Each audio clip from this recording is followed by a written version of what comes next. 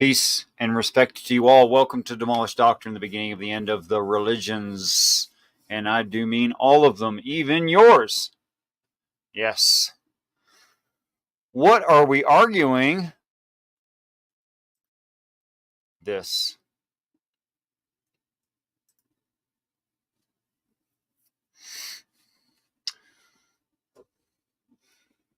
Because it was brought to me in prayer again.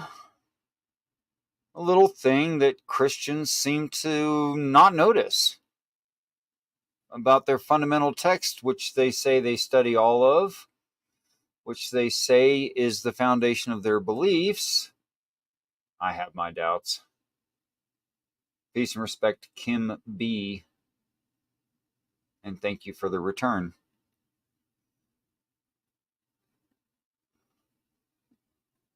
I have my doubts. Here's one of the reasons I have my doubts. They don't seem to notice things like this. Premise 1. Until John 14:2 was no direct written evidence of mansions in heaven. That is, before the New Testament was written down, before there was a John 14:2, there was no such concept. Peace and respect and welcome, Brother SFB Mod. Greetings. Yeah, you can't tell from this premise what I'm driving at. Real quick, how do I sound? I'm on my new Bluetooth here. Quiet? Yeah, go ahead and crank it up, man. Crank it up and I'll adjust from this. Stand by. All right, how's this? That is better. Nope, that'll be too much. That's within StreamYard, not Windows. No, it's good. It's good right there. Let's leave it right there. Cool. All right. About 120, about 125. Okay. Yeah, mansions in heaven is mentioned by Jesus in John 14:2. Cool beans? Yes, and I've got a pseudo funny joke about that from my grandfather, if you want to hear. Oh, go ahead. He, when I was a kid, he would tell me that every time you hear the thunder sound, that was the sound of angels moving furniture into somebody's new mansion. Yeah, it's cute. I like that. Okay, there's more premise than enough 2. room in my Father's home. If there were not so, would I have told you that I am going to prepare a place for you? That's correct. That's the part I'm referring to. Yes. And what is Jesus doing there? What is he saying? Well, he starts with "Don't let your hearts be troubled." So it's a reassurance, right? It's a reassurance of something. Mm-hmm.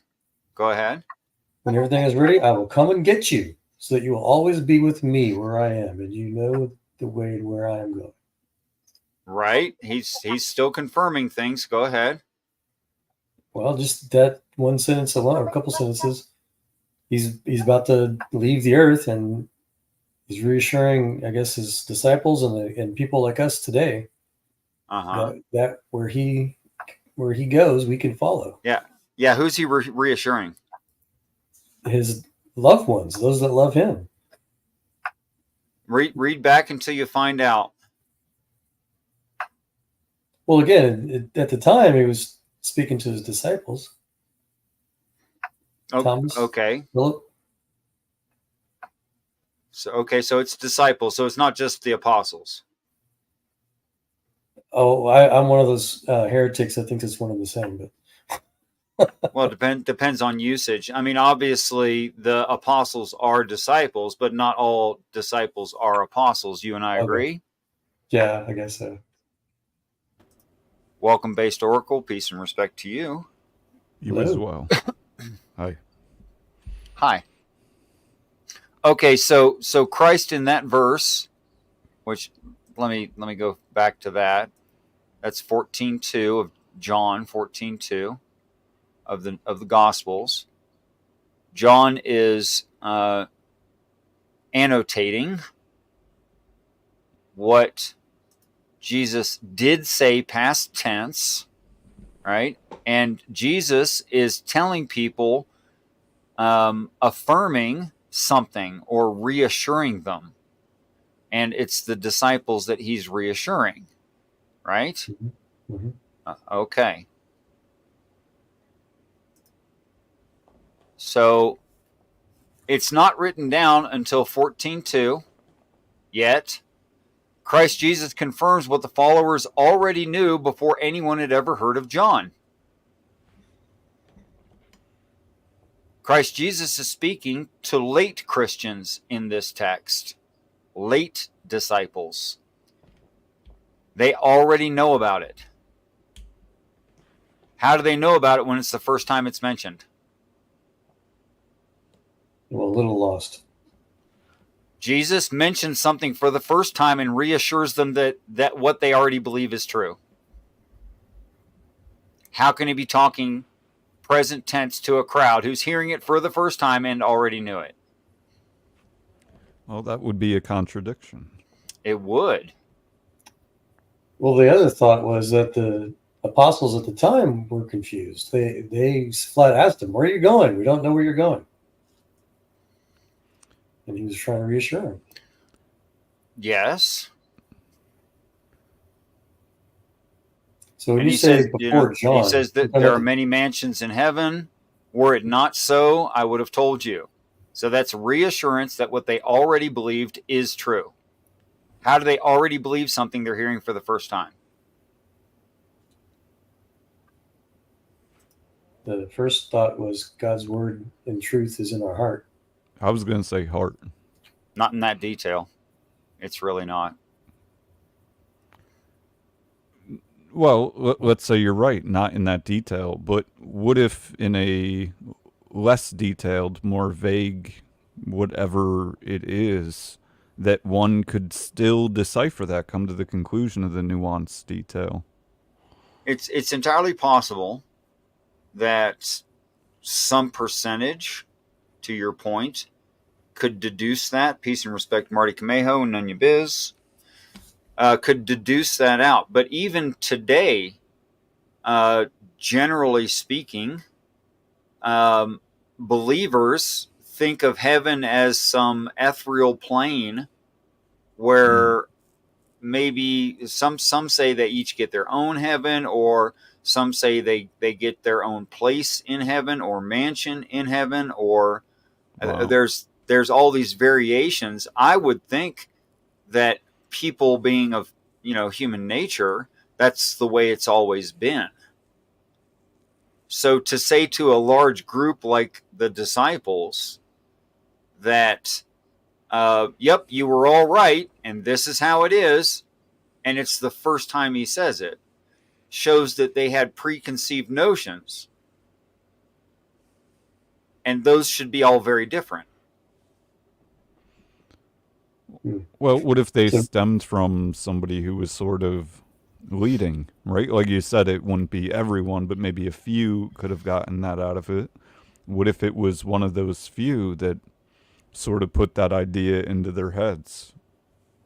Well, that's entirely possible. I mean, I'm definitely trying to put ideas into a larger group's head. I'm not finding much success in it, actually, in the immediate sense. Yeah, I want to ask, are we talking strictly about the historicity of the scripture, of this section, or are we talking about how it applies in broader terms today? Well, I may not be doing a great job of explaining where my brain is and the way that I'm seeing this in the context that I've adopted. Mm-hmm. Let me try some more, just using more words and see if it helps. I believe Jesus, being the two witnesses, comes, which Christians call a second coming.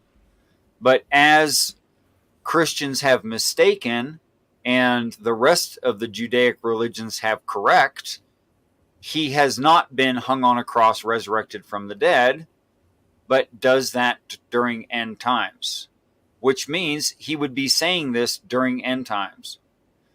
At end times, the story having been around for 2,000 years, people would have preconceived notions about it, as they do. And those notions include having everyone a mansion in heaven. Incidentally, a fairly recently accepted idea, and people will have been taking this different ways, but somehow it seems, at least in my experience, that more universally everyone believes that they're getting their own mansion in heaven, although even if it is an ethereal mansion, whatever the hell that means. So you're arguing, it sounds more like the translation and potential mistranslation of rooms versus mansions. It sounds like. No, sir. No, I'm not. What I'm arguing is that Jesus is confirming what people already believe when those people back then didn't believe that. You'll find that nowhere in Judaism. They didn't believe that they were going to go to heaven? They didn't believe there were mansions.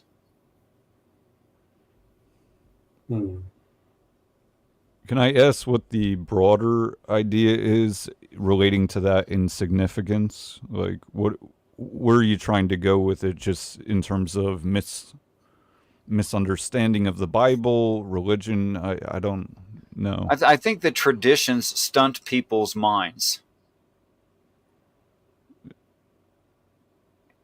Yeah, I can agree that in general. But what specifically? And this is one of the ways that they're stunted. Let me do one that's probably a lot more obvious. I would think can stifle, but I don't know about necessarily in terms of the negative. Let me do one that's a heck of a lot more obvious, because I think this is actually the first time that you've been here based, yeah? And I did one of these. Oh, well, I don't know what one of these is, but I've been here a few times. The syllogisms. The syllogisms. Yeah. I remember doing one with you and GS, a syllogism. Maybe it was a while ago. And I probably didn't know what it meant then either. Well, this is one that I think is a lot easier, more obvious. It's a logic form. Yeah, it's a structured logical argument where if premise 1 is true, premise 2 is related and true, the conclusion follows from the premises. It is both valid and sound in those cases and must be accepted. That's the whole idea. Peace and respect to Dwayne Burke and Peter W. Thanks for dropping by, guys. Please do all the algorithm stuff if you would, please. Is that there's no logical fallacy or that we should take it as truth? Right. Let's say, a really standard one that's almost insulting, but's used for teaching what a syllogism is men are mortal, Socrates is mortal. I'm sorry, men are mortal, Socrates is a man, Socrates is mortal. Now, if you can find a way to argue with either of the first two premises, or say that the conclusion doesn't follow from the first two premises, which you validate, then you could have an argument. Of course, there is no argument for that one. Well, actually, it might be in how it's said, but is it necessarily to include all? Can you say the first statement again? Sure, all men are mortal. Okay. All men are mortal. Okay. What was the second one? Socrates is a man. Okay. And we accepted all men. What? Wow. Well, under the idea that you accept premises 1 and 2 and that the conclusion follows, you have to, if you accept the two premises, you have to accept the conclusion. And then the conclusion was? Socrates is mortal.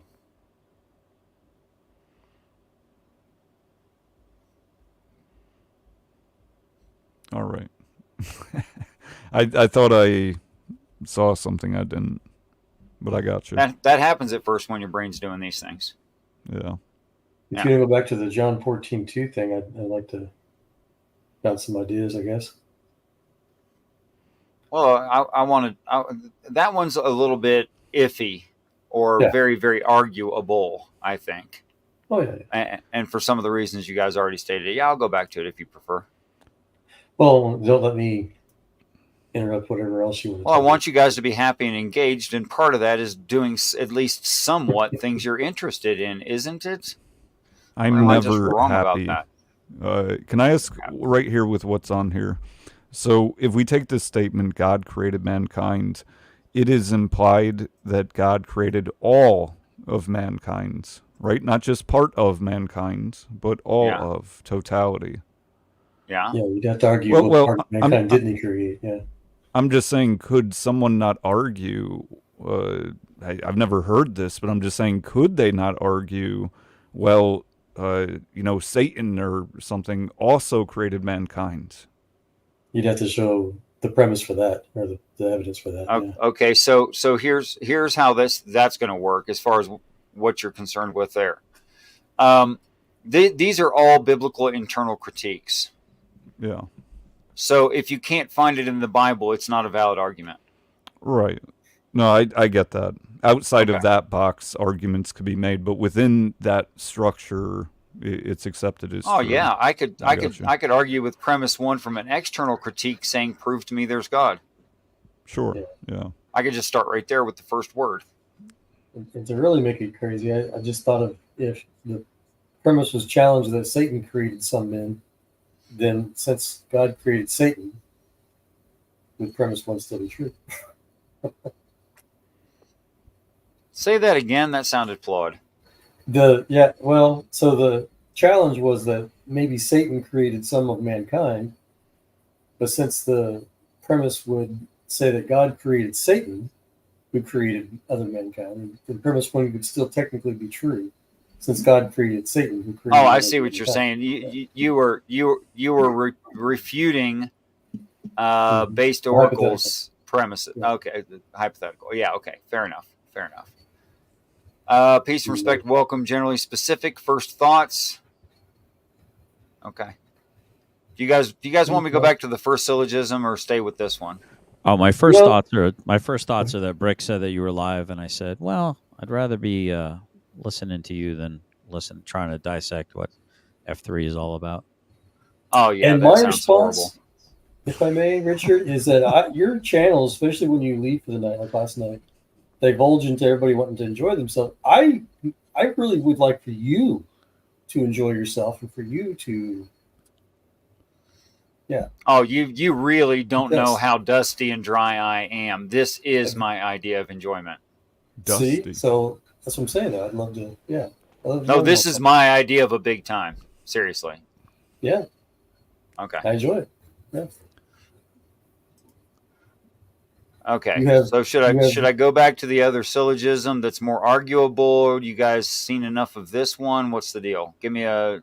Well, the reason why I asked was thinking about how the whole point, I guess, of what Jesus was saying in that part of the scripture was, he's getting ready to die, or be murdered, right? He's getting ready to leave this earth. Yeah, and so he was trying to break it to his buddies, his troop, as they call it. Hey, I'm about to leave, but you can't go with me. And so Thomas and Philip both were like, well, Lord, where are you going? And Peter was like, Lord, I'll go anywhere with you. That's where Jesus, previous chapter, said that before the crow, whatever the crows do, I forget, you'll deny me 3 times and stuff like that. And so he's trying to explain to them he was getting ready to go to heaven, basically. Right. Or leave this earth. Yeah, but my overall point is that he's reassuring them that what they believe is already true. The first time Jesus ever says it, how can they already believe something that had never been said? About having room in heaven? About there being mansions in heaven. He says, if it were, he doesn't say, I'm telling you there are mansions in heaven. He's saying, yes, there are mansions in heaven. Were it not so, I would have told you. That's reassurance of a present belief, not introduction of an idea. Yeah, because some translations, they replace mansions with room. There's more than enough room in my Father's home. Oh, So room, not rooms. There's more than enough right. room. Well, Right. In my father's that's a home. privatized interpretation. It makes a lot more sense to me, though. Plenty of room in heaven. Mm-hmm. Well, if you think of it as an ethereal plane, there would be no restriction of room. In fact, I'm not sure how people would find each other. Okay, premise 1. Until John 14:2 was no direct written evidence of mansions in heaven. That is, it wasn't a belief people held. Okay, and 14:2 is quoting Christ when Christ confirms a thing. Were it not so, I would have told you. In other words, he's confirming an idea they already had. The first time he mentions it, he's confirming an idea they already had. Now, we know historically there's no such idea in Judaism. That idea does not belong. It's nowhere. So if Christ is saying something the first time as a confirmation, then he's mentioning it to that group and they already believed it. In other words, they were already learned students of the New Testament. My question is, did he, before this statement, tell them he was going to prepare a place for them or not? That's what he's referring to. And I don't know. I can't get us out of the way. Looking at chapter 13, I'm not finding it. He may have said it before 13, too. So is he reminding them that he's going to prepare a better place for them? Yes, he's confirming or reminding. That's fine. But still, they already have to have the idea for that to work. Because he doesn't say, I'm telling you there are mansions in heaven. He says, I'm telling you you're right. If you weren't right, I would have told you you weren't right. Okay. So late Which means they were already right the first time he said it. By late Christians, do you mean like today, or do you mean his apostles? Late in his ministry. Yeah, the way I would use the word late would mean recent. Okay. Yeah. Richard, not to get too meta, but I'm just curious about you can't the whole get too meta. about the whole mansion thing. Yeah, go ahead.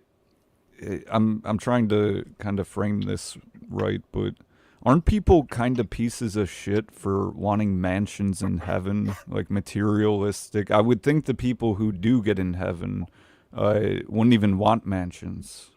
That's an interesting question, actually, and I would associate that to the idea of that in the Bible there are rewards offered for what a person does. Now, are the rewards there to coax them into doing it? Is it to coerce? Is that the idea? Or is it those rewards are standard, and if you do those things, you simply get them? I would assign value to the second idea, that it's not coercion. It's only that these things are set in as a standard, and when you do the right stuff, you get the things. And maybe this is reinforcing your point, but on the coercion part, it would seem kind of messed up when you think about free will. If God were to, be a grifter per se, that would be messing with people's free will, which would then seem like, why even bother with this whole test, right? Why even bother to see if people are good or bad? No, that's a really good question. Sorry, go ahead. Oh, I was going to share that the overall view I've gotten over the decades from multiple people was nothing to do with that. It's a sense of privacy. It's a sense of place to decorate, call your own, and you can go visit and travel, and there's plenty of places other than just mansions. Yeah, but he's saying if you do need a reward, are you properly motivated morally without the reward, or am I wrong based? To me, that's within that. Yeah, and to me, it's not even about the reward. So like even here on Earth, with our family, with our children and our spouse, when they do something, we're just out of love. When they do something that just makes you feel very happy, very ingratiated, very whatever, loved. You want to reward your loved ones. No matter if they want it or not. My wife, for example, she's an amazing person. I love her to death, and I love to spoil her stinking rotten. She's like, no, she doesn't need all that. She doesn't want it, but I don't care. I still want to just pour it on her, and that's how God is. Well, that's spoken about in the Bible, though. It says that an evil father would still want to do good things for his son. So how much more would your good Father in heaven want to do for you? But my issue, I think, is what based is always that's what I've always had a problem with. It's the slimy quid pro quo of it. It's like you do this and you get that. What the fuck is that? Just do the right thing because it's the right thing to do, right? Like little used car salesman-y, in a sense. I'm not saying the Bible is. I'm just saying like the premise of. I would think that if you spent some time on this earth, the idea of being in heaven and your kids and your family, whoever you love, not being in some of the fucked upness of this world, I would think that would supersede the idea of mansions by eons. But maybe I'm twisted. Are you a Gentile? I mean, would you be considered a Gentile or a Jew? I know you're not you don't claim a Christianity. Yeah, like if you were of the faith, would you be considered a Jew or a Gentile? I believe in God. I'm not religious. It's different. If you were to have claimed something, would you be considered a Gentile or a Jew? Meaning, are you of Hebrew blood, meaning one of God's chosen, or were you grafted? Would you potentially be grafted into the tree? I have some North African in me, I believe, around Egypt. So, I don't know what that makes my blood. The Ethiopian Bible came out long before the British one did. But the point I'm trying to make is this: think of who he's trying to make this deal appealing to. We'll just say they. And you're muted, by the way, Richard. I don't know if you know that, but let's just say that these people like a good deal. But who giving the deal? God, Jesus. Yes. God, the Gentiles. Yeah, you're just saying the absurdity of that as a notion. Yeah, they like a good deal. Who doesn't like, they want to haggle. We want a good deal. Oh, look at. Okay. Let me ask you guys a question. I think. Name a specific promise. Name any specific promise in the Bible. That when two people pray together, that they will have their prayer fulfilled. That's a claim. That's not a promise. The promise that Jesus gives the sheep during the sheep and goat sermon. So some promise of heaven. Let me be more specific. I was going to say, not one jot nor tittle of his word would be changed. That the heavens and the earth would by all means fall away, but not one jot or tittle of his word would be changed. That's a promise. But we were talking about heavenly rewards. Richard, the sheep and the goat sermon. Remember what he said to the sheep? Well, I remember the sheep and the goat sermon. I'm having trouble getting a promise of heaven out of it. Blessed are you. That's just basic ascension, right? And now he said something along the lines. I'm trying not to paraphrase, but something about blessed are ye, welcome into the kingdom prepared for you from the foundations of the earth, something like that. Yeah, that's a promise of heaven. That's just ascension. The new covenant, was that a promise? I'll just find read one. Matthew 18. It says, "Again, I truly tell you, if two of you agree on earth about anything, and you ask, it will be done for you by my Father in heaven. For when two or three are gathered in my name, I am there among them." Matthew 18, 19 to 20. Okay, you can call that a promise or a claim. That's fine, but that's really not a promise about heaven. How about that which you bind on earth? I'm sorry, I just came in here for an argument. That which you bind on earth will be bound in heaven. That which you bind on earth will be bound in heaven. That which you loose on earth will be loosed in heaven. Yeah, it's just I want a very specific argument right now. That's oh gosh, let me find a good one for you here, promise guys. of eternal life. Pretty specific. I thought mine was specific. I mean, as well, no, but I do have a question because I was watching and it was specific, but it wasn't the specific kind I wanted. Was it generally specific? It was generally specific. It was indeed. Okay. Look at that. What were you trying to say, Mark? There was something on your head. I could tell. Yeah, like you were sort of saying, hey, like... you have all these things of God doing things, and I'm wondering how you know that it's God doing them. Like if you're sort of talking about people doing the right thing and being rewarded by God for those good actions, and I'm wondering how you know that God is doing those things. Yeah, okay. So you already know what an internal critique is. I don't think I need to discuss that with you. Sure. Okay. We're doing an internal critique. Okay. That's fine. But, you know, I think that good things happen to people that don't ask for them as well and don't believe in God. That you could be quoting the Bible right now, yes. Sure. Well, so I don't get how well, the problem is that you've attributed to good things happening to people who are doing good by God, basically. But people who do bad things, also good things happen to them. So yeah, that's what the Bible says. The rain falls on the just and the unjust alike. Is that what you mean? That's precisely Can you guys hear me or no? Yes, we hear you. And how do you know that it's the good thing that has caused something good to happen? Because bad things happen to good people, and good things happen to bad people. So okay, I can see, Mark. I can see, Mark, the strength of your resolve, and I want to respect it. So I tell you what, we're going to stop screen. We're going to change topic completely, and what do you mean? because you are, as far as I can tell, the only other than theist here. And it is my assertion and belief that you, for that reason alone, deserve all of our attention. And I'm not being sarcastic at all. I'm not being sarcastic. That might sound sarcastic. I'm not kidding. Okay?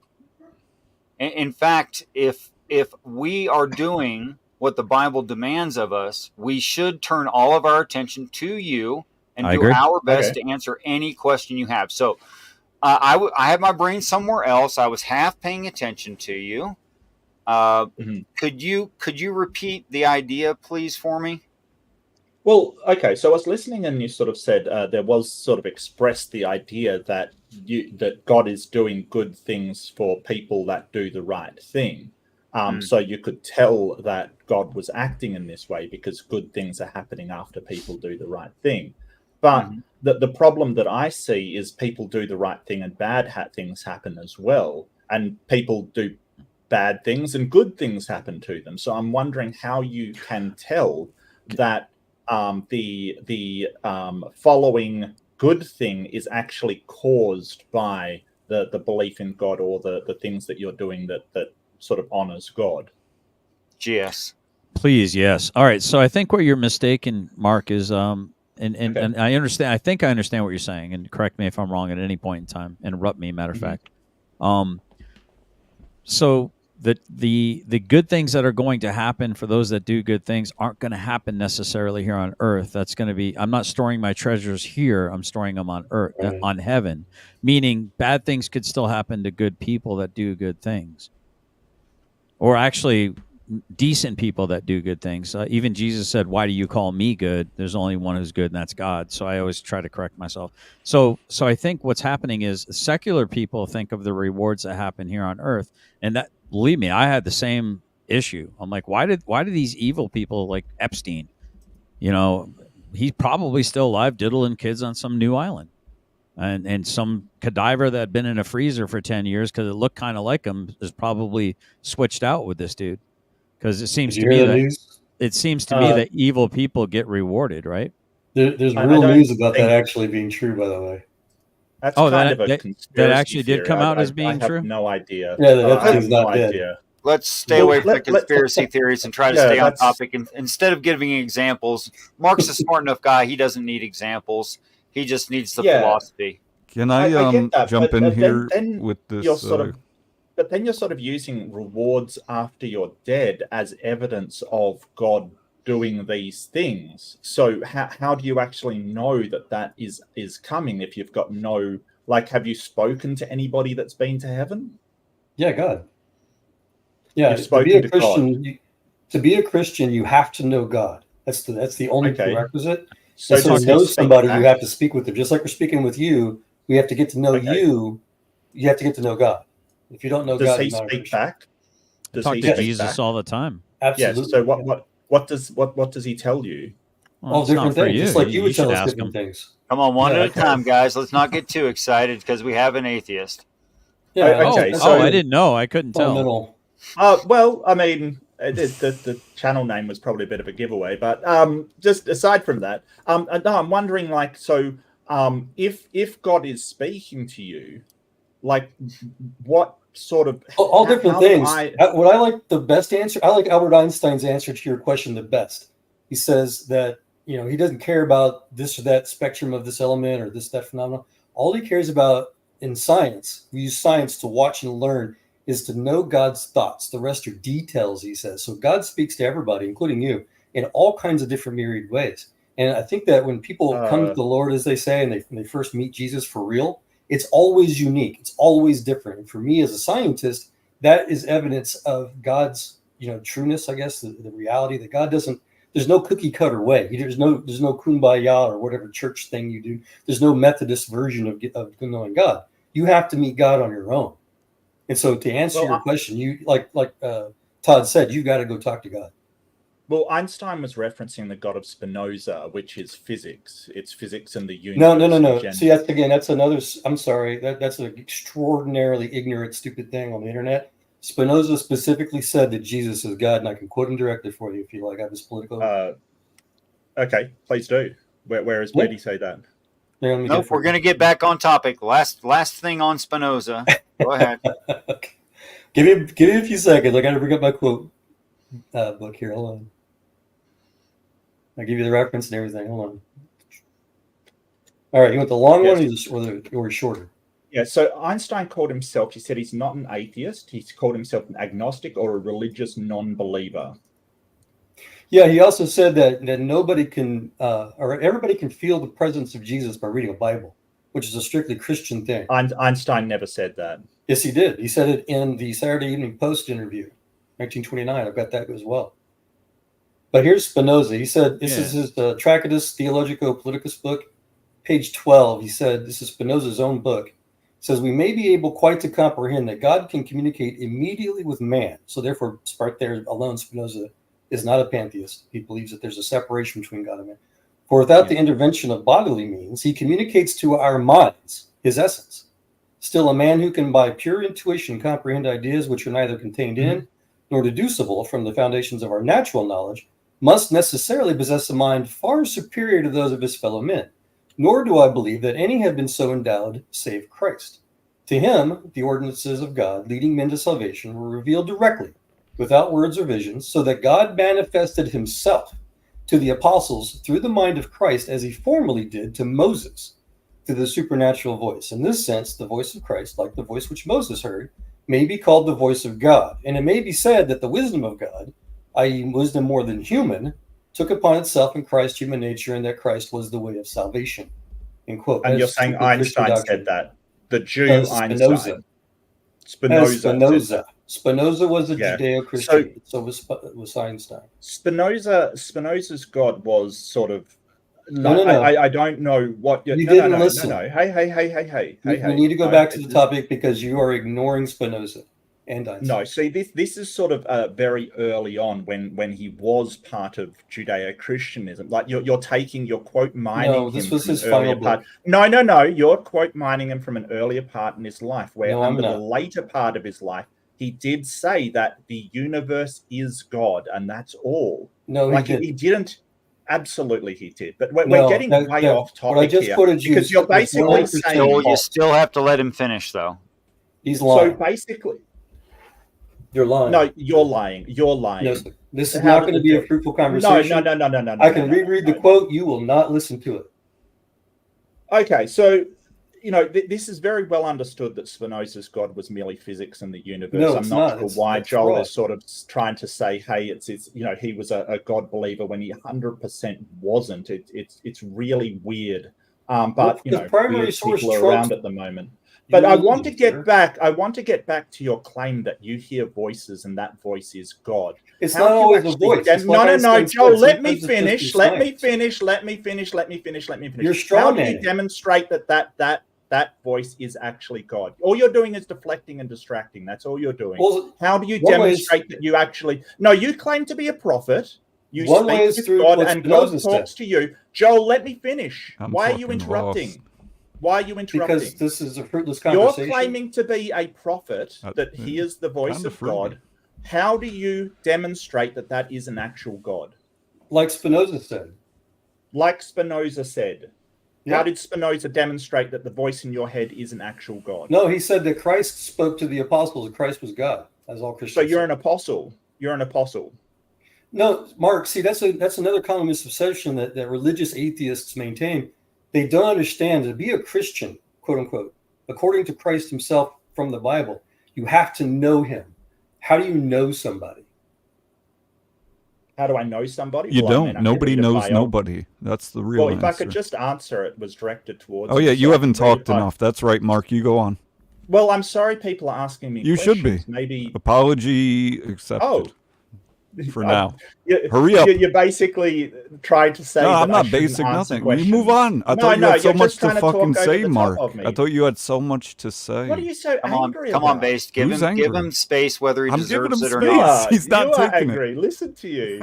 You're like swearing and carrying on. Very Christian behavior. Congratulations. He hasn't not a Christian, sworn once, and he's not a Christian. So that's another straw man. So you're batting 1,000 tonight, buddy. He just guessing. He's shooting darts. Come on, guys. In the dark. Guys, please. I'm sorry, I assumed Young's sort of the God mode. So wing bada bada bada bada. So wing. Mark, are you familiar with Carl Jung? We want a better. No, let's not change the topic. No, it's part of his question. The topic is how to move the goalpost at the last second. This is just sort of Christians talking over the top because they've got no answers whatsoever. You sound really happy. Religious bigoted. Tell us who's a Christian on panel. So at least tell us that.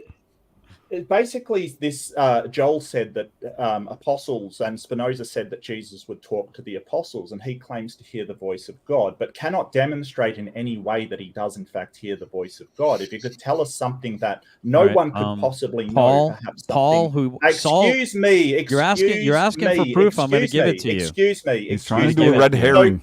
You're not excused. When you say that you're hearing the voice of an what? Omniscient being. You need to be able proof. to I'm getting ready demonstrate to give that it and to would you. know You keep things that nobody else This could is know. called You can't get proof. We've been over there. Shut the fuck up. I'm not doing it. I'm going to kick you all out. I'm just going to kick you all out and keep Mark. Yeah. Good job, Mark. I'm serious. So if GS would stop interrupting. I'm not the one interrupting. You guys either respectfully wait for everyone to finish their sentence, their idea, not just sentence, but the total idea, and then have your rebuttal, your response, or it's just going to be nonsense. No one's going to understand what you're saying. This is useless. You want to talk about useless conversation? Talk over each other. Thank you. Yeah, Flo. Yeah, Flo. Mark, you're first. In all fairness, I haven't. I've already finished. You mustn't have been listening. But nobody likes you, Brett. I would beg to differ. Let's start over. Hold on, guys. I want to get back to Mark's original question. Yeah. Let Mark ask and the question. off of these tangents, which have been 3 so far. Mm-hmm. Okay. So I'm going to get back to it. I believe Saul, who became Paul on the road to Damascus, heard the voice of Jesus as he was blinded. Not only did he hear the voice, but the people, there were witnesses with him that heard the voice. And because they heard the voice and understood that he was struck blind, they helped him get to the place that the voice told him to get to, and That's then left him there for 3 days. Wasn't the first question. The first question was reign on the believer, non-believer alike.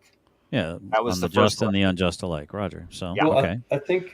So the answer is life is tough. Get a helmet. All right. Next question.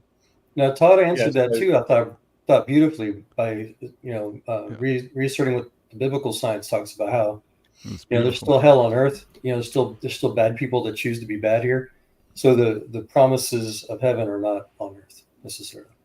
And Base, do you have an answer? Yeah. To the original question, which was I forgot what it was at this point. Reign on the just and unjust alike. Yeah. Good things happen to bad people, etc. Yep, got it. All right. What I was going to say to that is, isn't good bad something that is subjectively looked at, discerned as a result, meaning that something bad that you can name right now, we could find good within. So how would you even set the standard for good and bad? Excellent point, especially for those that aren't Christian or theist. Well, it depends on your moral framework, really. I got a speeding ticket. It depends on your ethical framework of whatever society. I just gave you an example. It was good. It was good that you got a speeding ticket, because then if you would have continued on that path, you would have gotten in a car accident and lost your life. Maybe. You don't know for sure, but maybe. My actual question, like, first off, I asked, how do you know that God is actually doing any of this, the raining on the just and unjust alike? And it seems to just be a faith position. But the follow-up question to that answer was when you said, well, we're not talking about that, we're talking about heaven. I asked, how do you know that there is the heaven to go to? How do you know that this reward is waiting for your good actions? And then I was told that God has a radio into Joel's head. Can we not go through it again, Mark? Yeah, but I'm just saying that they didn't actually address my question. Right, but we are doing an internal critique here. So the conversation needs to be, is the Bible consistent within itself? That needs to be the conversation. Now, your original question meets that criteria. It does. If I may ask, Mark, are you familiar with the famous scientist George Washington Carver? Nope. Another distraction. Brick Jonesey, your turn to answer the question. It's not a distraction. I promise you, Richard, it's not a distraction. Okay, it's not a distraction. It's an appeal to authority, logical fallacy. No, it's not. I've never said he's an authority. Okay, you're not familiar with him. You reminded me of him because you said a radio in your head.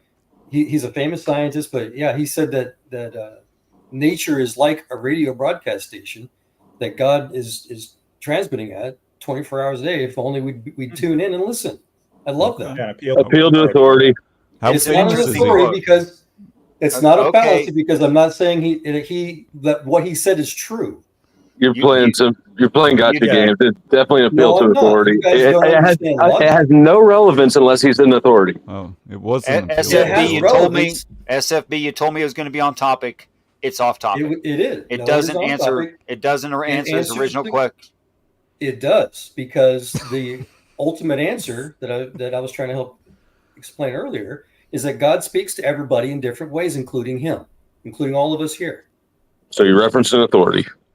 No, so why it's another example by an amazing scientist how God speaks. How amazing! It's scientific evidence of God speaking to him. How scientific? Newton was a genius, right? He invented calculus, absolute genius, one of the greatest minds of all time. He also thought he could turn lead into gold using mercury and alchemy. Like, just because you are a good in one field doesn't make everything you believe automatically true. That is textbook. Yeah, everyone knows that. Nobody disagrees with that. Why are you stating the obvious? Okay, so moving on then, back to the original question. Brick Jonesy, would you like a poke at everybody in different ways? Yeah, do you want to try to form a sentence, Brick? Brick Jonesy, if you're available, do you have an answer to the original question, which was, how can God be just? And Mark, tell me if I say this poorly or even correct me. Okay. How can God be good, allowing blessings or rain to fall on the just and unjust alike? Or why is it that sometimes good behavior gets bad rewards, vice versa?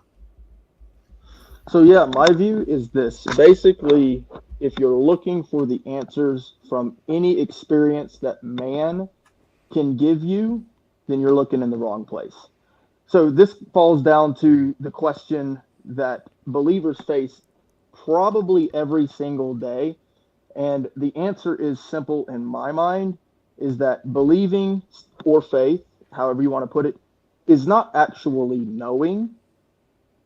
So faith is the assured expectation of things hoped for by the evidence that we've already seen. We take the evidence into consideration. That's what the Bible says. That's literally Hebrews 11:1. So no, it says things unseen. So hold on. Now I waited a long time. Sorry, you still fucked it up. So just shut up, dude. So when you claim that you know something, you can claim it all day long. Oh, But if God. you claim that you know it, then you also believe it. There are things that you can claim to believe that you do not know. Damn, Yeah, he's I would good. agree with that, but knowledge is just justified true belief. But Hebrews 11:1 is, now faith is the substance of things hoped for, the evidence of things not seen. I don't think it doesn't say previously seen. Seen, the word seen, previously seen, same thing. No. It says the evidence of things not seen. He's saying seen. The word seen is past tense. Yeah, I mean, it's kind of elementary there. Yeah, you don't have to say previously. But Brick likes to use like different words, like he says it's not seen at all in Hebrews 1:11. I'm trying yes, to put but it in unseen is past tense. It's a tense thing that doesn't even apply regardless. But I mean, you can scrunch up your eyebrows, dude, or whatever. Unseen isn't a tense thing. No, unseen is a negation. I mean, you can bite your pillow and throw punches at your mattress later too. That's about all the good that's going to do. All right. Wow, that's a compelling argument. Gay, really quick there. Struck. He said he's going to bite his pillow and punch his mattress. How is that gay? What are you going to do to him? Oh, okay. Is that all you've got? Is just insults? That's all you've got? We're going to ignore it and we're going to move on because this is no. That's an intellectual statement if ever I've heard one. Like so flow state. Did you have anything to add to Mark's question? Well, for sure. Yes. Okay. Which question? Because I've heard a lot of fucking questions since I got here. But first of all, reiterate it. I owe you an apology. I was rude to you last night. You didn't deserve it. You're very polite. That was my bad. Sometimes listening to you talk what makes me want to kill myself, though. I appreciate that, Brody. Whoa, Thank you. Jeez. Wow. Okay. So the original question was, why does good behavior, biblically good behavior, and sometimes get rewarded, biblically, sometimes, why does biblically bad behavior sometimes get rewarded, biblically good behavior get punished? Well, assuming that, like, from a biblical paradigm, right? If I'm believing that the Bible's true, then the only conclusion that I can draw is that my orientation towards good and bad are misinformed. Because if God's all powerful, if God's all knowing, if God created everything, then everything is operating exactly as it should. And so my judgment on what is good and bad is off. That's a very Gnostic explanation, but accurate if you're Gnostic. I mean, it's just a logical sequence. Oh, well, it is, but that's not the only logical sequence available. There's a better one. El Pero. What is it? I'm trying not to distract. Okay. Well, I know, but it's entirely possible that there's a tradition within Christianity that flavored the translation, and when we read these things, we're looking at it the wrong, non-original way, which is evident if you look at the ancient Christian religions or Judaism. El Pero, do you need the question repeated? Okay. Why is it, in a biblical internal critique, why is it, compared to reality, that sometimes good behavior gets bad results, sometimes bad behavior gets good results in reality? From within a biblical explanation. I think a lot of it has to do with intent and motivation. And a lot of people have lost a true foundation of good intent. And though they think, it's kind of like going down the street and you see a drug addict and he's desperate, he's reaching out and he wants some money. Do you give him money?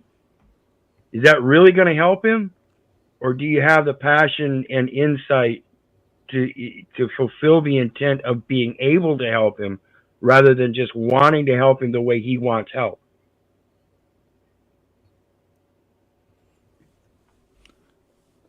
So are you saying that the bad things happen are actually good? Like I had a question, like flow state says that everything's happening as it should be. So does that mean everything bad that happens is in fact a good thing? Not necessarily everything, in fact, can be a good thing. But I do believe in, say, my own situation. It might seem a terrible fact that my son died, but in reflection, it's one of the best lessons I've ever had in my life. but that's still not a good thing. It is a good thing. It is a good thing. So it's a good thing that your son died. No, there came good out of it. Yeah. Well, I was getting at earlier. I could have been much worse because I went there. I told God, fuck you, when my son died. If I can't live out and see the purpose in my son, in being able to present myself through my son and show that he's better than me and I'm better than my father, so that's a progressive story of an inherent want for your children to be better than yourself. I lost that. I have no legacy left to go. And I got pissed. What other purpose do I have in life as a father if I can't bring in that legacy inheritance, right? So I gave up on him, told him fuck off. Until I realized, wait a minute, I still got another child. And though it's a daughter, it shouldn't separate any further from the love and extension that I'm supposed to give her. That's my true position is stewardship. So in effect, it gave me a more powerful lesson to come back to him. Yeah, I'm sorry for your loss. It's terrible that you went through that. Again, it's one of the greatest aspects in my life. Pero, mate, I'm trying to be really generous, but seriously, I got to be able to talk. I think that we've got to separate a good thing happening out of something with the thing itself. Like, for instance, the thing itself is absolutely terrible if we take it in virtue of just it happening. It is what you've garnered from it that is the good thing. Okay, so I don't think it's a good thing that happened. You cannot possibly say. But if you believe in heaven, then wouldn't it be a good thing, death? Well, I don't know, but I don't think. No. I said if you believe in heaven. Oracle, let me respond. Any father. But you're already not responding. Well, I come on. I only said two words. Seriously. What he's saying is the same thing I'm saying. I don't think so. Well, he is. I'm the one that knows because I understand what he's saying. He's saying that just because my son died doesn't mean that's a bad thing. The good thing is that he died because he doesn't have to suffer with this idiocy and insanity here. He's already in heaven and gained his reward. He gained his reward in 6 months. Why do I have to suffer 58 years so far? Okay, so if that's the case, why? So here's the problem with that. If it is a good thing that children go to heaven, and this is the kind of thought that it leads down, it leads you to think, well, shouldn't we send every child to heaven if it's such? Mark, is this going to be a new question? No, you're mistaking that. You're going the far extremist. Oh man, you're going far extremist abortion. You're going far extremist abortion level shit. What's the straw man? You just said it was a good thing that your child got to heaven. Yeah, according to the way my life was going and what I've done in my life, you don't know me, brother.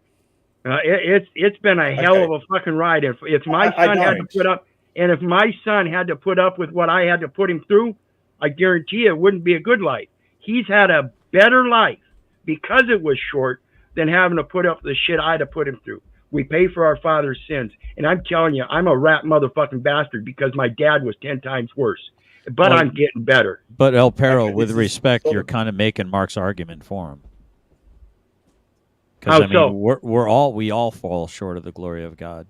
And right. By that metric and that measurement, if we're all falling short, wouldn't it be better to spare all of our children from our evil? Lessons? No, it's not a matter of falling short.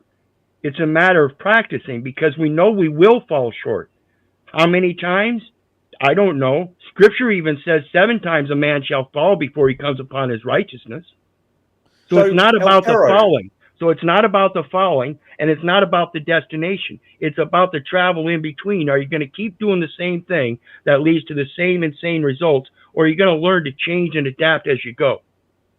So, El Perro, if you met a grieving widow, right? She's a grieving widow, and her infant baby has just sort of been lost through leukemia or something, and she's upset. Would you say to her that is a good thing that your baby died? No. Well, I want to still man. No, that's not what I'm saying. That's my point. Yes. But externally, I can't say that. Internally, through my firsthand experience, I can say the death of my son was a good thing. He went quietly, peacefully, and he didn't have to suffer with what I would have put him through, which is hell. Guaranteed you. Yeah, and so I want to steel man that. Realize he could be alive and not with you, right? So the scripture talks about the end of a matter, and because the end of a matter is better than the beginning of a matter, right? And so what we take from the end is much more important than how we began the matter, right? So if peace came out of it, then that's what the good thing is, and that's what I see. Okay, Well, Joel, look, we got a lot of people Joel, on panel. You guys got to try to right. keep these things as short as you can and still make your point. Joel. Yeah, I wanted to ask to talk with El Piro, man. I lost my son too at 13. I know exactly what you're talking about. I wanted to relay, I guess, what it sounds like. I think you and I both, are understanding or going through. It's not necessarily, wanted to encourage you. It's not that God protected your son from you necessarily. What the Lord gave me was Isaiah 57:1. When my son died, it says, "Good people pass away.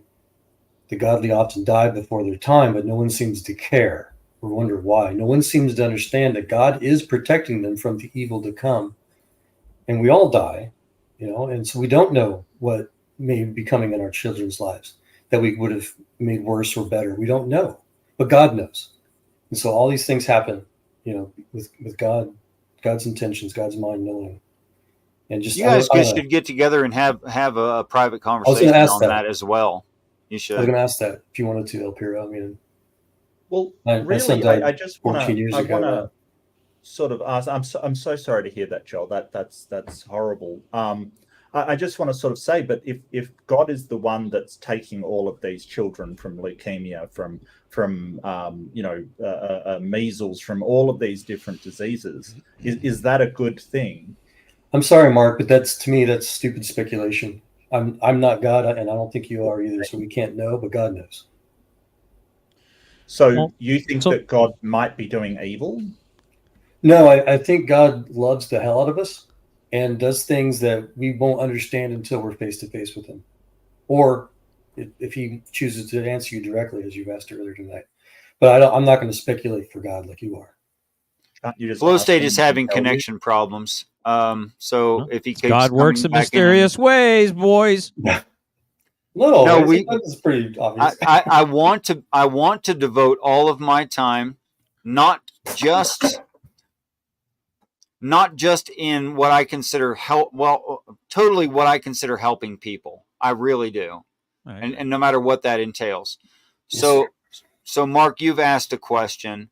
I don't think there's a simple, straightforward answer that is very, very satisfactory, unless it's going to be a deeper, compound answer, because you've asked a serious and tough question, and I appreciate that, by the way. Yeah, it's a problem of evil, essentially. Yeah. Okay. So my answer to the problem of evil is the following. Just like I would be willing for my child, my sister, to give up a kidney. Now, I know that they're going to cut me open and take part of me out. And I know there's going to be a healing process. And I know I'm going to have itchy stitches. And I know, et cetera, bandages for a few weeks. It's going to be horrible. Mm-hmm. But I would still do it. Now, why would I do that? Well, it's because the sacrifice of myself is worth it to me in the larger picture. Right. This is why people have more than one child. I mean, because you'd think we'd learn our lesson with the first one and quit, but we don't, right? So we all know that if the benefit is great enough, it justifies the sacrifice. You agree? You don't agree? Yeah, I do think that sort of the consequences of you engaging that behavior, it's the moral or it's the good thing to do, because the suffering and the counterfactual of what will happen is way worse and way more evil. I get that. But the problem then comes that when you're talking about a God, your actions are not limited. Your actions are unlimited. So you're not bound by what's the best of two options. You're bound what's the best of any option possible. I would agree with you when I'm arguing with a standardized Christian. For instance, if, Yes. if heaven had showed up, there'd be no need for the worldwide deluge of water. For instance, right? He could just show up, that'd fix it, prove himself, right? So I agree with you in that argument against average Christianity. Your argument doesn't work very well for me personally. You are aware of that, right? Yeah, I'm aware of that. But I mean, I presume that you don't think that, viruses and disease are caused by a god. No, only that heaven purposefully transferred them here and put them here on purpose. Okay, but that would be a pretty evil thing to do, right? Depends on how you look at it. Yeah. Some people would say it would be evil to live on this earth forever. That the vampire is cursed. Or Possibly, for bad people to get away with their sin forever. Yeah. But I think that sort of in the way that life is cut short, that's not the same thing as curtailing eternal life. Like if you get leukemia in a 6-month-year-old, I don't think that's the same principle. Wait, a 6-month-year-old? What's a 6-month-year-old? Don't worry about that. Let's not pick on that. It doesn't matter. He meant 6-month-old. Oh, okay. 6 months. Threw me off, man. I'm sorry. I wasn't trying to be a jerk about it. I apologize, Mark. Yeah, maybe it's just a regional thing. I am from a different country. Oh. Okay. Yeah. Got it. Okay. He's an Aussie. Got it. Okay. Yeah. So the water's not the only thing that goes train of backwards down the toilet. Then okay, Roger heard it. Yeah. So in cases like that, it's not just a curtailment of immortality. It's a cut off from life of somebody that possibly had a full and fruitful life in front of them. Okay, so here's the two possible paradigms that we're discussing. A person lives their normal life and dies at a normal age, and then that is the end of them. That's one possibility that we're discussing here. The other, I'm sorry, go ahead, Mark. No, it was me. I'm sorry. I was just interjecting. What's normal? But please, what's next? Okay, but the theistic average life expectancy of a human. Yeah, let's say best case scenario, somebody grows up, gets old, dies. Okay, on average, that's the way it works. Okay. Yeah. Okay. So, but there's also the theistic. Yeah, I haven't gotten to that. But there's a theistic viewpoint where that is not the end. And there's this reward, this heaven afterward, in which case, anything that happens to me now in comparison to that would be a very, very small experience, right, Mark? Mm-hmm. Yes. Okay. All right.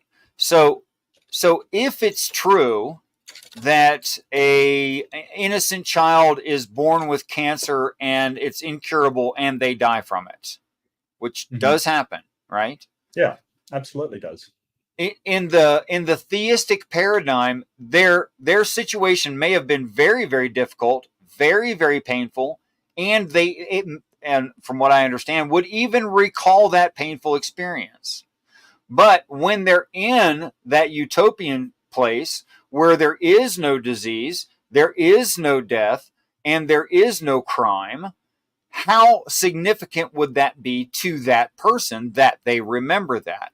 Well, it would be an interesting experience at that point, and maybe even very, very upsetting. Yes? Mm-hmm. All right. But I have to think that in that elevated state, if there is some life after this life, I don't like the word afterlife, but if there is another life after this one, then that would be a distant memory to that person. If I could, Richard, would it be something akin to stubbing your toe 30 years ago? Yeah, well, let's not downplay it too much, and that's not a perfect example, but still your point stands. When I was 5 and I scraped my knee, it was my worst pain ever. But now I don't know that's the case. I don't know it would be a distant memory because I don't know the actual mechanics of any kind of afterlife or life after this one or any kind of, a higher dimensionality to ours. I don't know about all that. I don't know about all that either. But that's to be expected, really, Mark. I mean, so we've all been like that. We've all been atheists. If you don't understand God, you don't understand eternity, you don't understand whatever the alternative to afterlife is, Richard was just talking about, then your expectations are lower. You don't, the here and the now, they say, is all that matters. A lot of people say. So do you understand afterlife? Do you understand afterlife? I do. I do. But that's because I've got that higher expectation. Pardon? How do you know that? Before we get into that, I want to tag B.S. Lewis on topic, and thank you, chat, for being on topic. Trauma also shapes positive personality traits. It depends on the person. It can. It depends a great deal, and the associated mechanisms that occur after. There's a lot there. I don't think it's the trauma that shapes people.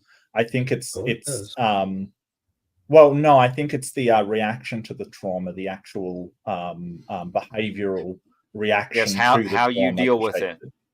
Yeah, I think. Sorry, I didn't mean to really interrupt. And I wasn't. No, that's okay. I think the trauma itself is always bad, even if we can get something good out of it. We talk a lot about this in dialectics, which you basically can find good in bad things that happen to you. But the thing about dialectics is it's really important never to confuse a bad thing happening as a good thing, even if you can find good in it. It's really important. Why? Well, just to never justify the abuse, I think, is what he's saying. Yeah, so so even if that bad event makes you more resilient, for instance. So if I work out with weights and it's bad that I get a pump and my muscles are sore, right? That you're saying that's a bad thing? If you can actually let me finish, that would be great. Like, seriously. So sure. See you even next though Tuesday, that buddy. bad thing happened. Yeah. What a charming individual. So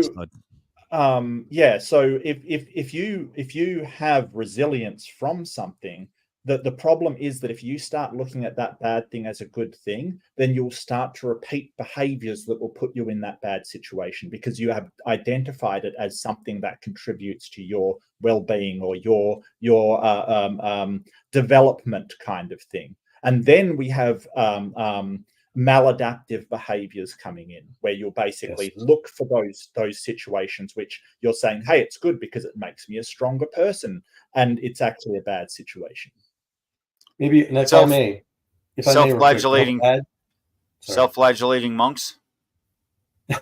Cool. Okay. I wanted to add to Mark's point, if I may, to help maybe make sense. So a lot of it is probably more relatable with bad relationships, for example, with people that have gone through abusive relationships, particularly like abused spouses and children, especially that have had abused childhoods, abusive parents and whatnot. They'll grow up traumatized, and statistically speaking, a lot of people that they get into drug and alcohol abuse and things like that are because of that kind of trauma. It's a life, and even if they do get really good coping skills and mechanisms to deal with it and cope with it, it's a lifelong struggle. Is that basically what we're talking about, Mark? No, not necessarily. It's just more if you go through something and you come out the other side and you sort of go, this is just an example of what possibly could happen. I'm not giving any kind of actual example. I'm not giving any kind of real world example. It's just if you go through something and you're like, oh, well, I'm tough. I can make it through that. That was good that happened to me because I'm a tough person that can handle it. Something, because right, that I learned something. I'm a tough person. You will be drawn towards those situations going, well, I'm tough, so I can handle it kind of thing, where the actual situation itself is very, very harmful. We've got to separate the actual, the situation, which might be bad, with the good that you've found out of it. And I think that's really important. There's a Bible verse you just reminded me of, something about how God lets us go through the bad things in life so that we can help others that also go through it. I'm trying to find that verse. I think it's Philippians. You're wrong. I mean, there's some great things in the Bible. The Golden Rule is really good. That's been around for a long time. And it's really good. You remind me. Yeah, fair enough. I actually like the Buddhist rendition better. Oh, The golden sure. rule. Yeah. I've That's had, kind of isn't that the negative version, Richard? It's sort of don't do things to other people that you wouldn't like done to yourself, isn't it? No, it's more like do what they need, not what you would do for them. Ah, yes, yep. So like learn the person, learn what they need, give them what they need, not what they want, something like that. Mm-hmm.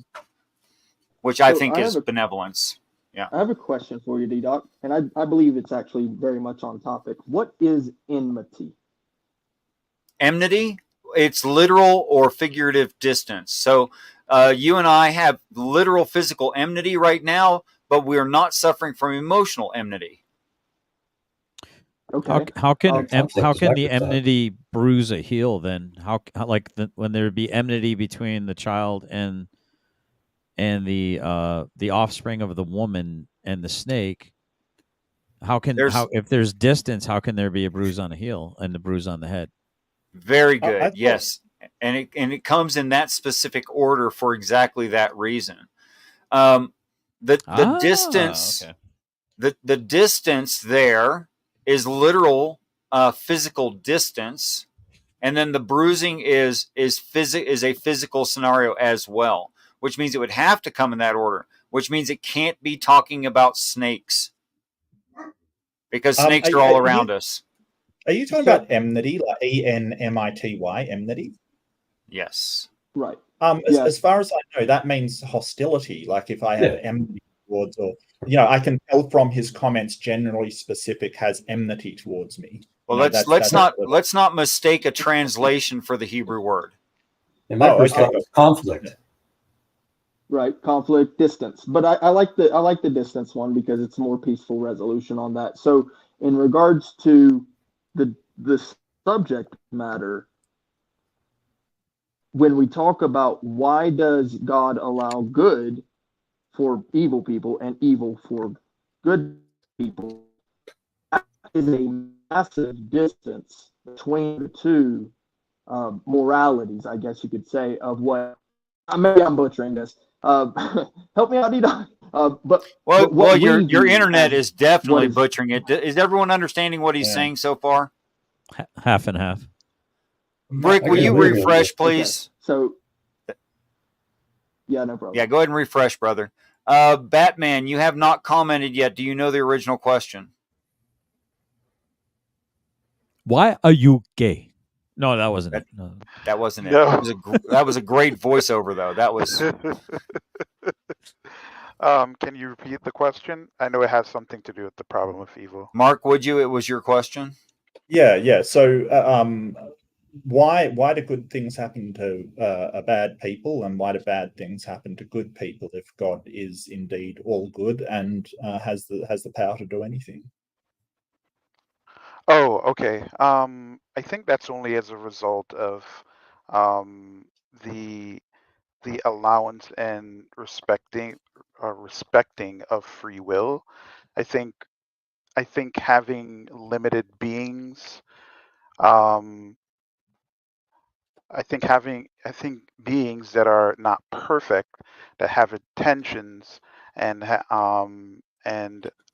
have certain like environmental limitations, will inevitably lead to situations where evil will exist. So I think evil is something that that God has taken into consideration by nature of Him allowing us to have free will, whereas in the Bible, some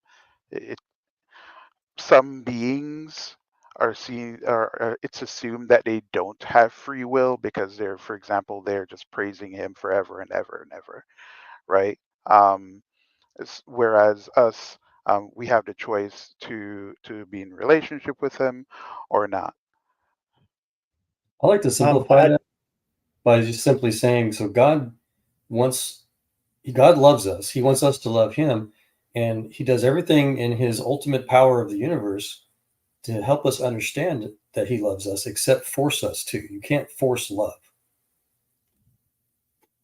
Well, I have a problem with that because it doesn't address sort of natural evils. So, volcanoes, floods, disease, things that aren't a product of human free will doing anything. No one used free will to cause an earthquake and people, suffer and die and lose all their home and have, general suffering happen. This is true for a lot of things that I would term as natural evils under the Christian doctrine. If natural evil, I would counter argue if that's natural evil, maybe it's evil to live near a volcano. Yep, I was going to say that. Still just the same. There are volcanoes of such magnitude that there's no escaping them and still be on the same continent. But Mark, I'd like to improve your argument and strengthen it against what people normally say and on that same topic. It's actually worse than that. If you consider that heaven is available. Do you see what I mean by that? If heaven is available, heaven was always available. If heaven was always available, why have suffering at all? Or volcanoes. If my people who are called by my name would but humble themselves, turn from their wicked ways and pray, I would hear from heaven and heal the land. There's a quid pro quo. Heal the land, There's meaning a this the earth. For that. Yes, yeah, but that's hearing from heaven, earth, right? That's hearing from heaven. That's hearing from heaven and healing the earth, the land itself. Why do you lock your right? door? Why do you lock your door at night when you go to bed? If you do you lock your door or do you leave your door open? Let's say yes. A sign out there I saying, lock it. Everyone's welcome. Help yourself to my refrigerator. For all the food's yours. You can take whatever you want. No holes barred. I think he answered. I'm not sure what you're looking for. Well, and if I may, so you do lock your door. Why do you lock your door? I mean, when your home is available. Normally, because people need to survive. But your home is available. Why would you lock your door? It's available for somebody to stop sleep there. thieves. Do you take every square inch of space in your room? Of your home? Could you not lay a few more people down in your room? Why would you shut that up? Well, because if you give your entire home to anybody that desires it, you wouldn't have space for yourself. Well, I guess then God's selfish. I guess he wants to make sure he has enough space to spread his elbows out at the dinner table. God's okay. Sure. According to Mark, God is selfish. But I was asking Richard. I wanted to add from the scientist, technologist's point of view, like Freeman Dyson, I love how you said technology is a gift of God. Next to the gift of life, it's perhaps the greatest gift of all the sciences and everything. So the idea that we could stop volcanoes and we can fix problems, on a global and even interplanetary scale now, that's God teaching us how to solve problems. And that's a good thing that it's happening because we're learning something. I agree. But a lot of us attribute God teaching us. So you think, say, the earthquake in Haiti, which killed so many people, was a good thing? No, not at all. I think that I wouldn't blame God so much as us. We have all kinds of technology. We could have helped those people the people could help themselves even not live there, first of all. But yeah, we could have flying jets and cars by now. We would have, the lava never would have touched us. I agree. We could have detected it sooner, and protected that area. There's all kinds of ways to counter earthquakes. There's all kinds of science. Well, God should have made us better. Yeah. I look at what Daisy said. What he's trying to do. God's trying to make us better without forcing us. Well, why did he fail the first time? Make us good enough to not have these problems? Because they can't find enough people to want to learn. That's a good question. Well, I think that God could do a lot better than sort of, wait for us to sort of struggle with science, make very, very small incremental steps through methodological naturalism. I can't blame God for that. Excuse me. That's your fault, not God's. Excuse me, woman speaking. It is. The buck goes all the way to the top. Just misgender me then. No. It was a funny meme. You let everybody. It wasn't meant at you. I apologize and again. Basically, just writhe in agony, and could have at any time given us penicillin, but decided, what the hell? Don't need to. And this, all this struggle to find science, as we painstakingly go through and develop everything. You're saying, well, that's a learning experience. Okay, guys, you're going to have 10 minutes while I smoke a cigarette to absolutely go at each other and be completely hiding. It's scary. This will teach us smoke in the house. And then I'm coming back, okay? Dicks out, boys. So can I want to respond to Mark's inquiry about the natural evil, because I want to ask that question. Mark, do you believe that you're naked? That, What? I'm serious. Do you believe that you're Under naked? my clothes? Yeah. yeah. What? Well, I'm not in the conventional, the normative sense naked right now because I am clothed, Right. but I am There's a naked difference under my between what you clothes. know and what you believe, right? No, God no. damn it, Knowledge Rick. is What are a you talking subset about? Okay, so What? knowledge is a subset of belief. Hold on, Brick, I'll explain to you. Knowledge is a subset of belief, right? And it's mostly got to do with our confidence level in whatever it is that we believe. So in order to know something, you have to believe it already, because it doesn't make sense to know something but not believe it, right? That doesn't make any sense whatsoever. Right. So knowledge is justified through belief, right? So it's a belief that has been justified and is in fact true. But how do you know? You can come to the knowledge and then the belief follows. You might not have the knowledge of what a fist feels like, but you'll believe, you know. All of what you just explained to me about knowledge, how knowledge works. How do you know that? What do you mean, how do I know that? How do you know it? How do I know that? Because I have a justified true belief in it. Because somebody taught it to you. Well, no, it's basically to do with you got that sort of knowledge from somewhere. You got What's the definite? What's the definition? Everyone gets knowledge from somewhere. Even if you look out and say, "Hey, I see that pen on my table." Nobody told me. Some logical processes are innate. You're born with the ability to reason. Follow the logic train. Everybody gets the knowledge from somewhere. Sure.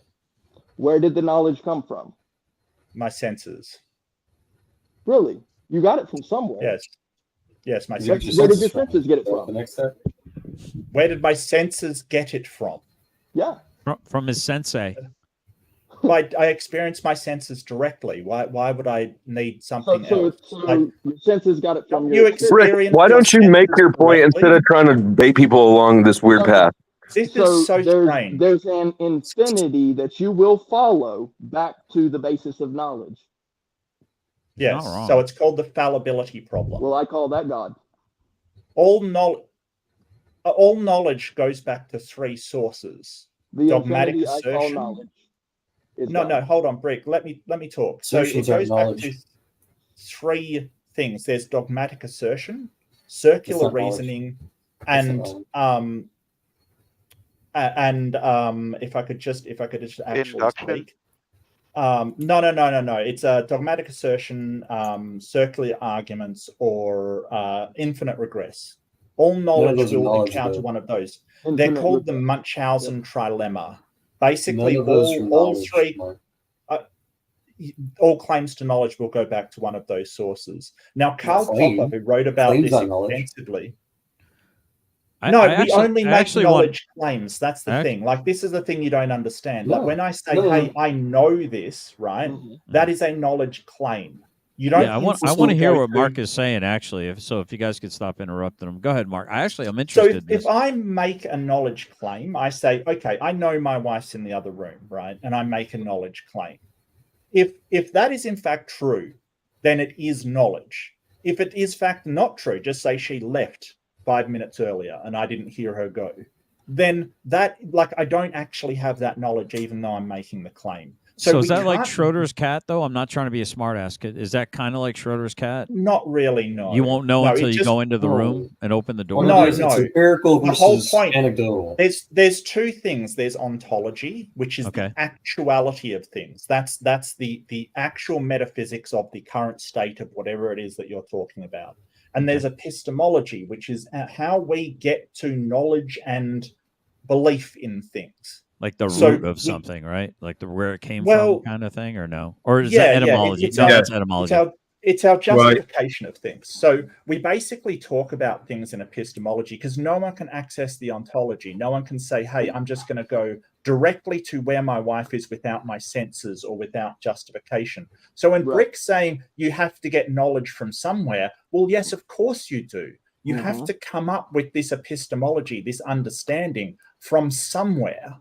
Right. It's real simple. It's either anecdotal or empirical evidence. You go into the room, check if your wife is there. Otherwise, you don't know. There's other ways you could know. You could I don't know, be weird and have a tracker on her. You could have other things. But yes, the trackers can be spoofed. But I agree with you. I'm an empiricist. I think that the only way that you can have true knowledge is by observation through your senses. I think the that scientific is method, the Sir Francis Bacon started. I agree. Well, sure, that's one method. Sure, absolutely. And I mean, you could just at a base level. Well, I mean, just because you use your senses doesn't mean that it's a scientific method. That's sort of hypothesis and induction and things like that. You can just look at something and say, hey, because I see it there, then empirically it is there. I know it's there. If you're going to rely on your senses for science, you'd have never discovered atomic theory. But yeah, I agree. So in regards to knowledge versus belief, they are two very different things. Belief is the absence of knowledge. Belief. They're two very different things. No, knowledge is a subset of belief. I have a series of beliefs, right? And I mean, I get your point. I get your point. Yeah, and I don't I see how it's logically consistent. It holds water. I think both ways actually hold water, depending on how you're treating belief. Right. So, is wisdom knowledge applied well, or am I misquoting that? I don't know. I mean, wisdom has a few different definitions. I would probably use it as sort of conventional, sort of common sense. That's basically intuitive belief is how I would sort of applied understanding is how I've explained it in the past. Yep. Seems right to me. I mean, you could define it as that, sure. Yeah. You guys mind if I ask? Isn't understanding and knowledge kind of like it's like using the word woman to describe what a woman is? Wouldn't that be kind of really too synonymous almost? I'm not trying to be pedantic. I'm just wisdom. I feel like wisdom implies learn from experience, really. Or, so like I can know about the Battle of 1812, but I didn't. So then it is knowledge well applied. If you knew that if you made this attack exactly in the same way each time and lost each time, then you should not make that attack the same way. So then you would apply that knowledge well in order to have the wisdom to know to not attack that way again. It's like what did Einstein say? Madness is doing the same thing over and over again and expecting a different result. Or insanity, madness, insanity. It also proves itself through progress and efficiency. The more you do, it's like riding a bike. The more you do it, the better you get at it. Same thing with knowledge. The more you apply it, the better you get at it, the more efficient and more progression you make. It's still all variable. But if I may, guys, Batman, like half an hour ago, wanted to still talk about the natural evil thing. If y'all want to let him. Oh yeah. I'm happy to hear from Batman. Go for it. Mike's all yours. Yeah. So the response that I gave, it was mainly focused on the situation when it comes to humans, right? I didn't think that we were talking about just all evils, so to speak. So to address the natural evil aspect of the argument, because I prefer to kind of separate them. Why? So I separate them because one's moral, one isn't. Right? Why is it moral? I think one of them being moral is that we're projecting our ideas as to what is good or evil on something that inherently, right, ontologically isn't good or evil, right? Because there's no good or bad intention behind what is essentially an accident, right? Like evil is a character claim. Well, I would agree with that in a sort of secular or an atheistic worldview that natural events are not any kind of intentional thing that happens. They're just accidents that have no blame at all. So that morality can't be applied to them.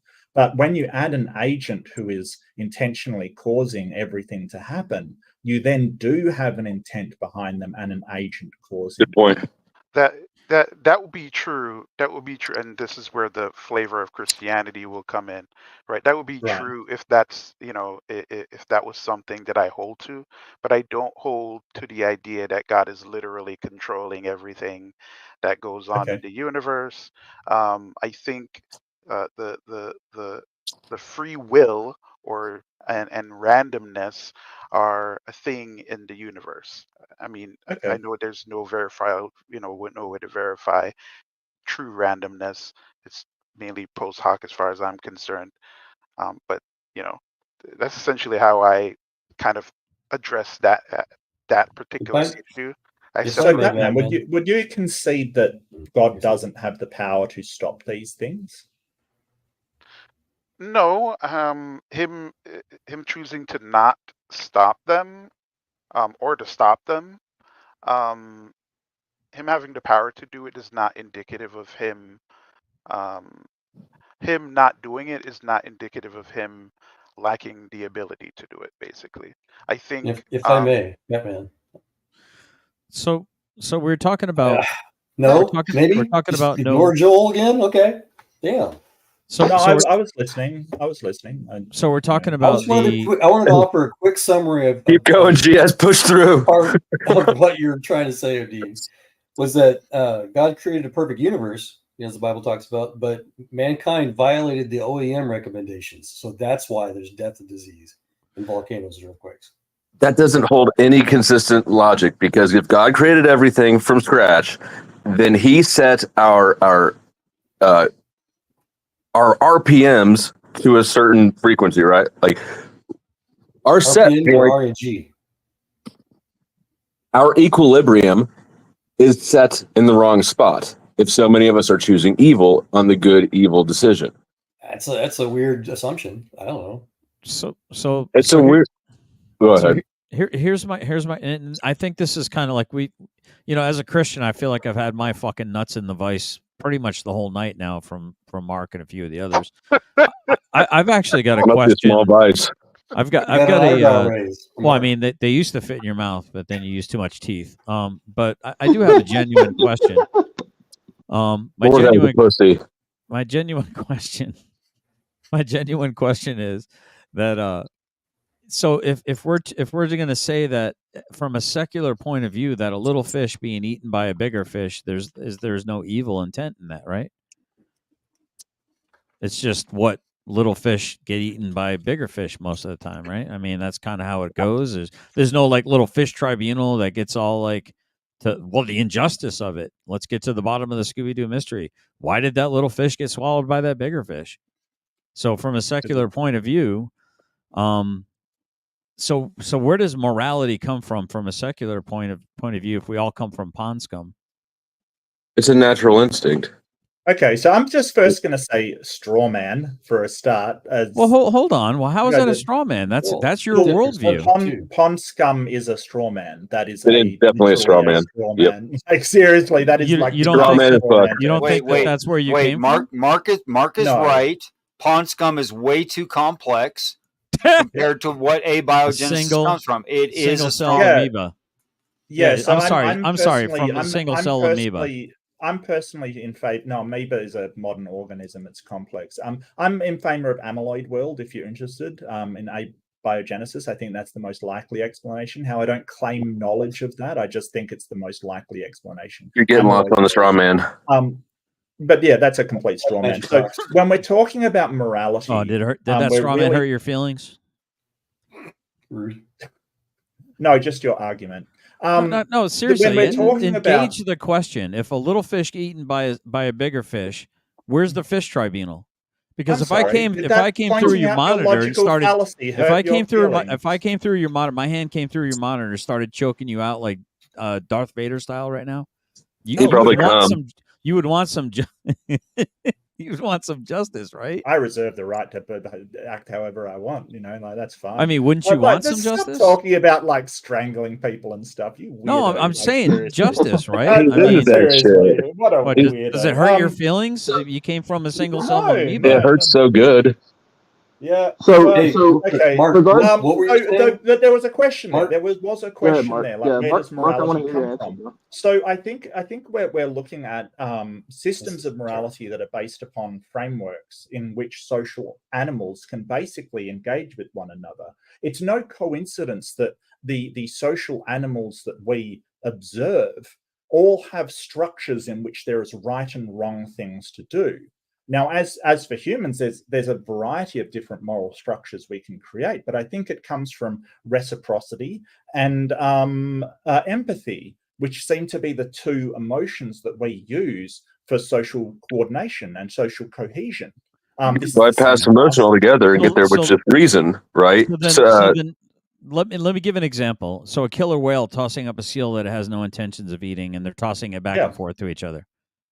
Was that amoral? Yeah. Okay, so if there are two dudes on a subway just ping-ponging you back and forth like the killer whale and you're the seal, is that amoral? According to your worldview? Immoral, yes. No, amoral, not immoral. No, it's immoral, is what I said. It's wrong. Is it amoral for the killer whales to toss around a seal that they have no intention of eating? Did you say amoral or immoral? Amoral for that. Okay, for that it's amoral, but we're all animals according to your secular worldview. So where's your outrage? It's just two killer whales. It's just two killer whales ping-ponging your seal ass around. Give my answer for me. Is that what's going to happen? You're going to ask a question and then answer for me? Is that Are you going to answer it? Answer it. You keep moving the Is goalpost. this flirting? This guy, it's like answer the question. He's feeling spicy tonight. It's that full moon energy, wow. Are you going to answer the dude? You've had a whole 25 seconds to gish gallop. Tonight, Junior. Let's go. Spit it out. If you don't have the answer, if you don't know, just say you don't know. Can I answer? Flag on the play. We're going around this. So if the two orca are basically flip-flopping each other around, that may very well be immoral in their society. No, see, you didn't even listen to the premise. Hello. There's two killer whales tossing flag on the play around that they don't intend to eat. Now that's the premise. And I'm saying if those orca are like flip-flopping a baby orca, something that is one of their own species, that very well may be immoral within their society. However, it's not immoral because it's a seal, the thing that they use for sustenance, just as it's not immoral for me to go and get a steak, because that is not my species and they're not a part of the society that I'm in. Now, when I go into the subway and I'm being flopped around by people on the subway, we're talking about empathy and reciprocity, which means that those people live in a society where they don't want to have the same thing happen to them, and they shouldn't engage like that with others if they want to live in that society where that does not happen to them. Unless we eat you. Atheist societies are gutting people alive today right now. I bet you taste real good, Mark. I'd like to have a bottle of Chianti and some fava beans. Atheist moral societies are literally gutting people alive. Who are they gutting? What's it called? The Muslim people in China, the North Koreans. So Muslims are atheistic society, are they? No. China is the Chinese. China. Humans have slaughtered each other all throughout every paradigm we've ever lived in. The point is that a non-godly or basically non-theist worldview is variable. What one atheist says is moral, the next atheist will say is immoral. So, and you destroyed your own argument, Mark. Who are the Chinese gutting, Joel? Let me look it up for you, but your other argument. No, they're sending them to concentration camps. I'm still waiting on you to answer the question. How do you justify amoral and moral? Immoral and amoral. Hold on.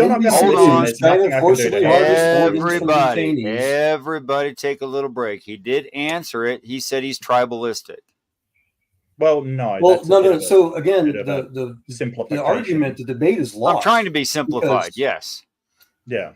The debate is lost because Mark established his animalistic society, moral relativity or meta-ethical relativity by saying maybe. All of his beliefs are maybe. He's got no standard whatsoever, so nothing's true. What do you mean? All my beliefs are maybe. That's not true. That's not at all true.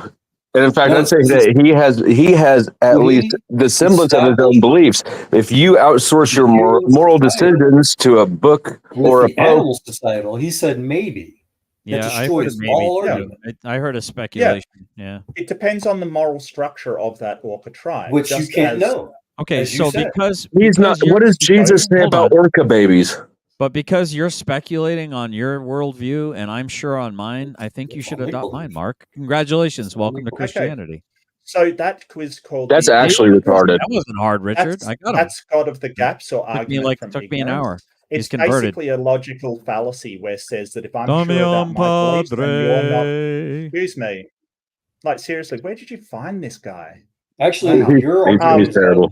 He met me at clown Your school. He guy- decided not to so go, but he liked me and brought me along. Basically, if one person says, This is if you've got two detectives and one detective says, okay, I'm pretty sure I know who did More it. It was this speculation. guy, and the other says, no, I don't have a clue who did it. It doesn't follow that the one that is surer, absent of any other evidence, Irrelevant. is the one that is correct. That's I object. irrelevant speculation, Mark. All of your arguments are false. All of your arguments It's are pure how speculation so? and irrelevant.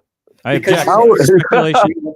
investigators might think, and who's more right or more who believes Yours they're are more right. absolutely speculation Yeah. too. You can lie all you want and say that you know or that God talks to you, but you're full of shit. There is empirical. Hey, stop ganging up on the scientist.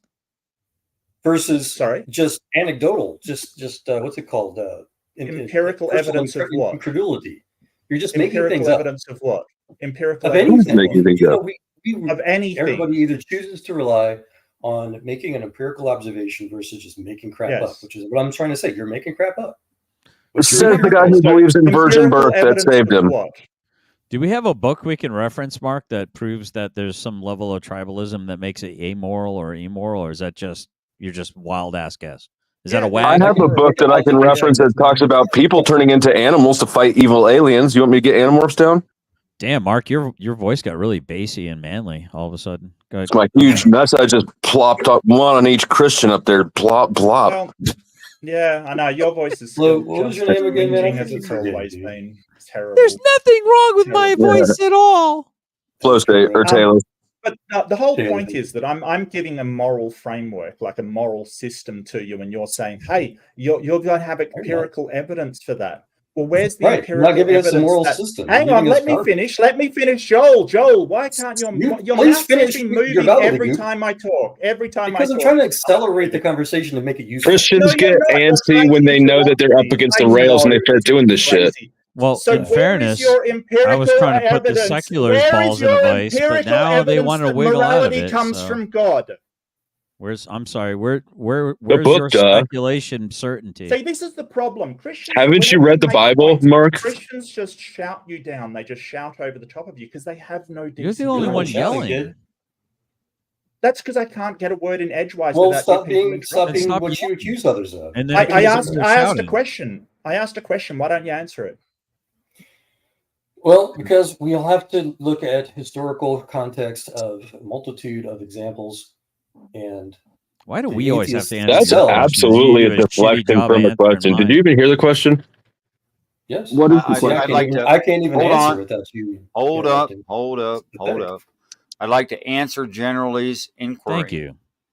Yes. I Why wasn't should satisfied we? with that Millie mouth one that he gave me. Why should we? I'll even say put up with. Mark isn't overly sensitive, and Nope. flow state making any given challenges because Yeah. you're compelled to by your belief system. Their religion. Which is no belief. Their No, religion. no, Wait, no. what? I'm not holding Mark or Flo to a Christian standard. I'm only Right. holding Christians to what they claim. Antichrist standards. So if we're claiming to be Christians Mm-hmm. and we believe that what we're saying is true and that it would benefit others Mm-hmm. and that those others don't believe it yet, Mm-hmm. we should do all we can to persuade. What about reprobate mind? Well, that is up to God, and it's not even mine to discern. And I won't know that until it's been finalized. What does the Bible say? Take not the counsel of the ungodly. Well, and to Put answer Well, your take yourself not the not counsel, exactly- sure.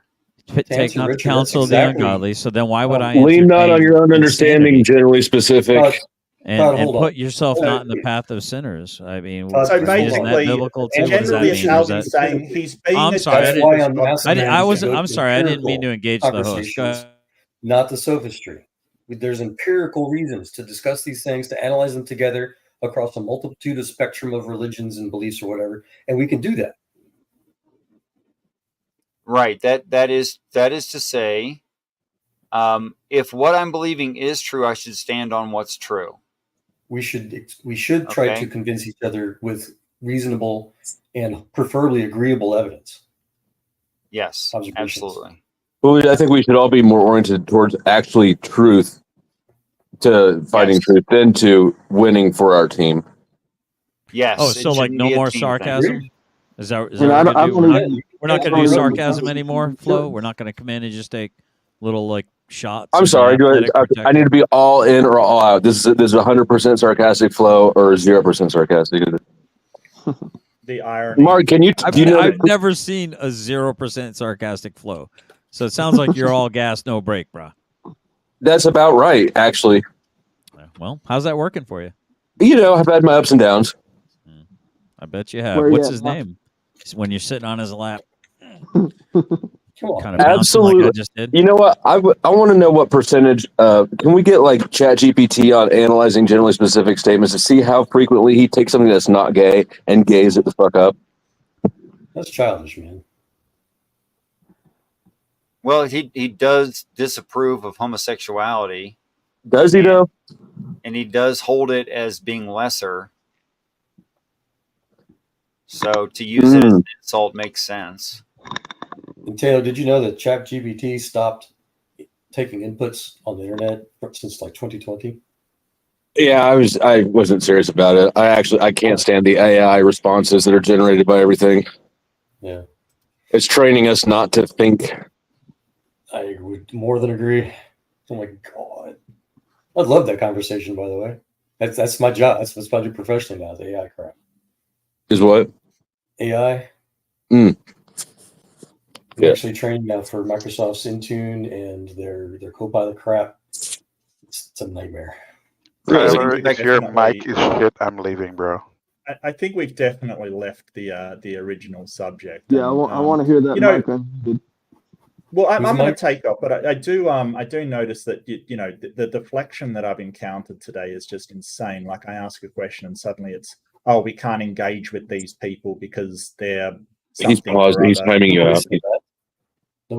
Just a real quick timeout just to give Tyler space in case he has something to say right away. Peace and respect. Welcome, Tyler. Have you been listening very long? Do you have anything to add right now? No, but I did just get a good night's sleep. Oh, good. Glad for you. Give us more. It's about time. Yeah. I'm sorry, Mark. What were you saying? Yeah, I'm going to take off. I've been trying to answer as best as I can and just being interrupted. I've been trying to sort of ask questions and they just deflect and stuff. So, Before you go, I would offer a show dedicated to you at your schedule convenience. If you find me to be, I don't know, more agreeable or whatever. Well, okay, sure. I want a home field advantage, New England Patriots 50-yard line tickets. That's where I want my show at my earliest convenience. Can we do that, Richard? Yeah, absolutely. Go Pats. I want one too. Okay, you can. I have 2 tickets, so I can sell you each one. 2 tickets to paradise. You've got my email address, Richard. Yes. I'm always happy to talk to you, mate. And I know you appeared on my show really early on, so I'm more than happy to. So shoot me an email and we can tee something up. That's not a problem at all. That's lovely. Hey, good to meet you. Subscribe to me as well. Thanks for coming in, go Mark. right over there. All right, no worries. It'll be your favorite channel. Good to meet you, Mark. Yeah, Mark is an old friend of mine. We have had discussions before, some of them in great, great depth. He is capable of that. Yeah, he was I can vouch for that. Decent, solid dude. It seemed like from what I saw. My internet crapped out for a while, but he seemed to be responding with sincerity for much longer than I think I would have. Yeah, he was kicking the crap out of that generally specific turd. I'm glad he's gone. Right, Flow State? Generally specific fucked himself over. Yeah, like his arguments are shit. He's a retard. That's kind of like. I think he's closeted. I think he's closeted. I'm Flow State. I'm the bastard child of Flow State. We came from the same mommy, but we had different daddies. Okay, so I know you guys like to rib each other, and that's part of the fun. I know, but all right, I'll put on a serious face. Flow State, since you're, I think. I don't know. Tyler may be as well, and Tyler, you'll get your chance if that is the case. Wait, they're both gay? I think you're the only. There's another one. Drink. I think. Yes, I know. I heard it. I think you're the only non-theist left in the room. So that means you have opportunity to make challenges, and people should have opportunity to respond. and then you should have one retort. They should have one retort to follow that. My God, I have to make rules for you people. So hey, this is like a bait dog, like and then the next person's turn. Okay. First of all, God damn, I just had something and I lost it. Well, it wasn't your virginity. You still got that. Yeah, it grew back. Allegedly in Minecraft. Like your hymen, Roger. So what, you want me to make a claim or something? Like, or a chant, whatever you like. Okay. Here, we've all seen lots of books, and all of them have not been the Word of God. And so, given our vast history of experience with books and knowledge of books, they're a very familiar thing to us. To suddenly believe that this one is God, and I say that intentionally because I think it's an idol for people, is not just irrational, it's basically insane. Okay, El Perro.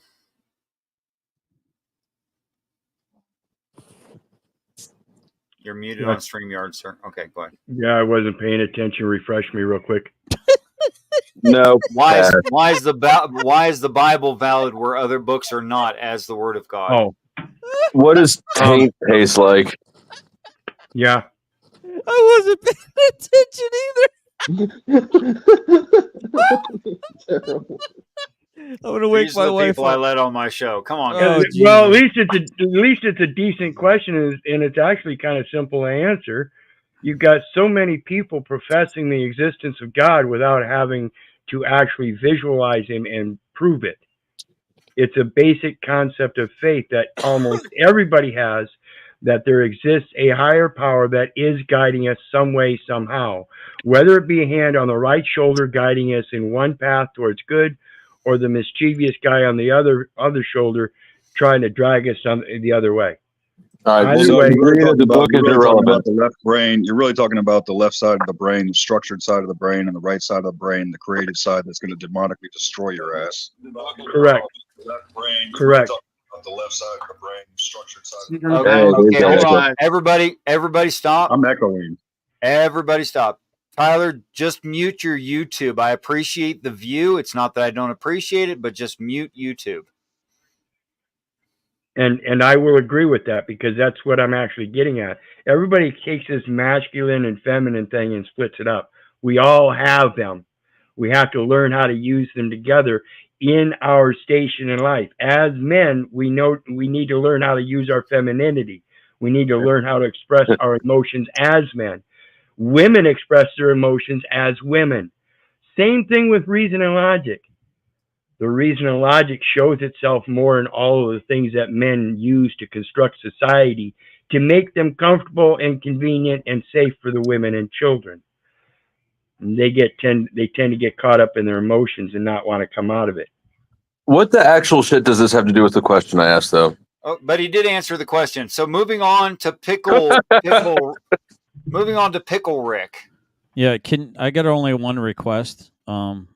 Thank you. That is my pronoun, the wrecker of flow states hymen. Can you move me a little closer to flow state so I can more adequately wreck his hymen? Drink. What is gay about that? This new drinking game is going to be a problem. Vaginas. Pickles go in vaginas. It is known. Thank you. Thank you very much, Richard. I can now die a happy man. Get wrecked, flow state. How much to buy him off, or how much to drop Pickle Rick from my asshole? Hold on. I don't do that, but I do this. B.S. Lewis wrote, "My little girl just rolled her eyes at that creepy talk." Well, why are you having a little girl watch this in the first place? That's because normally you could let your kids watch my show. This is a God channel, and you're being a degenerate. With all the heathen degenerates, you can watch. They can watch it. Yeah, you're the worst I've heard one. some pretty crazy things, man. I don't know, man. Okay. Now it is not content made for children. I take that correction. I received that. Okay. I apologize. I apologize. Well, wait a minute. I've seen the stuff he puts in chat. There's no way that degenerate's not freaking. Yeah, but his child doesn't necessarily read what he writes. She hasn't taught her to read yet, but she can roll her eyes. Maybe he just keeps it out of her sight. Okay, so I don't know the situation. Let's not speculate. Well, he brought her in. So. Just coming up. First thoughts. Have you been listening? Do you presently have a comment, Isaac? I've not been listening at all. Nothing. Okay. Theological. I've seen you in the chat. Do you have anything to add right now? You guys kind of dogpiled Mark. He liked it, though. He begged for it. He doesn't. He's a big boy. He does enjoy it. I know Mark, so he can take it. But you did dogpile him a little bit. What was the question that was asked? It was filibustering. It wasn't dogpiling. They were just filibustering him. Yeah, you want to see a dogpiling? Wait till you see what I do to Flow State's Hyman after the show. The question is essentially the same as divine hiddenness and the problem of evil combined. Huh? Why doesn't God do something when good things happen to bad people and vice versa? Well, there's either one of two options. Either it's an intrinsic part of nature that would be outside of God's control, so he lacks some sort of omnipotency in that case, or it's a necessary part of the growth experience of I would say there's a combined soul of man rather than one individual in particular, yes, to learn some lesson that humanity has to get through, which is kind of obvious if you look at it. Right, a test. I heard I think it's more than a test. I think it's a sacrifice for the future offspring in heaven. Education. It's just like what we do in reality here now. Societies are cyclical in nature and tend to file through in the certain order. And I'm not an expert on this, so take it kind of loosely. That it'll go from like chaos to socialism to communism to democracy to chaos or something like that. And we all want that our children would be better off than ourselves. Unfortunately, that means we spoil them. And then they're spoiled. And then they become, the free love fest and drug use on mom and dad's money. And then that cycles through and that cycles through. Okay? You're missing one part to the cycle. You forgot Republic. Yeah, but you get the idea. I like I said, I'm not an expert on it. But and thank you. And I'll try to remember that and I'll forget. But thank you. So the only way to break that cycle is the plan of heaven. That there is some small fraction who did suffer on an earth, divine hiddenness, problem of evil. But when they're ascended into heaven, they no longer suffer, yet they remember the suffering.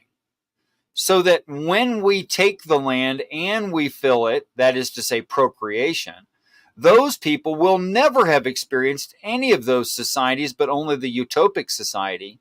And they'll have no reference point for evil, which will allow evil to creep back in, but we'll stop it. Right. And that's what I say about the success of every nation in history. They've gone through that same similar kind of process, but their success leads to what society is recorded as hedonism. And that's the downfall of the population because they're more involved with enjoying their lives than providing for a prosperous and enjoyable life for their next generation. Yeah, but that's also ecclesiastical. That's also like ecclesiastical law, isn't it? Like to be joyous and free. Right, but that's also in the material world to know that it's a test. But again, like I said, the cycle shows in history repeated. Every successful nation turns hedonistic. Instead of turning utopic, it turns hedonistic. They are not the same. So then the argument could be made, then the mean, the bell curve, is to return to the mean, and the mean is hedonism. Is that what you're saying? No, that's a good argument. Well, I mean, that has to be what you're saying. Yeah, because that's ecclesiastical law. No, the means would be accepting the mean, not the means. Returning to the mean. Right, the mean, the medium, the middle. Okay, yeah. Okay, yeah, I know what you're talking about. And the mean wouldn't be hedonism. The mean would be able to accept enjoyment in life, knowing it's a test. No, but if you're saying if there's observable return to the mean, over and over and over again. Like if two geniuses have enough babies, they're going to eventually have a midwit or even a retard eventually, right? Let me bridge the gap. Trying to be good. Let me bridge the gap between GS and El Perro here. El Perro did not say that it won't cycle out of hedonism. It does. It's not, hedonism is not the average. It's just one of the cycles, and it follows where we are right now, which is why he's talking about it. Right, but what I'm saying is usually that is the undoing of a culture. So if it always ends up being an undoing of a culture, then that will be the last status point of a culture before it destroys itself. Eventually. No, it reorganizes. It reorganizes. Rome didn't. People go, man, that was it dumb. It doesn't destroy it totally. Like I said, it repeats. What it does is it depopulates. It creates a population decline. And therefore, the economic structure built for a huge society no longer sustains it. So the Mouse Utopia, Mouse Utopia. There's going to be a colony collapse all the time. It doesn't matter how perfect the environment is. Eventually, there'll be a colony collapse. This is why our governments are pushing for hedonism. Yeah. Okay, that makes a lot of because sense. they want less people to worry about. Yeah, if you divide the female and the male, the masculine and the feminine energy, you create a market for them to be slaves under an order, and then they don't procreate and create the generational abundance that you're talking about. They become Hold on. Did you just deny climate change, Richard? Did I just deny climate change? No, climates change all the time. No, did you? I mean, global warming. I mean, it's not even that. I mean, like the loss of resources. Let me just put this in perspective. Tyler, let me, can I? You're killing me, man. Okay. Here's some dirty math for you. Between the tropics and Capricorn, some refer to as the land of perpetual summer, where human beings are very prosperous. There's literally food rotting on the ground right now. Okay, where there's people living. You cannot sell a mango in certain parts of the world because they're just sitting on the ground rotting. Okay. And there's 75 Texas-sized land masses, but in the land of perpetual summer. And if I took all the human beings on the planet right now alive and I equally distributed them in Texas, it would be about 6.4 people per acre. So if you do the math, that means every living human being on this planet could have 10 acres each in the torrid zone. There is not a population problem. There is not a supply problem. There is not a resource problem. All of that has been told to you by the wealthy hoarders who want it all for themselves. It is not true.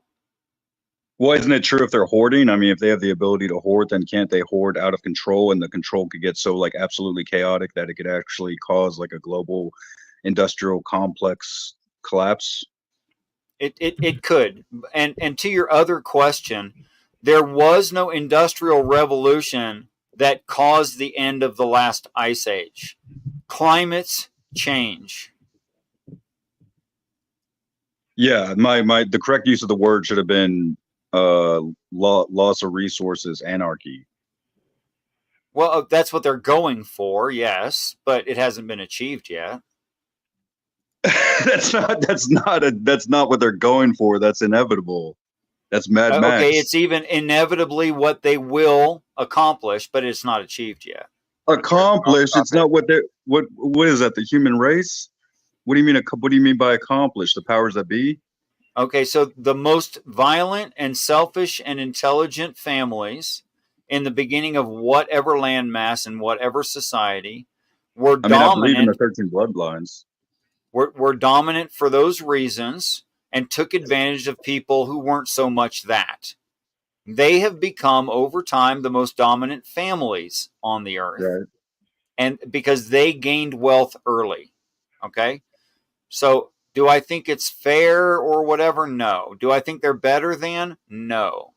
Do I respect their lack of humanity? No, I do not. Peace and respect and welcome, Faisal. Good to see you again. And Gio as well. I just want to acknowledge that my flow left and his hymen's still intact. I wasn't able to do my job. I'm sure he'll be fine. When he finally gets married, he'll have the sign on the sheets. It'll be fine. I'm just really sad right now. I was going to say that the only, was that Flow State? Yeah, it was a joke about Flow State, who I think isn't even here anymore. Yeah, he's not even here, but he's a tough guy. I heard that the only point that God can't touch you is when you're in deep sleep, like no sleep without REM sleep. That's the only point that God can't touch you. In my experience, that's true. I don't enter REM state. I only dream. Well, I mean, I don't enter out of it. Dude, don't start that again. Sorry, people it's don't just weird. Look, bro. I'm trying to tell you, and I wish you'd think about it. I don't ever black out, bro. I don't black out. I only dream. I'm not lying to you. I know, but that's scientifically impossible. You don't believe don't even me? make that statement. I know you don't believe heard me. you. I heard you the first time, and this is the second time. And I am begging you to consider the following. If God says not to sleep. Jesus says do not sleep. What? Great. Like, I'm in a conscious state where I'm not unaware. Great. That's amazing. Does that not make sense as to why I don't sleep and why I only You're dream? really not going to hear my argument, are you? Okay, hey, Isaac, I think we're all food, so I'm in the same boat. Richard hates it when I say that. I think we're all food for God. It's not something I hate. It's just something irrational. Here's why it's irrational, Isaac. When everyone sleeps, they don't remember the non-dream part. Stop and listen. No, you're doing it again, but you won't listen. You won't listen to me. No one remembers the non-dream part. Is that everyone's experience or just mine? But I remember not being awake. I don't ever black out. Twigs and berries, Franks and beans. Yes, you're really not hearing me. But brother, I love you. You're saying I love you too, bro. I'm not tripping. Hold on. I do love you, but just hold on just a second. Let me steelman your position to see if I understand. It's the only fair thing for me to do, right? You can tell me where I'm wrong. If I become wrong, please do tell me. Okay. When you lay down at night, you go to sleep. We're good so far? I only either imagine or go to a dream. Are you saying you have waking dreams all night? Is that what you're saying? I only think, manifest ideas, or I'm in a dream. I do not black out. So we can't do this one step at a time. You have to jump. Okay, I'll jump with you. It's fine. Okay. So you lay down at night and you immediately go into dream. Yes. Okay, and then that lasts all night, right? Yes. And then you get up in the morning when you're done dreaming. Yes, and I never feel like I ever slept. I feel like I just lived another reality. Yes, I get that. That's what dreams are like. We all experience dreams approximately that way. Okay, so there's nothing odd going on there. I just want to point out that I've never heard of a human, including your story right there, which I steelmanned, where people remember the non-dream part. You only remember the dream part. Yeah, I see what you're saying. Can I interject real quick? You can't remember something you have not experienced. Yes. There you go. The non-dream part you do not experience, so you can't remember it. That's basically what he's saying. The only way to know that you had a dream that lasted all night is if you were in observation. Sure. And the recording people said, yes, that person was REM sleep from moment 1 to moment 1000. Sure. That's the only way you would know that. That would be a great study because it feels that way. But I'm just wondering if it has anything to do. The only reason it sparked in my brain is because it said, like, when you're most vulnerable is when you're in that state of blacked out, when demons can mess with you and stuff. So that's why it sparked into my brain that I'm never in that state.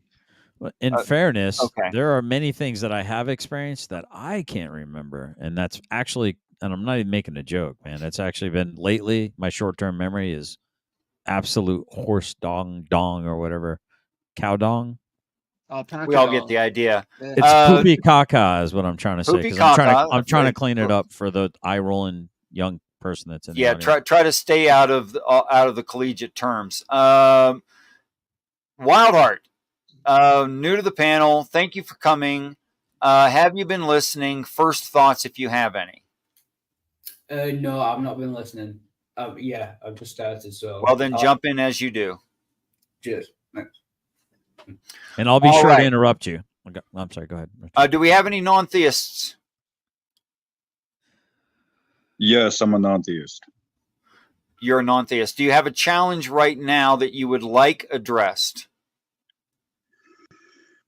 Yeah. How about the resurrection? Okay, so this time I've been going last for more than there are people in the panel at the time. So I'm going to go first this time. I believe that the authors of the religious stories, and I do mean all of them, including the Bible, certainly not exclusively the Bible, are saying there can be a life after this life. Now, and that is literally what resurrection is. Life. Yeah, but that's again. literally just saying, okay, my brother's going to live when I die, or I'm going to live when you die, or he's going to live when I die. No. It's talking about the same individual. But that is okay. But some person can interpret that differently. Some person can interpret that differently, and yeah, That's unless fine. you actually share context, then what's the actual context of that statement? Right. You're right. Let's narrow it down and be specific. Christ is resurrected. Is that specific enough? Yes, that's specific. Okay, now we're talking about one singular person, yes? Yes. Okay. Now, there have been occasions already on this planet where a person knew their beloved whatever animal, a prize-winning bull, a registered dog. There's been several occasions. Peace and respect and welcome, Jamie Russell. Let me double check. Welcome to stage. And you're next, Jamie. Just give me a second. And Brick Jonesy keeps trying and losing his connection. Okay, where we have literally given life again, and the animal genetically the same was born again. We've already done this. Now, we may or may not have done it with humans. We're not willing to talk about that, and I can't find out. But what does that mean to me? It's an answer to your question. Okay, finish what you were saying. Okay. So if the Bible is talking about very advanced technology and understanding of human biology and literally bringing back to life a dead body or making another one just like it, either way works, it's still a claim of high technology that we are on the cutting edge of getting to ourselves if we haven't already done it. No, cryogenics. Come on, man. $300,000 for 200 years. I didn't say cryogenics, sir. What I said was a healthy female with a viable ovum, the genetic material from that ovum stripped away, replaced with the genetic material from the being you want to replicate, reinserting it into a healthy female at the right time and in the right place, namely the fallopian tubes, and the process continues. And the body automatically does what the body automatically does, which is grow a human. So you think the resurrection is a female getting a sex change into a male? I must not be saying this very well. Does anyone else want to try to steel man what I just said? Anyone else? I do. Go ahead, Jamie. I kind of agree with you here regarding like I mean, I don't think we can clone people or do resurrection like that or whatever, but we can at least see like maybe feasibly the things that are necessary to make up a person, depending on your view of metaphysics or the necessity of some sort of magical thing that is magic and not actually in part as part of the created thing. I always think that's funny when people take that view, because it's like we can study what God's created. Oh, look at that. The human brain is the most amazing thing in the world. Look at all these intricacies of the human body and what we can do with medicine. And but you need a magic ghost in there. It's just dumb. Okay, well, that was very, very interesting, but I think I'd like theological to steel man using different words what I'd say. Oh, I'm sorry. Because what you said was very interesting. It just wasn't the same thing. Right. Well, I think you're regarding our understanding, right? I'm talking about literal recycling, resurrection of a person, where they have an afterlife, a life after this life. And I know that we're already doing that with animals on this earth. You can look up Dolly Yeah, the those sheep, junkies, for instance. those junkies that we give Narcon, those junkies that we give Narcon really resurrect, Richard. That's not what I'm talking about at all, and I don't know why you said that. I don't know what you're talking about. Like, Jonesy's back. Okay, Yeah, the short term. I'm not sure either. The short term for this. Well, if you let me tell you, you will understand. The short term for this is cloning. Jonesy's in back. Thank you. Does Theological have anything on what you had to say? Yeah, so I do. So the idea of resurrection, especially in the Bible, is more akin to the keeping of one's soul. So it's separate from the physical body and more akin to the metaphysical. So the problem with the resurrection in the cloning sense is the same problem with the ship of Theseus, in that you can reconstitute the entire body of the ship, but does that make it the ship it was once before? There is some truth to genetic memories. However, it's not what we would usually think of as memories. So I would hesitate to give it any sort of resemblance to a soul. I would like to answer to that if that was the complete thought. If it was the complete thought. Okay. All right. So Christians don't like it when you use the wrong term in the right way, and they get kind of upset with me. Okay. But I like my next eldest brother who liked to say things like, "Oh, Mom, that perfume stinks good."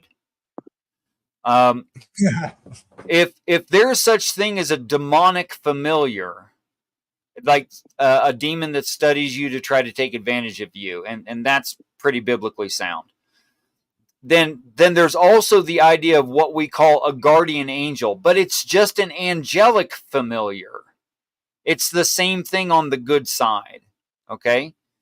And from what I can understand, the restoration is like after a person is born again into heaven, the restoration of them involves a rite of passage where they get back their earth experience if they did not live through the end times and ascension. So it's exactly the same person genetically and in memory, but literally made of different base elements. Yeah, but we're talking the same about set of base elements, but a different. Yeah, sir. Right, since Jesus is Jesus and no one can be Jesus, and he's perfect and untouchable in his. Well, I'm just saying he was tortured to death and then he resurrected. Yeah. I mean, he bled to death. He bled to death from 1,000 cuts. Humbleness. Oh, he bled to death from humbleness. He bled to death from humbleness. He had enemies all around him. Hold on, Isaac. Isaac, one at a time, and you will have your turn. I don't mean to disrespect you. No, my bad. I jumped. But it's okay. I'm glad that people are zealots. I'm glad for that. We need more of that. But Tyler, you were finishing a thought. Do you want me to remind you, or you need that?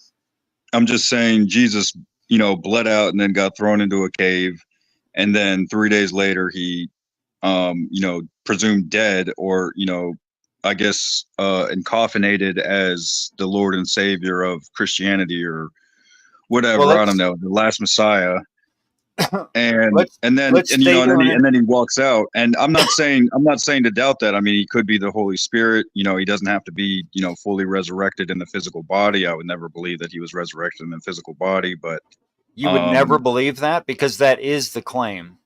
I believe that is the claim, but why is that the claim when he is he supposed to be like an eternal Holy Spirit? Okay, you have a spirit, I have a spirit. That's an intrinsic part of us, I agree, a necessary part of us. But that's not the whole of us. And to say something like Jesus didn't have any physical flesh, it is to say the whole story of Doubting Thomas is nonsense. Oh, I don't know Doubting Thomas. Sorry. I'm not familiar. Corinthians 15 and the argument Paul makes there to completely. Right. He says if there is no resurrection, there is no hope. That's correct. So what the story claims is that anyone who accepts heaven gets a physical vessel in heaven that is quote unquote perfected. That, and by that I think that means the best a human can be.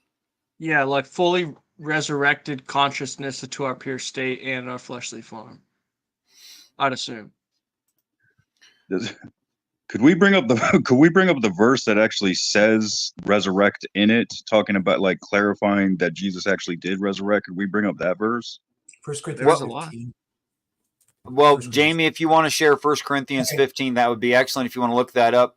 Tyler, this is so many times in the Bible that you don't need just 1 Corinthians. You could go to you could go to a lot of places. Like, for instance, the idea that a vessel is your physical self, like the potter and the vessel, and that Christ will smash to shivers vessels. It means your physical flesh. So when it says you'll get a perfected vessel in heaven, it means flesh.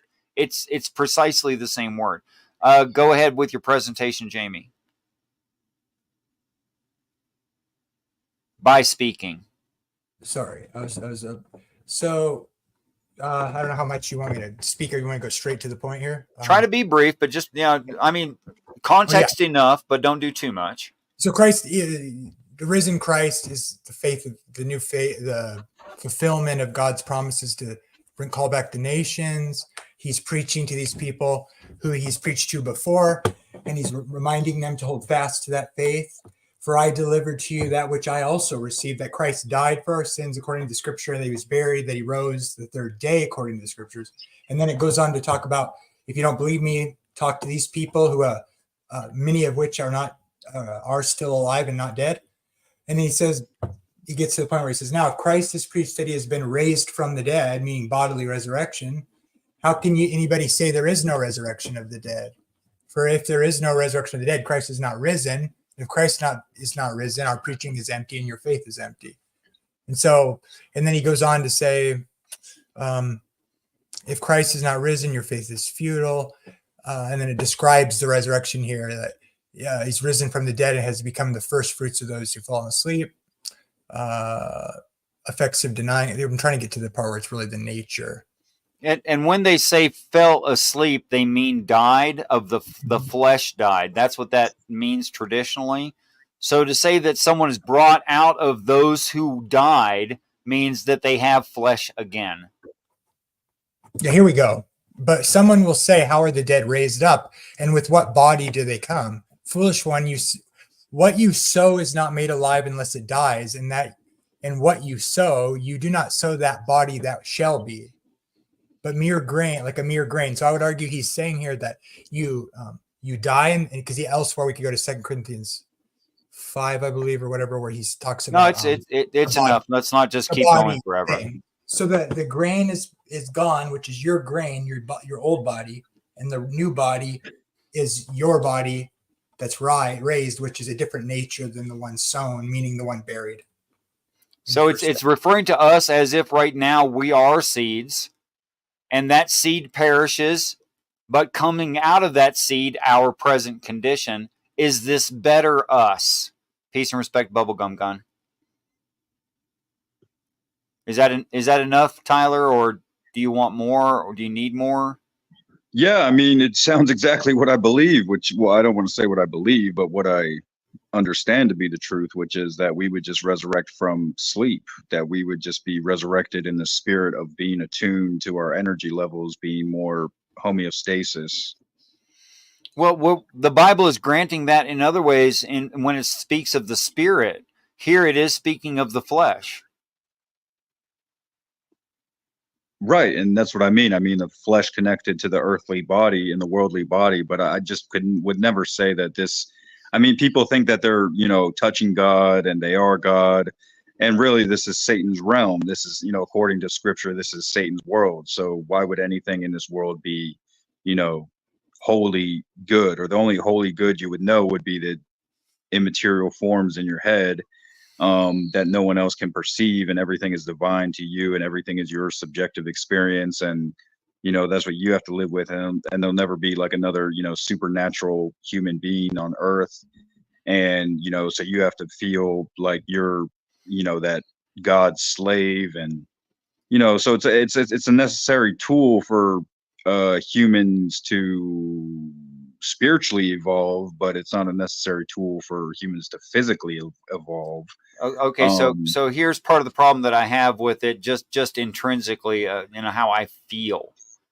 I don't think that remembering beautiful things like being able to hold my own child, could be replaced by some ethereal, emotional thing that is strictly spirit. The taste of chocolate, holding a woman you love, many things would be lost without flesh. And the Bible, I can see overall, is claiming we get into a better thing with greater experience, not a different thing with less experience.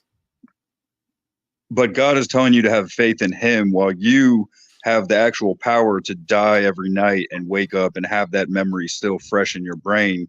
Even though you die every night and like it escapes you, you still have that memory, and that memory is yours until sadly, something happens. But experientially, we die every night. Someone said a slice of death, and I kind of agree with it experientially. But to someone who stays awake, and I have stayed awake and watched people sleep, they don't die. They keep breathing. They make noises. They fart. If I may, though, right, that's true. But they're dead. They're dead to the spirit. They're dead to the spirit of the the good memories. So an argument against like atheists, for like a believer would have an argument against an atheist of that.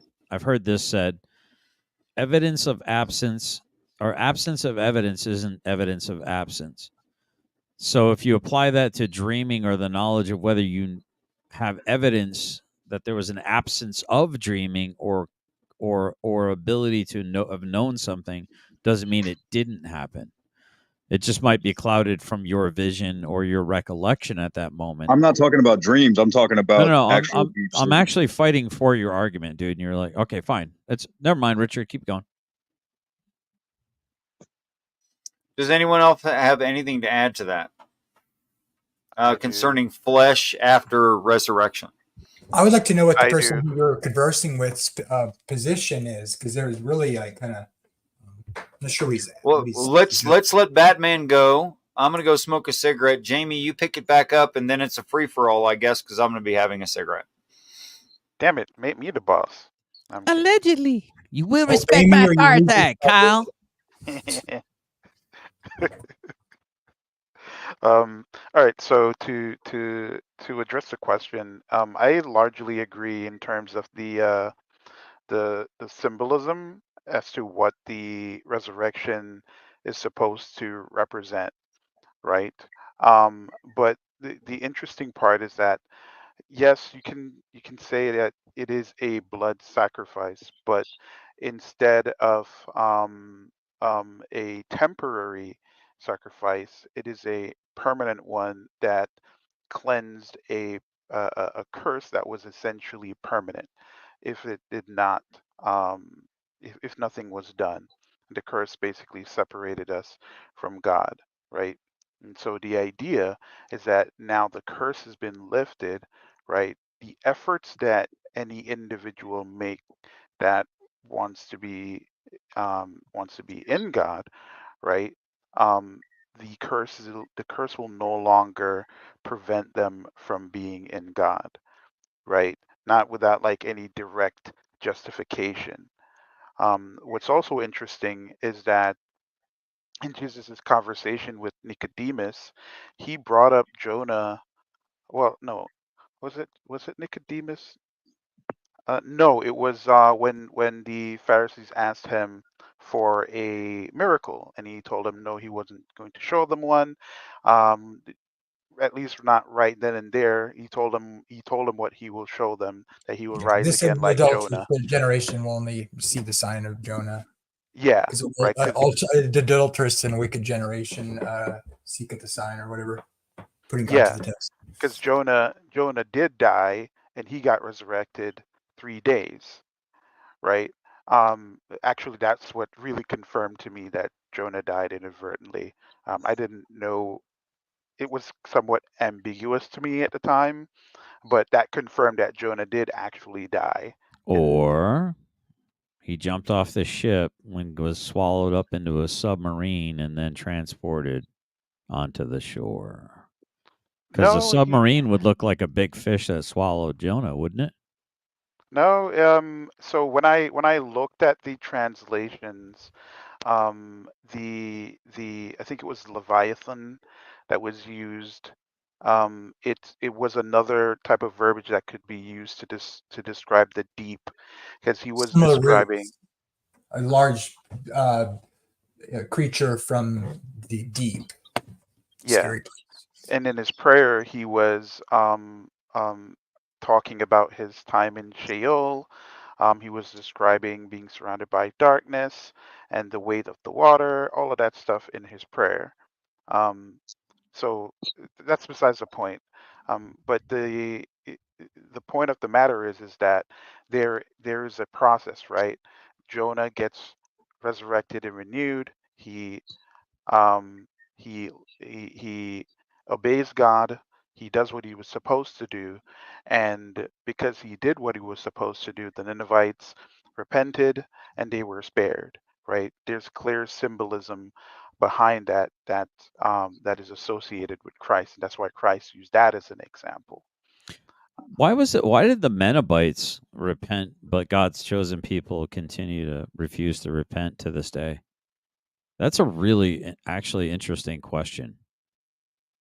I mean, anyone can repent. It doesn't really matter. So it doesn't really answer the question, though. If God's chosen special boys and girls won't do it, but yet these knuckleheads over here are going to do it, and they get spared, wouldn't that be a good example to the knuckleheads to, hey, knock it off?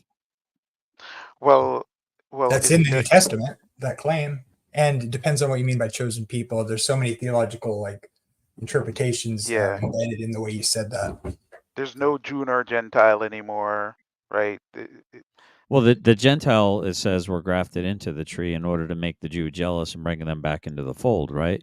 And Jesus said, I came not just for the lost sheep of the house of Israel. Yeah, so true. Those statements are really based on context, in the text at the time it's being said, because Jesus said, I only came for the lost sheep of the house of Israel. But then he says, take this, what I taught you, to all the nations. Well, hold on. No. I think he said, I came not only for the... So I just want to make sure, Jamie, because if I've got it wrong, I need to be corrected. He said both. Then that would be a natural contradiction. I have other sheep not of this fold, but at one point he says, don't go to the Gentiles. Earlier on. Is that like when he's talking, when the woman said that even the dogs eat from the crumbs that fall for the master's table, and then she was saved or healed? Is that in reference? It wasn't Jesus. I'm just saying that there was a point where he wasn't focused on the Gentiles. Not to say that, there's even exceptions to that, like when people showed faith. So, but my point is, you can pull both of those statements out of the text. You got to consider the context.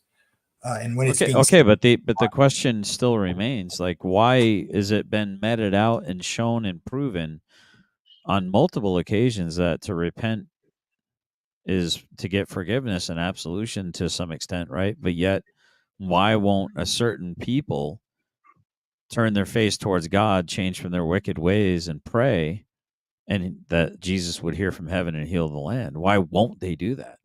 Is it because they're designed to never do that? You could say, what do you mean they won't? Who's they? Some have.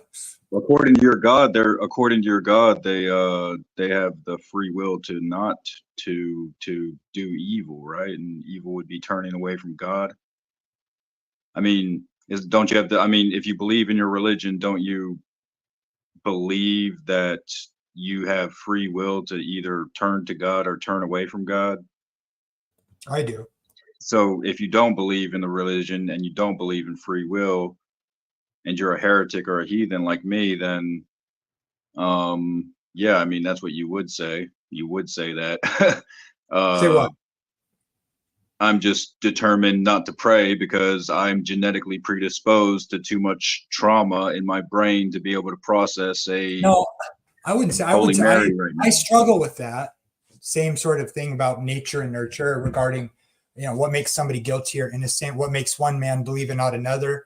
how can you choose? How much do other things influence it? I struggle with that. I would just say, I think we should tell other humans that they can decide to do things like seek something better than what they might be in, and that they're able to do that. So I don't actually believe in free will. I don't believe that free will is a thing like what you're describing. Yet I believe in God. So how would you describe me? Well, I would describe you as a Christian, but not a Christian, but any type of religious, because it's a concept built into philosophy. It's a concept built into philosophy. Right. It's not Calvinist either. So this is how I view it. I am just a man. I believe in God. Right. You believe in God, and that saves your soul from perishing. But I'm just saying, there's more to all the extra doctrine, all the extra doctrine that is literal, but not taken figuratively, I guess. Right, and to not form it as my own God, like another God, almost, like, so it becomes. Yeah, that makes sense. Don't idolize what Satan is whispering in your ear. Right. Because as soon as you do that, then you've allowed other men to tell you what is and what isn't. Just observing nature alone, for me, screams out God exists. So you would say that faith has to come from within. It can't come externally, because my faith would come externally. Yes. It's exactly right. Faith of the mustard seed, just like that little tiny little. Oh, that's a yummy looking mustard seed for me. Yep, it's good, man. It's tasty, and that's all I need. No, I'm just kidding. I was gonna make a bad joke. Like, you have the actual brain capacity of a mustard seed. No, I'm just kidding. Yeah, I mean, no, that's actually a good analogy. I know Augustine said that for if the worm is but for if like the worm is the greatest species ever designed by intelligent design or evolution, is what Augustine said. It's one or the other, right? Yeah. It's either evolution or it's intelligent design. Well, I mean, it's the same thing. I mean, I'm not trying to Why can't it be both? Shit on So atheism. I don't believe in evolution either. Well, that's a false. But you believe? You believe in intelligent design, but you don't believe in evolution? Correct. Oh, so you don't believe that the Earth is 5 billion years old? Nah. We're kind of getting off topic, gentlemen. But some people, some Christians do believe in intelligent design and evolution. Daddy's back. Yeah, and they've been taught a lot of things in school. It's funny because when it comes to the little ones who are parts of my family, what I've told them is get the grade, but don't believe everything you hear. Okay, cool. Back on topic now. What's the topic? Same one that you left. I think Tyler needs to leave. I think Why are you a heretic? Theological hasn't responded yet. Yeah, go ahead, Theo. What didn't I respond to? No, it was Wildheart that didn't respond because he didn't know what we were talking about. I want to know. I want to know how I can take like a picture and make it my entire avatar like El Perro does. Oh, that's easy. That's super cool. No, I'll show you how you do that. In fact, I'll do it for you as an example. Thanks for not getting that. It was a genuine question, man. I appreciate it. I could tell. You go to StreamYard. You hit the gear settings. Yeah. Go to virtual background. Okay. And on fade, move it all the way to the right. Wait, on fade? Mine says on you're not the cool fade setting at the top of your pictures as backgrounds. Under virtual background at the top of your pictures, you have a slide bar. Move your blue dot all the way to the right. I'm not seeing a slide bar. What? StreamYard. Yeah. Settings. Virtual background. Roger. Fade. Upper right hand. Right under you. There's a fade click on I have green screen. Oh, okay. That's not okay. There it is. So you can fade it. Well, all the way to the left or all the way to the right? You're right. I missed green screens. Yeah, all the way to the right. All the way to the right. Okay. So that fade, and then what happens? Then it'll just be whatever picture you select from below. Yeah, Right there. scroll down below, and you can download add pictures. Yep. Like for instance, I can do this. I did it, and it didn't change. Let's see. Hold on. I can do this. I can do all kinds of biblical stuff. Okay. I was wondering how you guys did that. Let me see. And Brick could pick this one, which is a standard that you can't get rid of. So wait. Oh, so wait, hold on. You're talking about so then I go to my virtual background. Yeah, it's virtual background. That's exactly it. Yeah. Okay, well then how come it's not replacing it then? Because you have no pictures downloaded. Oh, I have to undo my cam, that's why. Turn off your See, of course I got something downloaded. You have to turn on your cam, yeah. Look how scary El Perro is. I'm freaking out, man. Look at how hot Cartman is. Cartman's smoking. That was Charlie Chaplin. And this is anyone who stays for the second half of End Times can look forward to meeting this. Nice. You do have to be on your computer to do that. That's cool, dude. Or maybe like one of these guys. Monster. You guys can see it now, right? You guys can see Marilyn Monroe, right? Yeah, you got it up now. Okay, sweet. All right. All right, so we learned something today. Good. And thank you so much for the help, El Perro. Is that going to be a part of the lost, non-canonical text or something? Oh, I can have after fun the with apocalypse. This. Nothing dirty, though, I promise. No, it's not the non-canonical text. This is Behemoth and Leviathan, and the other one was the Locust. Ooh. Is it from Revelation 13 or from the Old Testament? It is from the book of Revelation, and also it's in Job. Can you maximize that so I can see the illustrations better? Love I to. knew he was going to ask that. Look at his face.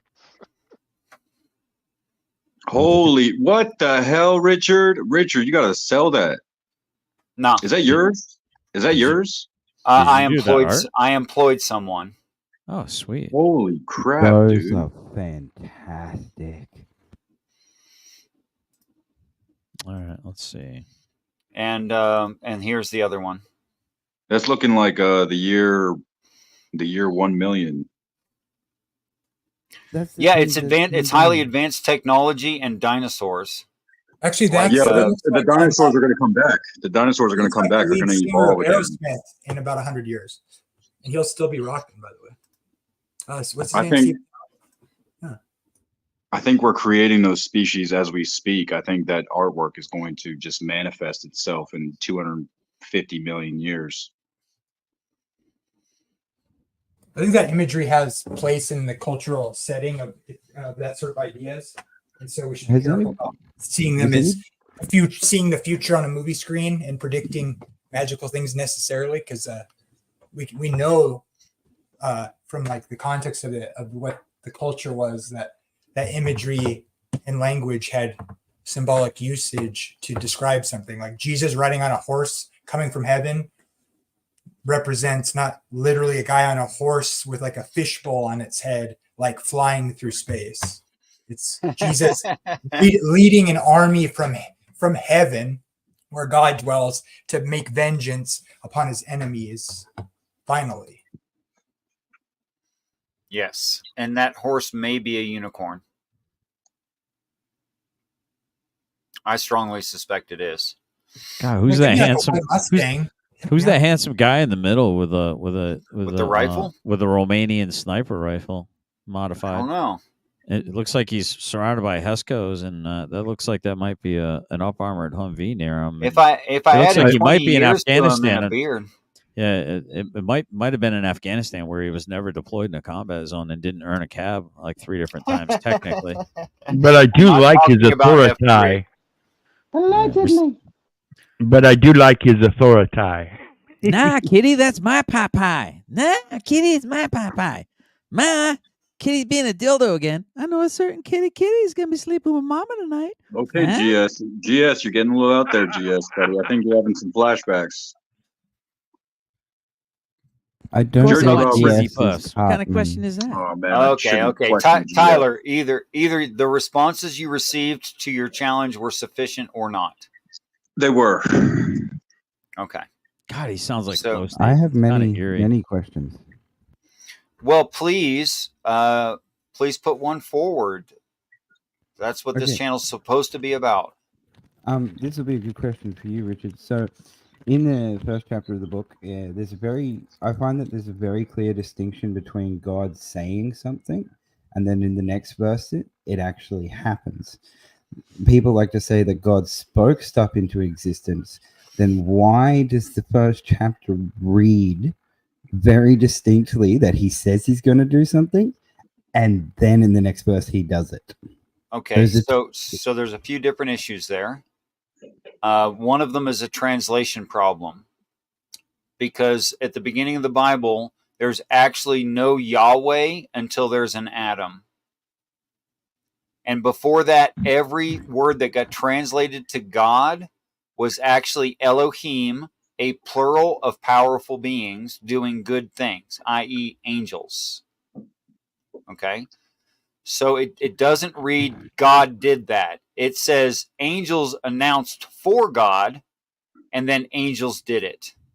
But I believe the angels are people. I believe the cherubim. Do you believe in the cherubim or I believe the angels are people and the cherubim are the real angels. I'll get to that argument immediately, Tyler, where I'll show you conclusively from the Bible in the book of Revelation, chapter 7, verses 9 through 15, where it says angels used to be humans on an earth. That's what I just said. I agree with you. This is all kind of irrelevant to the question I'm asking here. I'm asking, is there a clear distinction, and you did kind of answer, between God, angels, whoever says it's going to happen? It's like kind of like the blueprint. You say something's going to happen, and then you go and do the thing. You go and put the blueprint together. Is this what the proper way to read the story? Am I getting that right? I believe it's the proper way to read the story, because other than the first 6 days of creation, it's only talking about end times and nothing else. It just doesn't address something else. Just our beginning and just our end. All the rest of the crap we do in between, pretty irrelevant, except for the experience and empathy we gain. So, are you the creation of the earth and the heavens, that hasn't happened yet? No. That's part of the first 6 days of creation. The creation narrative is past tense to this earth. That is how we can be here talking on the internet. Okay. Okay. So, but from what I understand, what it actually reads, the original words, which this is why the Jews argue with the Christians and say, go read it in Hebrew. And they're right, because the translation is, well, it's flavored with an oral tradition. And the translators probably couldn't help that. I think they did the best they could. I'm not calling them dishonest. However, they already had an oral tradition, and that's through that reading lens that they translated it. So, it's like if I say, in this context right here, if I say, look out, your kid is beside you, pull back your head. Well, they've got a baseball and they're throwing it towards you. Okay. But if I say pull back your head, and I'm in the Dark Ages in a war, and I'm a commander in charge of my archers, that doesn't mean the same thing. So when they translated it, they took the very surface word and left the etymology out. And so they translated it poorly. I mean, it's just laziness, really. So what if you said like hide your cats, hide your dogs? The Haitians are eating them all up in here. Look at MAGA. We're arming cats. We're not going to let the Haitians eat our cats. Can I throw this question at someone else? I'd like to throw it at Brick, because Brick had his view with like not believing in evolution and that sort of stuff. I'd like to hear his opinion more than anyone's, to be honest. Those living in glass houses shouldn't throw bricks. Don't throw brick. That's like dwarf tossing. Brick, don't let him throw you. Oh, I'm pretty heavy. I can land pretty hard. Okay. All right. He's got it. So, and the ground is very soft. So this actually, what Richard is describing as the multiple individuals who created the things, actually does fit very well with my view of how it occurred. So, with the creation story, there are some pieces that it's not that they're missing; they're just not written about. Okay, the one that always existed was always there. Then he created the Word. He spoke, and that is the Word, and that, of course, to me, also is the representation of him. That is Jesus before he existed on the earth. Out of Jesus came the creation of everything else by, for, and through him, just as the scripture describes. So, my view is that most likely the next creation after that was the heaven and everything in the heaven, which would include those spirit creatures, which in turn would have facilitated the creation of heaven, the earth, and all of creation. Does that make sense? That's pretty biblically sound. We could argue it, but that's pretty biblically sound. So, okay. The main question again, remember, is there a distinction between the saying of going to do it and the actual doing, in your opinion? Time. Yeah, that's good.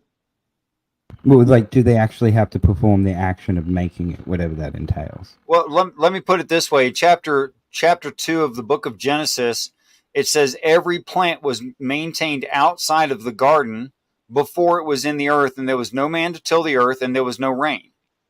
But plants need rain. They'll die without it. Let's not get ahead of ourselves. I have a lot of problems with plants that come into the second part. Well, we'll get to that. So it's saying it's keeping physical plants in heaven. There's no such thing as a spiritual potato. Okay, so they're keeping plants in the heaven to put into the garden. All right, so that's very physical. And then they say, and then we put the plants there. Actually, 2 is a review. So in the book, it comes first that they put the plants there, and later they explain they already had them. Well, that's kind of implied that, yeah, there's a few questions, like I said, I have on book 2 that sort of get into these topics. Well, I haven't gotten past number 1 yet. I have to get past, if we don't lay this clear foundation now of what's being said, I don't think you can get any sense of what the rest of the book says. Oh, absolutely. Absolutely. You must have in fact, it's interesting to me that the entirety of it starts out in very generalistic ideas and gets more and more and more specific. It's a huge learning frame.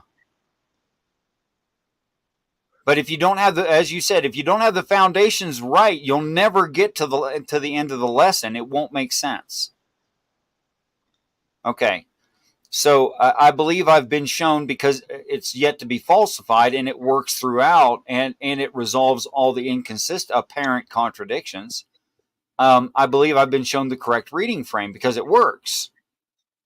At least in an internal critique, it works.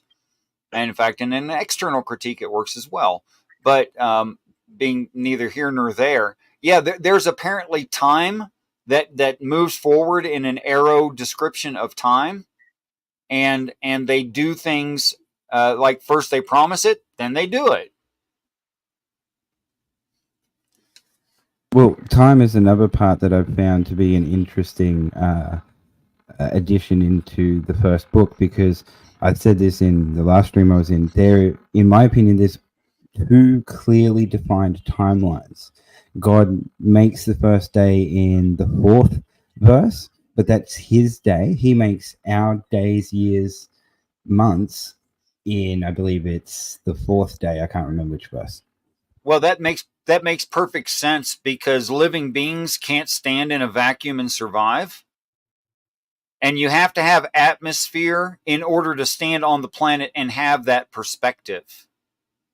So the first perspective is from the heavenlies, and then the other perspective you're describing is from the planet.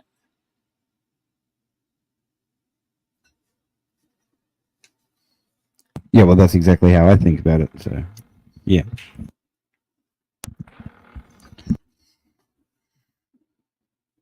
Anyone else want to add to it? I more so want to subtract. Well, then that's your addition. So go ahead and add and subtract. I choose to multiply. Don't be a rebel, bro. How you doing? Okay, so okay, I'm gonna try to stay as concise as possible. My reading of Genesis is that you have a general creation story of a planet with a lot of potential being molded into a habitable planet, right? Now, what does the molding? I think it is God, or the persons of God, who does the molding. And the second creation story, right, where I believe that is talking about specifically about the garden and what is in the garden, right? So the garden, to me, when given more context later on throughout the rest of the chapters in the Bible, it is a place where heaven and earth meets. It's literally the same descriptor of what you will find in the last chapter of Revelation, when heaven and earth essentially becomes one again, or the quote unquote new heaven, new earth, right? You'll find the same thing being depicted there. So, what also verifies to me is that that God takes the form of a man and interacts with Adam and Eve, right? Or at least, if not the form of a man, right, a glorified state in which it will not affect Adam and Eve, because they were humans who were made perfect, right? Perfect spiritually and physically, right? Now, because they fall, right, they can no longer be in the place that is heaven on earth, right? Hence why they couldn't be in the garden. Now, the symbolism, and getting cut off from the access from the tree of life, is essentially being cut off from God, because if you again read through the Bible, you'll see that the tree of life is typically explained as I think it's the olive tree, right, where people get grafted onto it and people can be cut off from it, right? And the tree of life, you will typically see that being associated with the sun, right?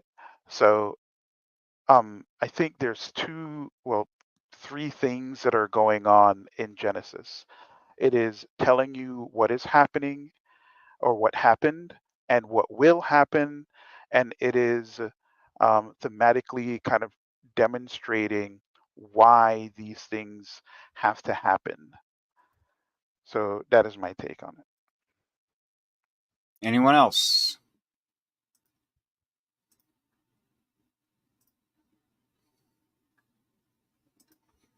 What I'm gathering, honestly, the interpretation of it seems to be irrelevant in a sense to the story of whether he actually had to physically make the earth or spoke it into existence.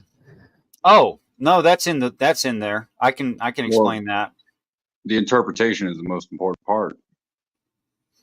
Yeah, let's talk about interpretation. The Hebrew phrase that would mean to make out of nothing is kada bara, which Harry Houdini popularized. He was Jewish and knew those words. Where does it say that nothing? It never states that anything was made from nothing. The waters existed. If there was something there to begin with, then that's not nothing. I have a big question about waters. We'll get to that. But let me do this one. You already gave one. Let me do that one first, then I'll do waters. and everyone else can have their turn as well, of course. Okay, so if the Bible meant made from nothing, it would read in the English abracadabra. Okay, but it does not read kata bara. It reads just bara. Now, what's bara? Well, majoritively, bara means to reform or repurpose something. That is to say, I cut down a tree and I created a table. It doesn't mean I created the wood fibers. It doesn't. That would be kata bara. Okay. As to the word waters, the word water, like a flood, like an ocean, like a sea or a large lake, the Hebrew word is yam. You would pronounce it Y-A-W-M, but the Hebrew English spelling of it is Y-O-M. Now, yam means a body of water big enough to have waves in it. It's a tumult. It would make noises, things like that. Okay, but the word that they use in the well, think of it, all of Genesis actually got translated to waters, but it actually means watery things. Well, what kind of watery things? Juices, fruit juice, and yes, human juice, including semen, which is why the same word mayim in the rest of that nation and the rest of the Semitic languages means brotherhood. It means your kin. And we do have a derivative of that same expression, that blood is thicker than water. So even into our culture today, we use the word water that way. Okay, so the word mayim in the Old Testament is talking about a fractalized but large population of people caused by sperm. That is to say, reproduction. And it's interesting to me that everything in the flood narrative we have accomplished, which at the time would be unfathomable. Yeah, but Richard, I looked into this, right? Yeah. And I think in your endeavors, you inadvertently created somewhat of a false dichotomy, right? Because Mainly because if you go back and read it, right, it for example, yes, you're right in that the waters is the context in which it's being used, right? It is being used in the context of birthing or creation, right? Mm-hmm. But then when it says, for example, the Spirit of God or the Holy Spirit, whichever way people want to use it, was moving upon the waters. Yes. What it actually symbolizes was, when a bird is fluttering over its eggs, like it's maturing its eggs. That's essentially what it's depicting. Okay, according to what? So think of it this way, right? So the water is I guess the embryonic fluid, so to speak, right? And the spirit is fluttering, essentially. Um, um, um, the fluttering that's taking place is that it's nurturing life in the water. Does that make Okay, so sense? you went from sprinkling fully seed. adult to infant, but you didn't change the idea actually. No. That's what I'm saying, right? I'm not saying it's not a creation story, right? Or that it doesn't involve the creation of man. What I'm saying is that the soul association, and solely applying it thematically to people, right? I think what you did is that you created a false dichotomy, because the problem that you run into is that same creative process, that same verbiage, Mm-hmm. right? It's mentioned at later points in the Bible where the Holy Spirit uses water to give new life to the land, for example. Yes, of course, the Right? It's next creating new generation land. tends the garden. Yep. So just food for thought. No, I don't disagree with you, but we're making a distinction without a difference here. Like, for instance, when it says the springs of the deep burst open, that word spring right there means an eye-shaped hole in the landscape. And the word right there, cries, or burst forth, is actually cries bursting forth. But I know of something that cries when it bursts forth out of an eye-shaped hole in the landscape. Babies. I mean, sure, but does that particular story has any association? Because I can understand the waters part of it, right? Yeah. Because there are parts like further up where you'll see an association with that, right? In terms of the flood, right? Yeah. I don't see any reference to that. So, and the actualization of any like prophecy or describing human nature. I didn't see any examples of that. Really? Well, Because Further up. waters of the wells of our Father is a common reference. Armies are called waters. Jesus speaks with the voice of many waters. That is, he is the lawyer for the people. I mean, it goes on and on about it. Well, and Sorry, GS, go ahead. No, this is fascinating. I love that. I love this intercourse that you guys are having. So the argument I would make too is that, and this might have been for me a puzzle piece that clicked into place. Other people might say it's just more madness. When Jesus was explaining to Nicodemus that you must be reborn of water, right? Yes. And of the Spirit, that you must be born of water and the Spirit. And he's basically saying, how can I be born again? Yes. Well, technically, every time we are born, we have a water baptism. We have to be baptized in water and fire, right? So when a woman's water breaks, that's our baptism.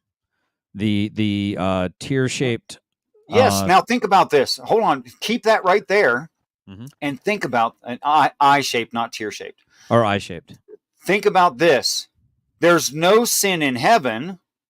You must be baptized for sin. Interesting. So as soon as you enter the world, you're baptized, and it's okay. That's right. Yeah, that's you must really have been baptized for sin. Yeah. There's no avoiding it. You're born into a sinful world. The fact that you're in a sinful world means you're baptized. It's not a ritual where people dunk each other in the water. But that's interesting. What is baptized? What is baptism? Hold on, let me finish, please, before I lose my thought. So, but what you notice, right, and we actually pointed this out the other day, Richard, is that the Bible tends to do certain things in two. There are two resurrections, right? There are two births, right? And there are two deaths. Yes. Right? And so the baptism is the second birth. Right? The second birth. Do you remember the conversation about being grafted on the tree? Right?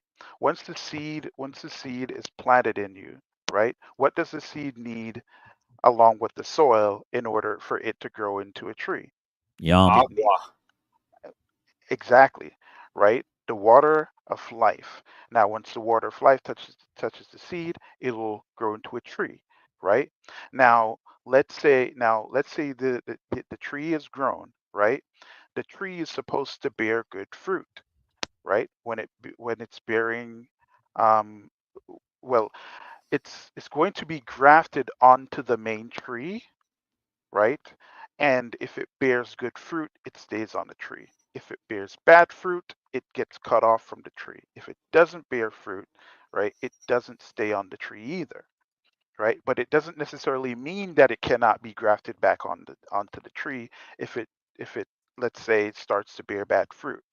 But my point is that there is a reason why the soil the waters and the fruits or fruits and trees are used in the Bible, right? And that's why I don't disagree with you in your assessment of the waters being people and like the double or triple meanings behind these things, right? The only issue that I have was I didn't see anything in association with the flood, like the waters being used as a way to essentially um, not even to baptize, but clearly to destroy. It wasn't Yes, we used do to that too. reborn. Yeah, I mean, I'm not disputing that. I'm just saying. Yeah, we literally kill each other. We literally have covered the mountains. We literally elevate the ark. We literally do all of those things and everything that's mentioned. So this is all very Just a second, interesting. Theo. Just a second, Theo. Or are you leaving? If you're leaving, I'll just let you say goodbye. Okay. No. Okay. And besides that, the Bible only troubles itself. I used to say 4. I found a 5th one. It troubles itself to define give the colloquial definition to 5 terms and 5 terms only. And waters is one of them. Where it says the horror that you see that sitteth on many waters. What are these waters? Peoples, multitudes, nations, and tongues. It says it outright.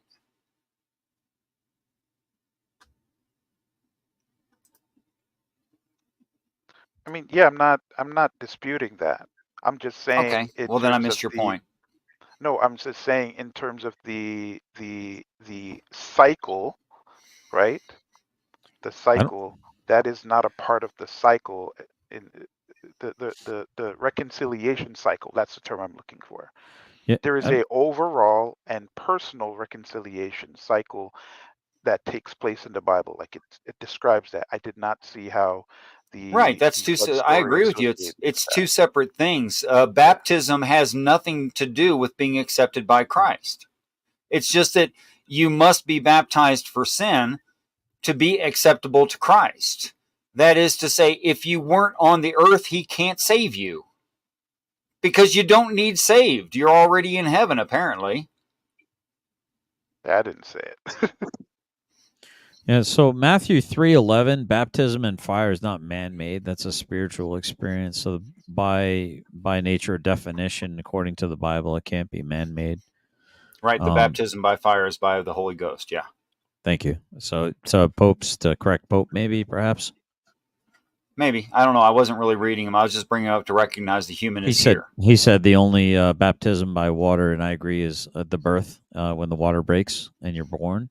And the rest of the baptisms are man-made, and I just wanted to correct that.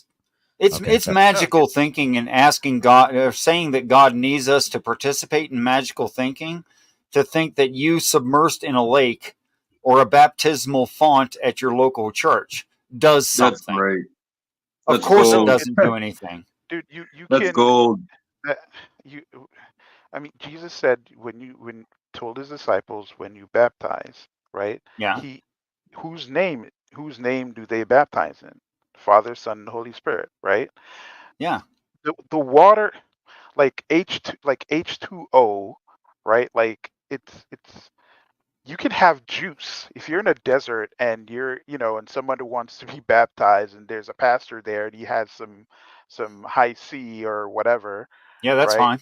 Like he can use that. Like it's not about the actual H2O. Like but the idea of taking advantage of the grace that you are given, right, is that you have to be reborn in a new body, because remember it's a earthly representation as to what's going to be happening at the end times, right, when everyone is within God, right?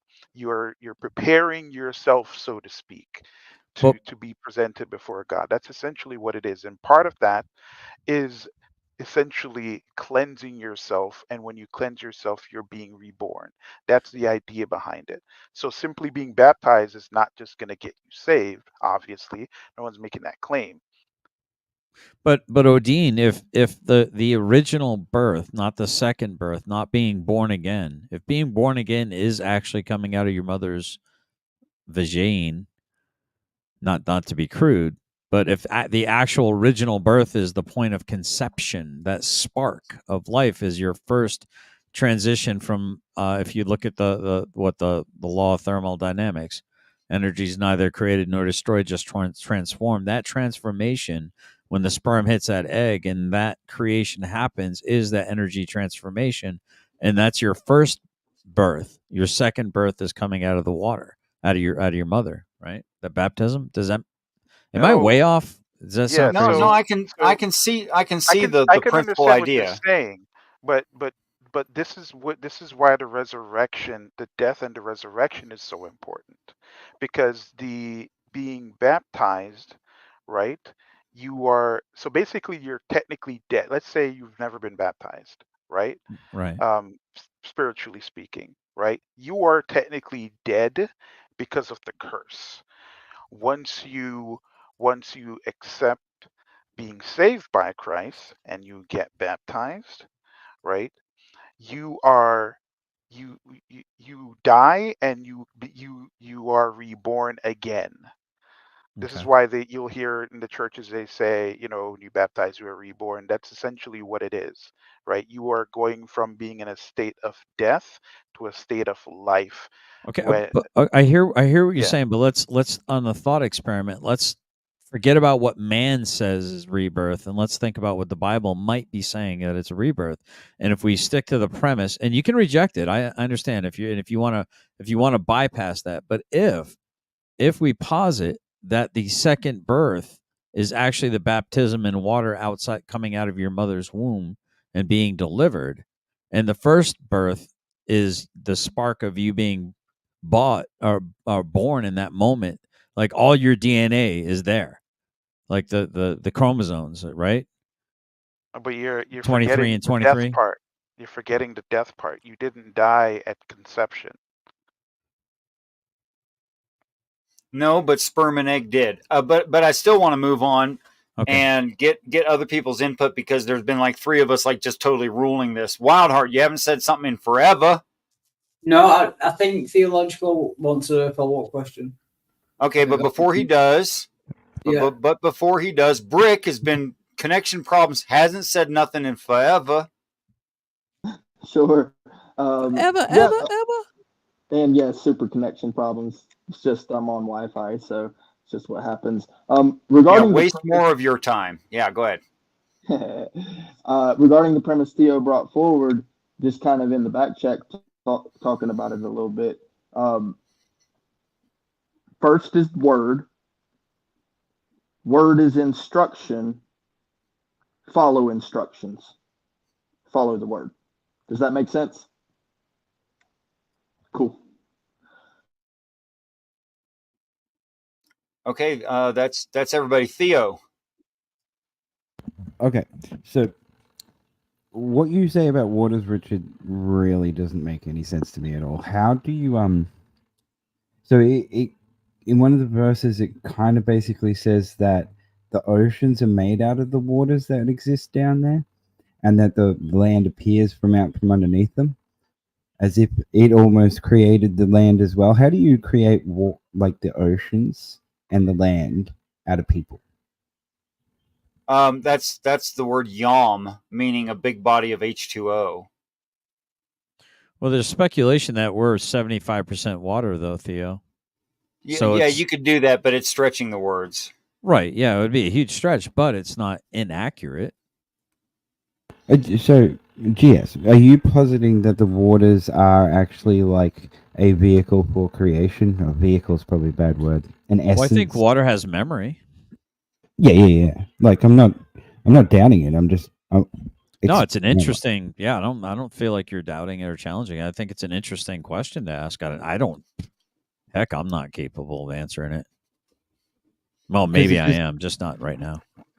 It just seems clear in the text as I read through it that it seems to be like an essence of creation. Like there's two waters. When he creates the oceans, that's actual water, but the waters that they're talking about, the ones that he's floating over in the first or second verse, hovering over. Yes, Roger. Yeah. Those ones. That's more like an essence of creation rather than actual water. Sort of like you were talking about, like planet juice is something I referred to it once. Okay, so there's a claim in the 6 days of creation, Theo, and then there's the opposite claim in the book of Revelation, and you need both for it to make sense. So it reads in the book of Revelation they're going to take the oceans back, okay, and that there'll be no more island. And there was no more sea. Of course, if you had no more sea, you'd have no more islands. So it's a little bit redundant there, but that's the language. They had to say things like that. Go ahead. No, you're right. Okay. But they also say they're going to recover 7 quote unquote mountains of metals, and it lists the metals. And they're going to recover all of us. That's listed. And they're going to burn the whole place. Okay, so it starts with a barren planet. They put things in it in a sequential order. We see that in science. It's the same order. And then when they come back, they collect on their investment and from whatever fell from space. And they take all of those kinds of materials because it's necessary for life and for industry, for our survival as a space-faring civilization, and to create the next Earth, as they did here, so we will do again, something like that. Think of it this way too, right? So Jesus is the tree of life, the Father is the gardener, the Holy Spirit is the dove. Dove was not a good explanation. Or bird. Because bird is not a good explanation of what it is. It's literally the fluttering over the waters. That's just one of many bird references you'll find throughout the whole Bible. Yeah, applying eagle, to the Holy Spirit. Wings of the eagle in the shadow, like a bird clutching her nestlings, etc. Like that. Yeah, yeah, right. El Perro, you haven't said something in forever. Yes, look at chat. Internal chat. Oh, I haven't looked at that. I just been sitting back listening and stuff, and I've been having a little internal discussion with Theo here in the back. Nice. I'm gonna wait until he comes back up again. I might get into it, kind of expand on my iterations. Okay, so I'm gonna change the topic completely. All right, I've done this for some of you, not all of you. Go ahead, Jess. Sorry, what in the back chat you said, Odin? Yeah, I had posted Titus 3 verse 5. 3:8 or 3? Okay, 3:5 and 3:8. Okay, Roger. Thank you. I'm sorry, Richard. It's all fine. It's all fine. We're having great progressive conversation here. This is what I live for. Okay, so here's a bunch of definitions you don't care about. What's that? Can I just say something? I just want to say that you guys actually exhausted my thoughts on chapter 1, and I actually haven't started my work on chapter 2 yet, so I'll get back to you. That's lovely. Okay, so here's a list of words that nobody cares about. So the first listing, like right, let me go over there so you can see my cursor. Like the word this is the King James, the word land, right? But if I look up the word land in the Hebrew, it's actually earth, which also means soil. And the word Havilah right here in the English translation is actually spiraling. It doesn't mean a river. It means something spiraling. By the way, rivers don't spiral unless you're talking about an eddy that's part of the river. Okay. Right, the toroidal currents.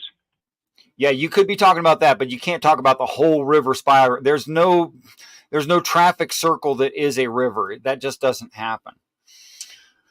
Okay, so here's just the definitions strung together. If you directly translated it from the Hebrew into our language, this is which doesn't contain conjunctions, so it's super chunky. Sparkle, cheerful mankind, pleasant, furnish a potion, hedged about, realized, time, people, etc. You don't really care. It's okay. It's too chunky. But here it is in English, from the understanding that, I recognize this is a very fringe understanding. But if I just use that understanding to put in the conjunctions, here's what it reads. Sparkling mankind to be at a pleasant place was furnished a potion to be hedged about for when the time is completed. There you go, the whole Bible in one sentence. People breaking through to exist, scattered for the chief time in a primary and spiraling timely place where there is a shimmering, sorry, that's a typo, where there is a shimmering earth of him, an earth made good, and them there to be divided as a pearl, to be stones and family building blocks, which includes sons and daughters, to be blanched, to build family of the recognizable name, that's Hashem, like the name, meaning God, Christ, things like that. A sparkling duplicate of shining people to burst forth for him, a direct reference to Christ and those he collects. He will surround the whole earth with blackness, so him of the recognizable name will shine. That is in comparison to space. The triad or association will sparkle rapidly as he walks toward to project himself eastward, successfully making cheerful those sprawled out, that means us, away from heaven, cheerfully breaking forth. That is, we'll be happy to be going to heaven. Now that is a literal idea for idea translation without Christianese mixed into it.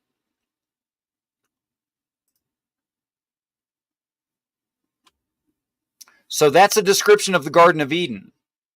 That is, it describes the whole planet. It's only their preconceived doctrines and dogmas from certain churches that makes it sound like a part of the planet instead of the whole thing.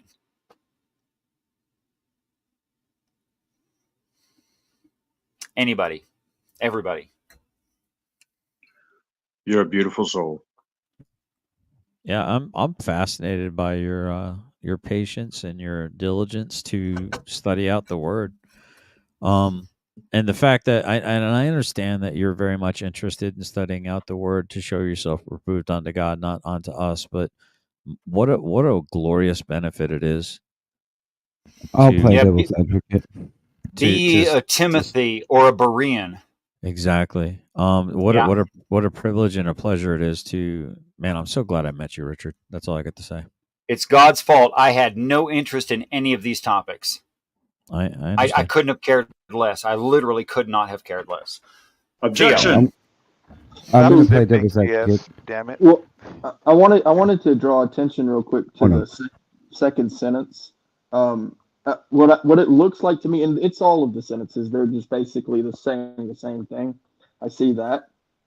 But the second sentence, it really kind of points directly to a blueprint for creation, in my view.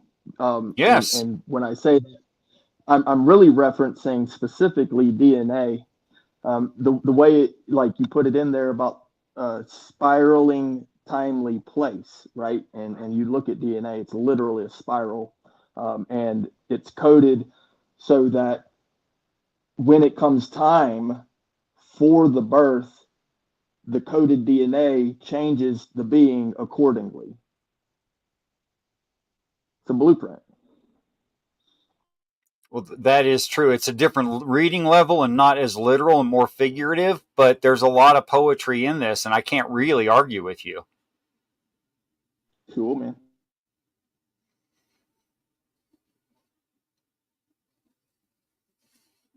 Okay, so all right, I'll play devil's advocate. Outside of empty platitudes and unfulfilled promises, what does meaning can anyone gather from that? Okay. So trying to be as gracious as possible. If you'll be gracious with me as well, I cannot prove the future. And this is talking about a future event. So if a person asks me to give evidence to a future, I cannot. That's a logical fallacy. That's the red barn fallacy. Yeah.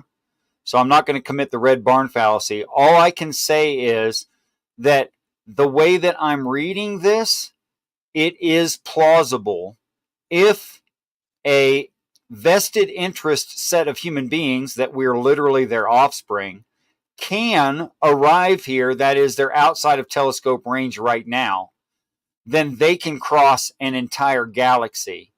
If a set of beings could cross a galaxy, they necessarily would have such technology it would blow our brains right out of our heads. We wouldn't even be able to understand it on first view. Everything would have to be explained to us. Are you familiar with the dark forest solution to Fermi's paradox? I'm familiar with Fermi's paradox, but I do not know the dark forest. Go ahead. Okay. So the dark forest is one of the solutions, and unfortunately is my theory to the most likely outside of there being no aliens. So if there are super advanced aliens like you're talking about, it is widely accepted that it would be in the best interest of a species of such to eliminate any possible threats. And Sure. because of the nature of warfare over the distance of light years, everything has to be preemptive. So it's a strike first or die Right. scenario.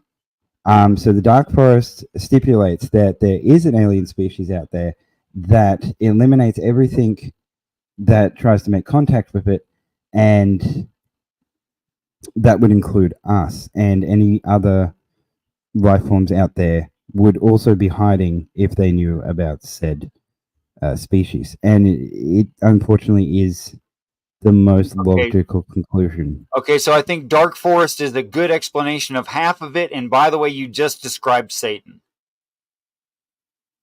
That is correct. Hey, Richard. Yes, you did.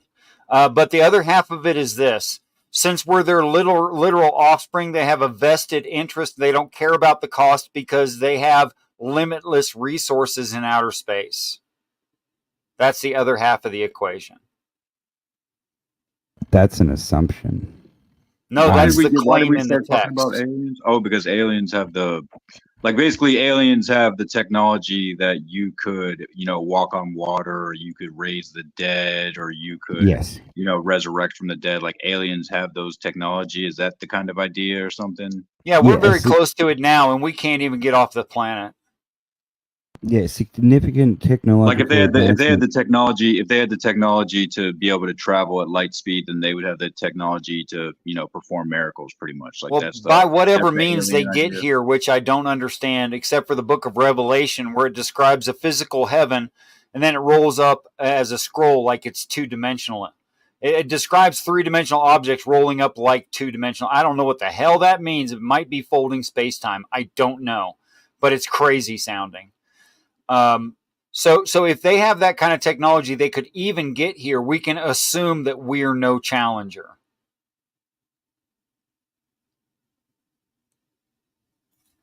That's Which is correct. No, that's not correct. If you want to fully understand this, you have to go and look into the nature of further than, like, once you get over those light year distances, the nature of warfare changes completely. The whole game changes. You can't send an army to a planet that's 20 light years away, because that's 20 years. By the time they get there, they might have advanced in technology 20 years, and you're going to go get yourself slaughtered. So you have to preemptively strike. Right. Yeah, absolutely. That's part of the reason that we're hidden.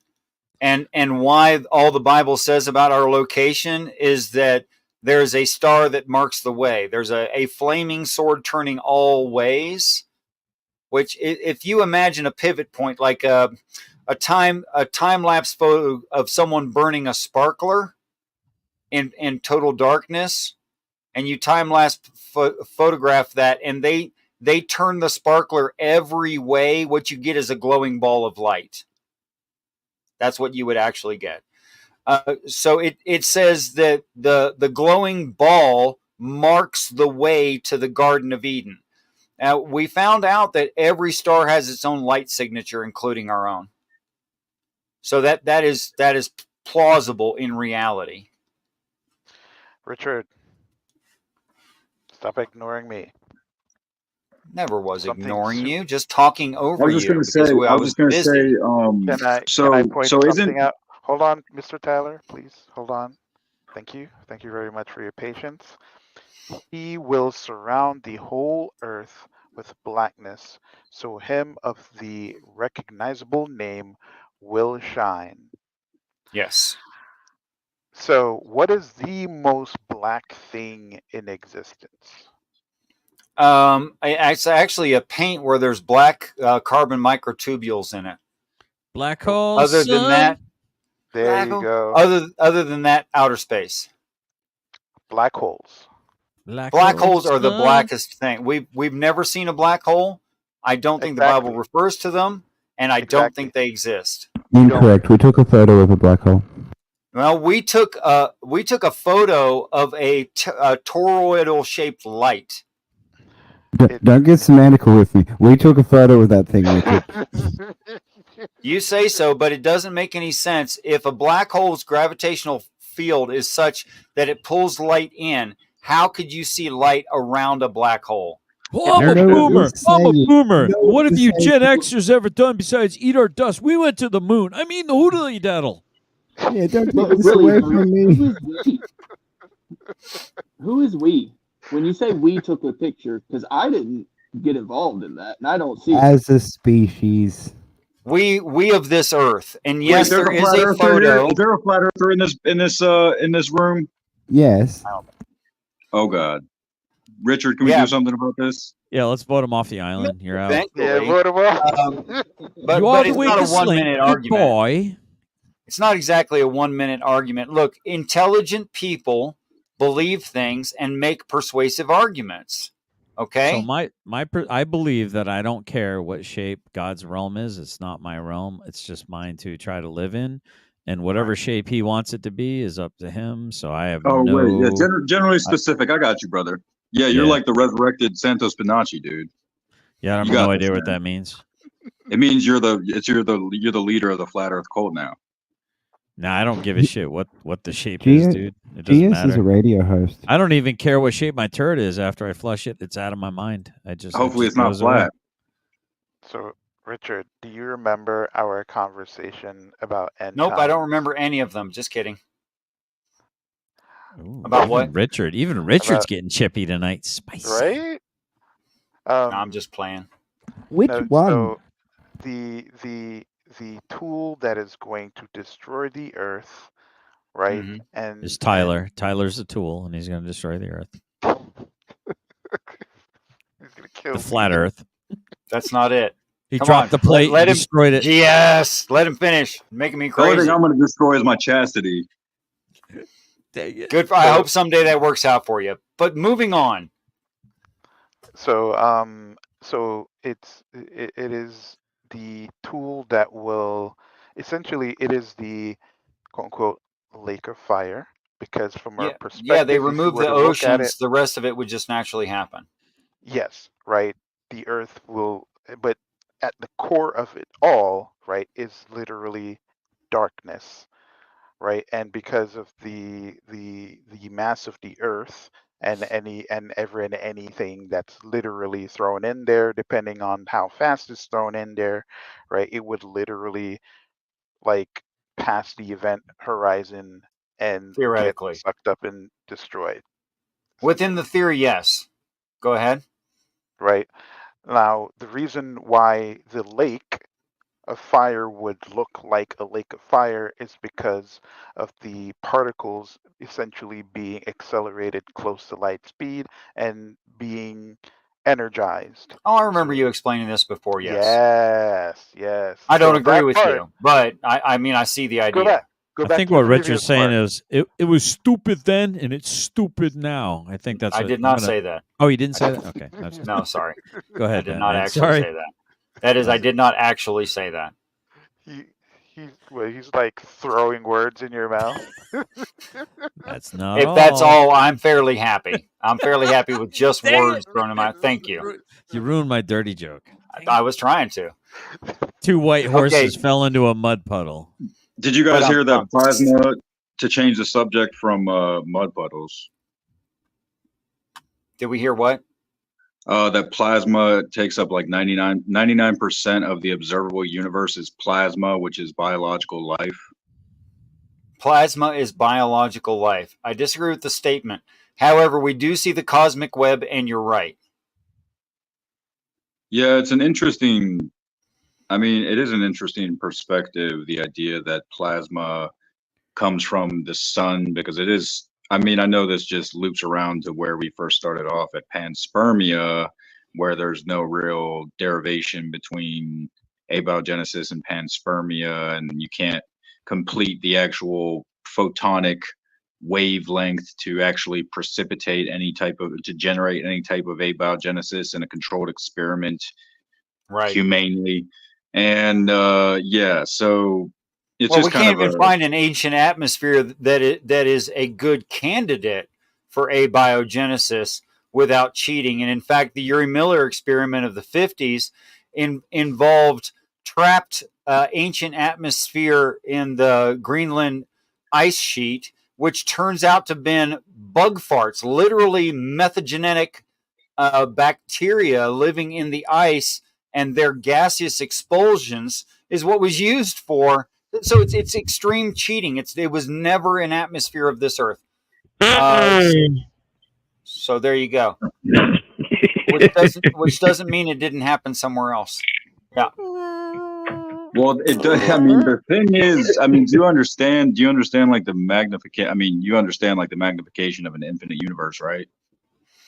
The magnification of an infinite. I can't make sense of the sentence. An eternal, it's an eternal infinite universe. So there's no void. The Bible. I'm making incoherent statements. No. You're just speaking with too much of the thought already in your head and not in ours. All right, so there's coming across that way. It does come across that way till you get used to him.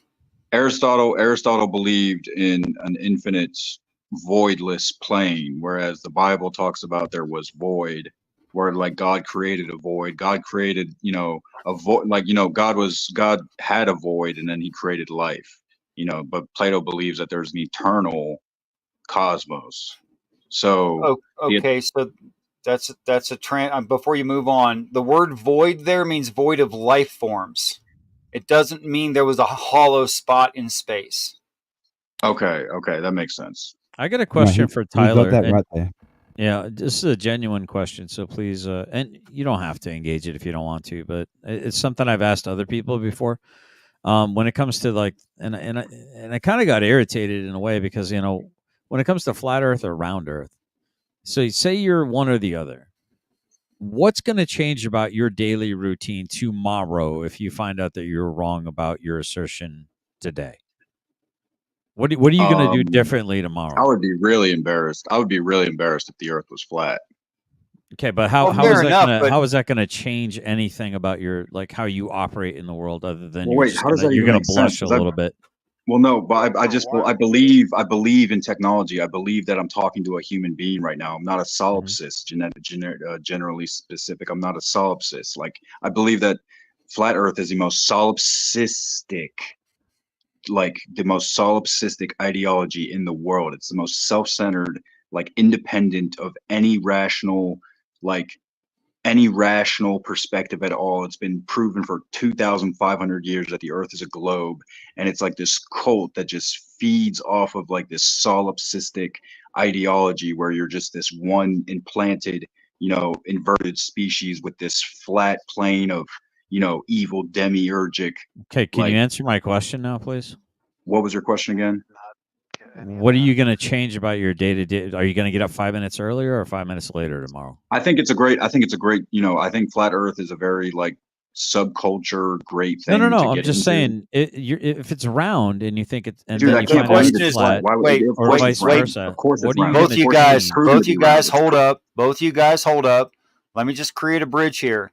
Why should we care whether or not, Tyler? Why should we care whether or not it's round or flat? Because you should want to know the truth, and if it's been proven to be round, then you should feel that, because whenever they say it's flat, they just say, "Oh, we think it's flat." But when this says it's round, we know it's round. Okay, we don't know it's flat. We think it's flat. We know it's round. We know it's round. So I'm going to engage I'm going to engage your statement. You said you should want to know the truth. My Lord and Savior Jesus Christ says He's the truth, the way, the life. Why don't you want to know Him? I'd want to know Him if He would say in the Bible somewhere that the earth is flat, because I don't think in the Bible He says the earth is flat. So why are you said you believing wanted demons? to know the truth, and I'm telling you, I have an advocate with the Father in heaven. His name is Jesus. He is the truth, the way, the life, and no one gets to the Father but through the Son, and you won't even acknowledge the Son as being the truth. Okay, well, if his words weren't written in red saying that the earth is flat, I don't know why you listen to human beings saying the earth is flat. I'm not trying to anger you. I'm trying to engage your premise. I'm not trying to anger you, bro. I'm not trying to talk about anger. Tyler, GS was only using the flat, round earth as a vehicle to get you to an idea of Christ and whether or not that's worth investigating. I like the Bible. I have a Bible right next to me. I have a Bible right next to my right foot. Do you believe it? I pissed on a Bible. I burned Bibles. Okay, so do you believe that you were pissing on it? I believe I was pissing and burning on them, yes. Okay. Well, I personally take no offense to you destroying a physical book. I mean, I've never done that to the American flag. I mean, I have more faith in you than I have in Jesus Christ. Well, I'm not a Muslim, so I'm not going to try to do a fatwa on you. And I believe that no weapon formed against me shall prosper. So I'm sure that no weapon formed against God is going to prosper either. You know, it's an interesting question right here is, why is the Bible so compelling that it's worth your time? Did you also urinate on and catch afire a copy of The Dark Tower? Or the Quran, or Harry Potter, or anything else? Oh, no. Well, I mean, I know I was raised. I mean, I was resentful at my parents for raising me Christian. Well, I apologize for that. I heard if you pee on an electric fence, you'll find God. Don't pee on the electric fence.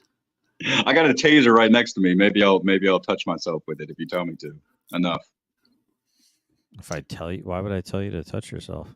That was a Ren and Stimpy game. You just told me to piss into a electric fence. I thought you might tell me to touch myself with a taser. I don't know if Theo, is that a cigarette or a question? Fence. I mean, onto one? Yeah. It's a cigarette. It's all the things. Yeah, onto one. No, I got lost in that conversation. Okay, I want to get back onto some kind of an argument. Point well taken. I think GS. Go ahead, Batman. For me, so Richard, I've got a question when you finish. Lovely, thank you. For me, can I ask a quick question? Sorry, Batman. Poor Wildflower. That's the first time he got to talk and he got interrupted.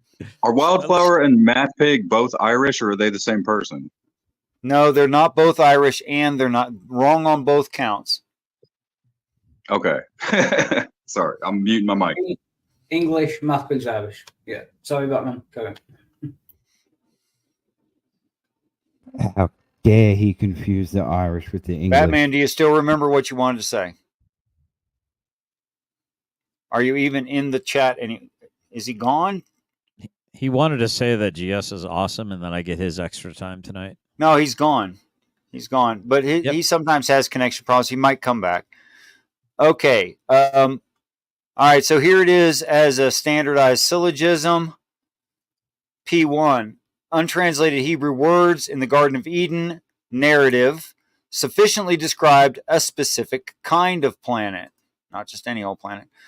The untranslated Hebrew words in the Garden of Eden, narrative, necessarily eliminate all kinds of planets except for Earth. Thereby, the Garden of Eden is the earth. How can you say it eliminates all the other planets? It does. How? Oh, okay, what other planet has shimmering water and clean air? Many, many, many, many, many. Like what? Yeah, we don't know Do you want me to bring you up specific examples of Earth-like planets? No, all you have to say is any of the 77 plus Earth-like planets referred to as Goldilocks planets, but you've been making my argument for me. No, not just Goldilocks. I'm talking specifically, they match our atmosphere, they have the water, they have That's all the Goldilocks precursors. planets. Yeah. No, Goldilocks just refers to how far the distance is from the sun. Well, what's the term I should be using to describe that? No, Goldilocks is all that encompassing. No, Goldilocks is all of that encompassing. That's the way I took it. Size and everything goes into that. But yeah, so you can't. How are you eliminating them from the thousands? There's more than thousands now. No, that's fine. We've extrapolated it out to some 6.5 billion, if my memory serves. But it would still be an Earth. I don't believe we are the Earth. I believe we are on an Earth. Oh, okay. So so what you're saying is that the term Earth just refers to those a place with dirt and water and air. Okay. And also, Theo, your mic is superlatively amazing. As long as you don't get up on it. As soon as you get up on it, your voice is so deep that it almost like bases you out a little bit, so it's hard to hear you. Yeah, it sounds great when you're even a little bit. Keep go back a little further. A little bit further. Right about there is like perfect. That's my ADHD, man. You'll notice me doing all weird types of stuff on the camera because, yeah, I can't sit still ever. No, it's cool. I'm just letting you know, like, the closer you get to it, the more it bases you out because you got a deep voice. You got a manly voice.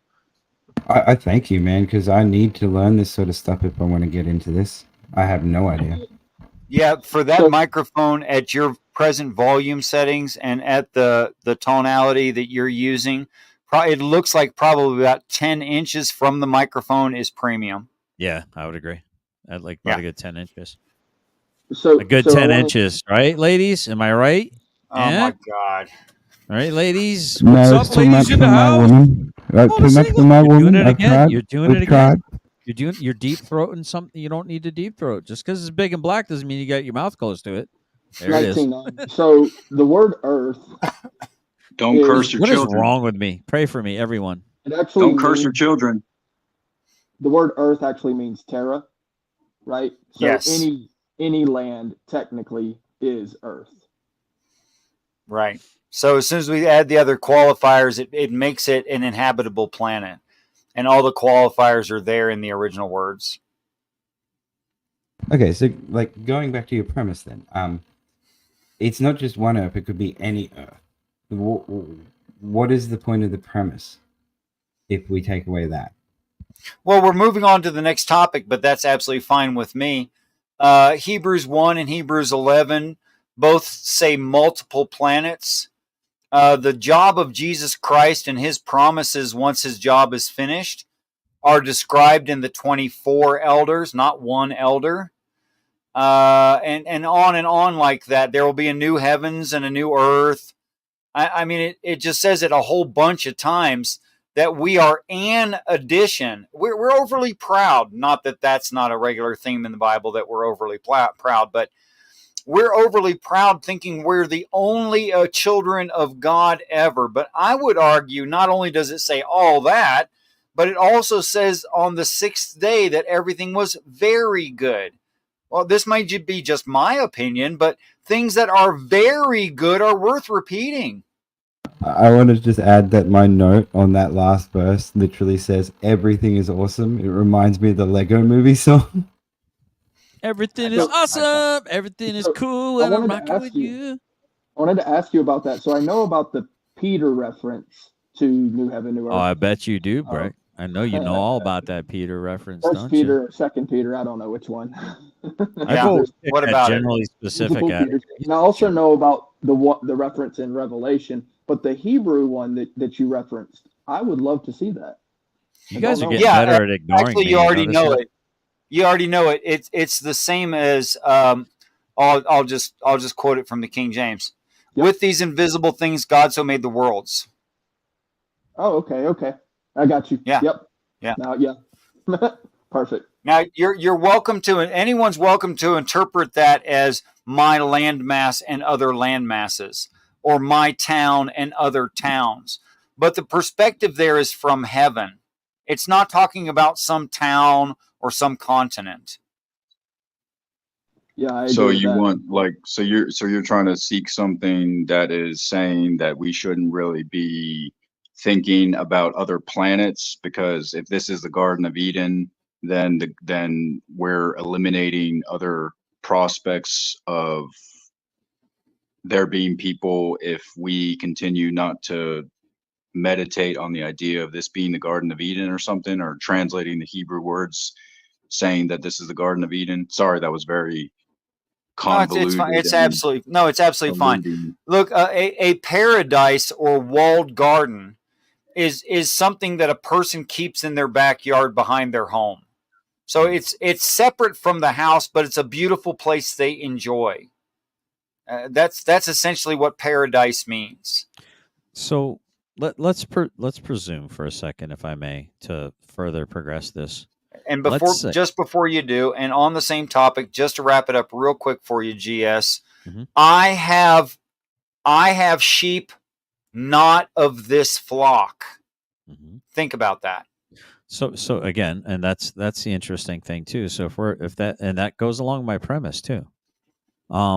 So if there are other worlds with other peoples that have gone forth, been fruitful and multiplied, perhaps God has many sons, and Jesus is just the son of this earth who's going to inherit it and become the father of this earth eventually. You're catching on pretty quick, man. After all, Abraham is going to have children like the sands of the sea.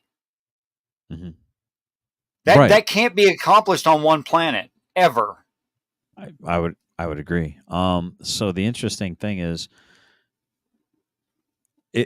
how does it benefit us as humans to know that if we can't accomplish this and we can't all ever be together on that one planet, right? So how does it help us to know that there are other sheep out there, other flocks out there? Are we meant to try to reach them? Are we meant to try to contact them? Or are we meant to try to travel to them? Actually, they come to us and collect us, and then we become part of that same effort, seeding Earths in the future, and the cycle of life, the circle of life goes on and on and on, and it should be to us. Hold on. I'm still answering it.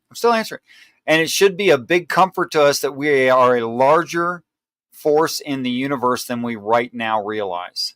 Go ahead. So, but your premise is that they come to us and collect us. How do we know that we're not the them that are going to go to the others to collect them? We are the them. It's just by perspective. So we are meant to go to other planets and collect. Yeah. Do you want me to show you where the Bible says angels came off of a planet? No. Yeah, I think you're misunderstanding what I'm saying. Like if you just said that they're meant to come to us, collect us, and then start a new batch, right? Right. So when do we ever go to someone and collect them to start a new batch? As soon as we ascend here, the Christ who will be the everlasting Father becomes the Father in the story. And when the next earth is seeded with his seed, his literal children, which is why the Father has righteousness over the Son, because it's his children, and that the Christ only gets some percentage of it, not the full amount, or else he couldn't say something like, I keep everyone that I'm given, which means there's some he's not given, is the situation of the next earth. And what is the production of their Bible? So I just had my mind blown a little bit because, and this kind of goes along with my theory and my thinking on that everything is made up of something like I am just a molecule floating. I'm just a molecule floating inside of a cell that's floating inside of another cell that's floating inside of another cell. So and bear with me. If we are given the commandment to go forth, be fruitful, and multiply. It seems to occur to me that so is Jesus. We are the body of Christ, or we are the bride, and with us, Yes. he's going to go forth, be fruitful, and multiply You know, too. So even Jesus is like us, and then so there's the all father, the all father above that. And so yes. he makes something bigger, and then that thing makes something bigger, and then that Yes. and it just That's goes right. on. Glorify me with the same glory as in the beginning.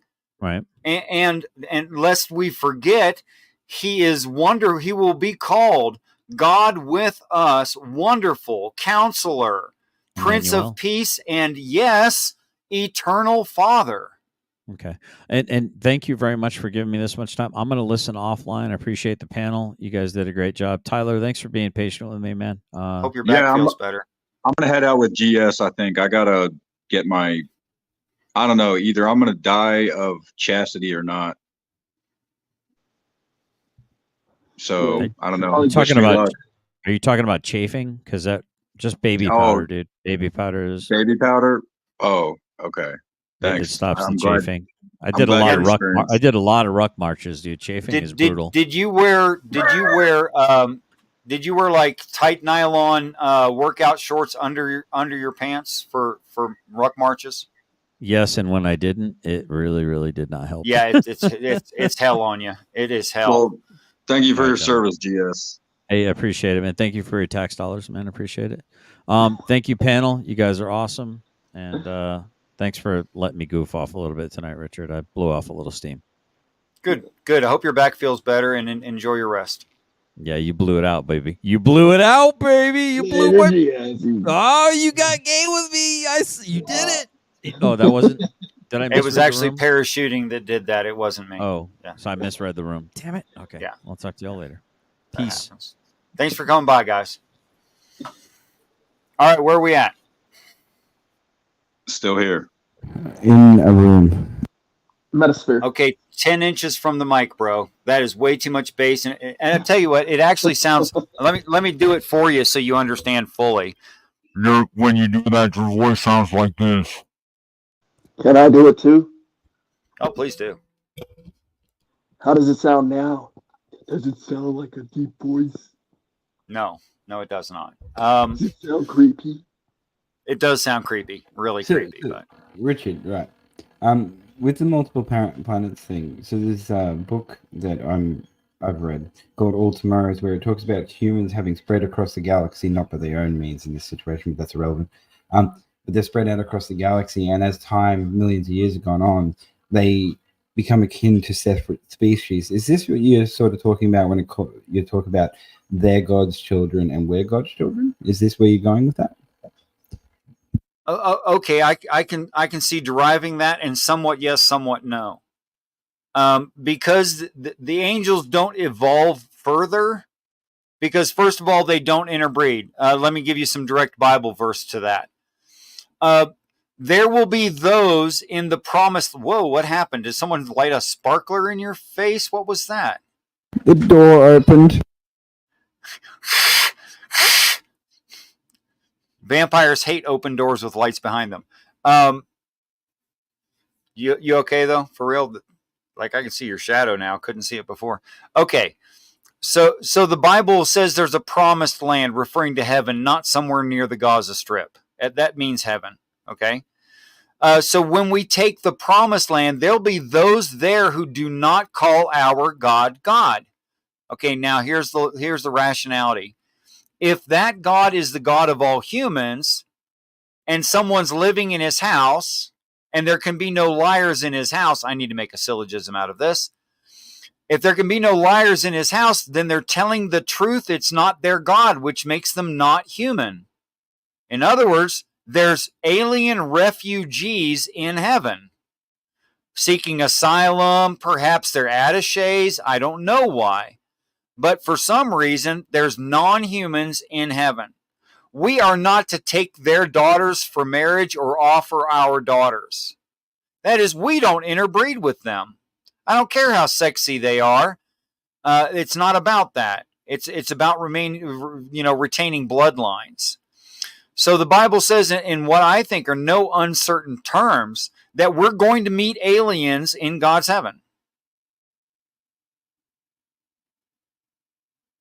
Yeah, well, that's fair enough. That's so to wrap up the idea, because they're in such control of their environment, that is the angels, being intelligent beings able to act on reality, they don't evolve and they don't interbreed. So they have achieved some level and they stay there. Well, there's no reason to think that they couldn't have just been made that way to begin with anyway, but that's beside the point. And just yes, there is reason to not believe that. For one thing, endogenous retroviruses and also the number 2 fusion is good evidence we didn't start like we are. No. You can't use Earth's biology to say that Earth's biology is the Earth. That's the lack of evidence for a different type of biology isn't evidence that biology can't exist. Something No, I'm not saying unicorns don't exist. I'm just saying we're not unicorns. Oh yeah, we can only go what we are. You're right. That's all I'm saying. But that's when you say alien races, to assume that they actually have the genetic makeup to even allow for evolution is an assumption in upon itself. If you get it would be. You're right. That was flawed.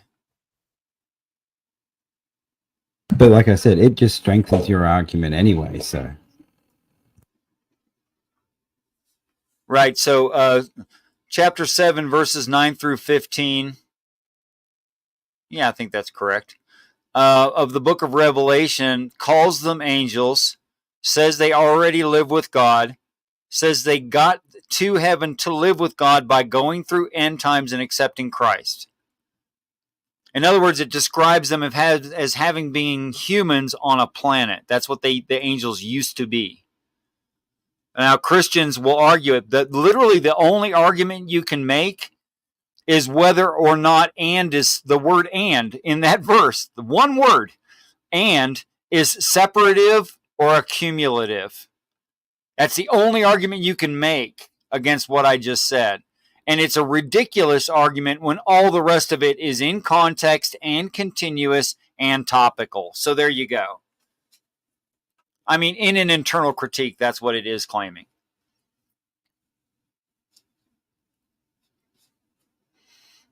I'm just here for technical advice if people are going to be quiet for a second. Otherwise, somebody can respond. I just heard dead quiet there. Don't get no dead airspace on Richard's channel, brothers, sisters. No, I like dead airspace. It means people thought. Kind of a mic drop thing, ain't it? It's like, wow, they're pondering. And then I tell you what, I've been listening quite a while. They do give some intelligent responses that we may disagree with and say, hey, you're ignorant or whatever. But no, I've heard some very good stuff tonight. Don't play with your volume while I'm playing with your volume. I'm trying to get it comparatively the same as everyone else, which you can't hear. Yeah, I'm actually trying to keep it exactly where I'm at here. I might be doing it from my voice. I'm just here for technical. You have a QR code up there. Yes. Anybody, if you like this content, I do. I love it. These donations, whatever you want to call them, are anonymous. He'll never know who gave. You just took. If you, I don't know if you guys know, you might want to set your setting before you scan it. Might want to set your settings to like 720 or something.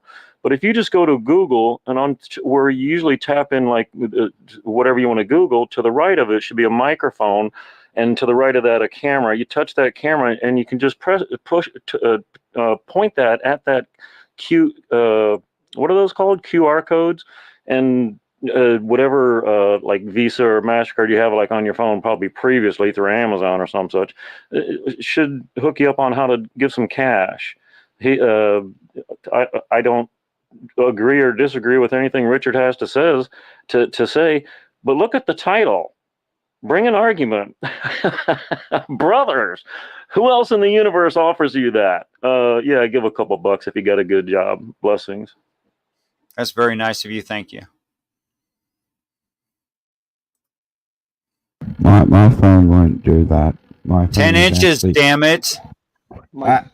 Thank you.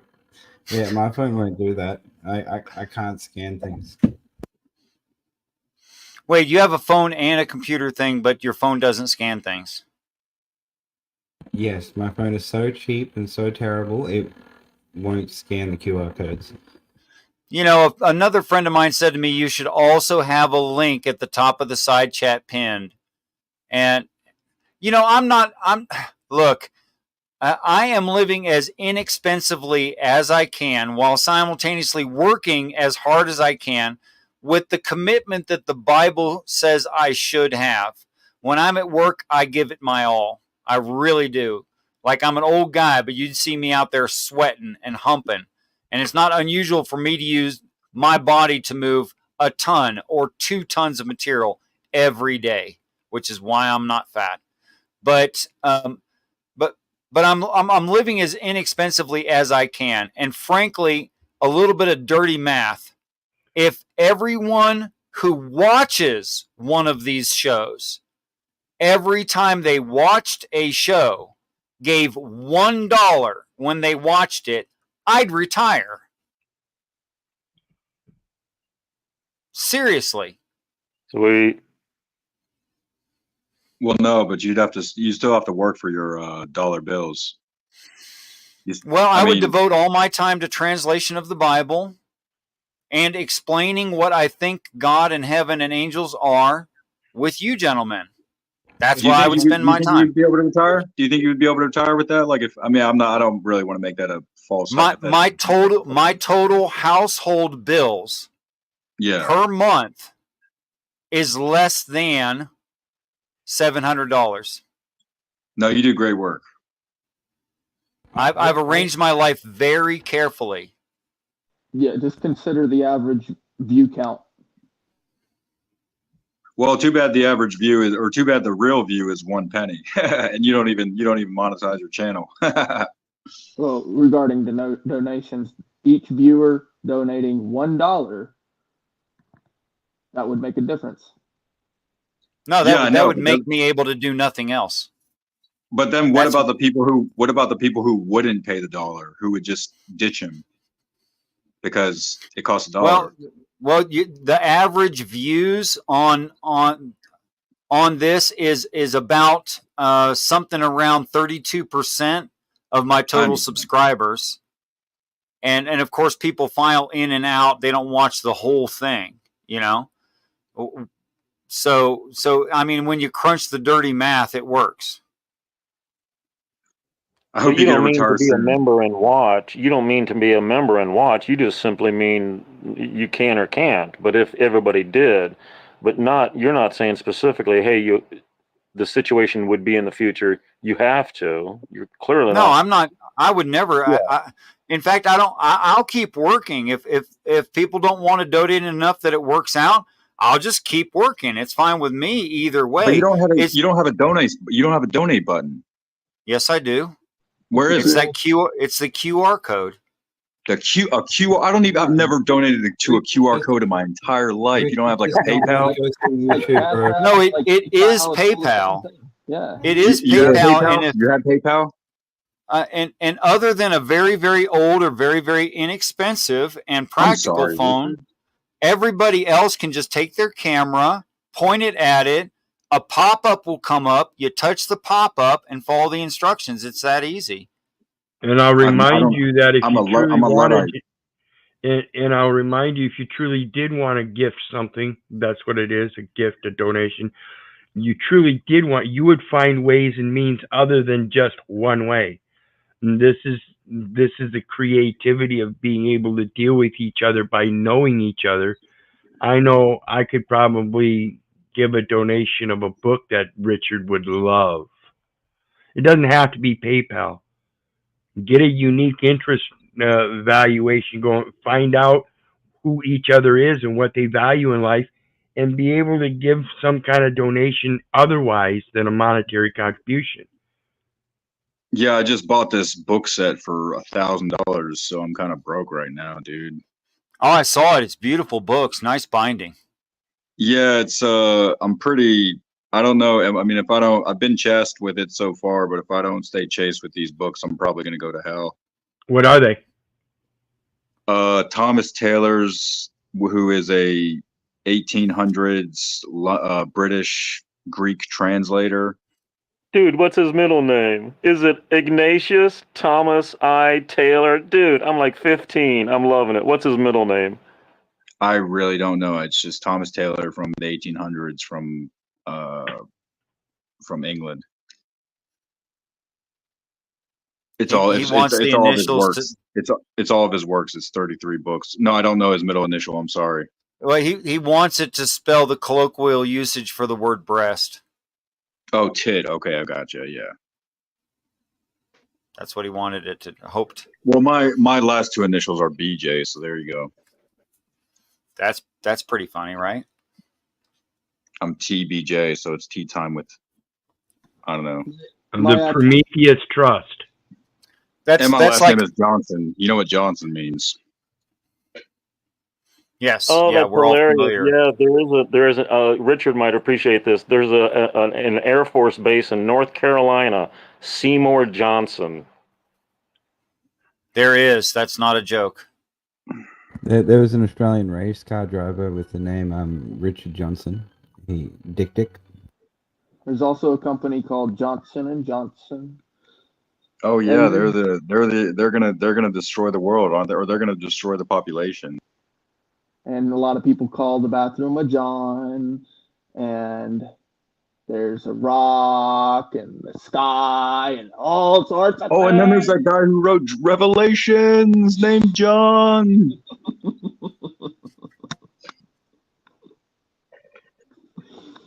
And I'm the son of John. Actually, my dad's name is John. My dad's name is John Johnson.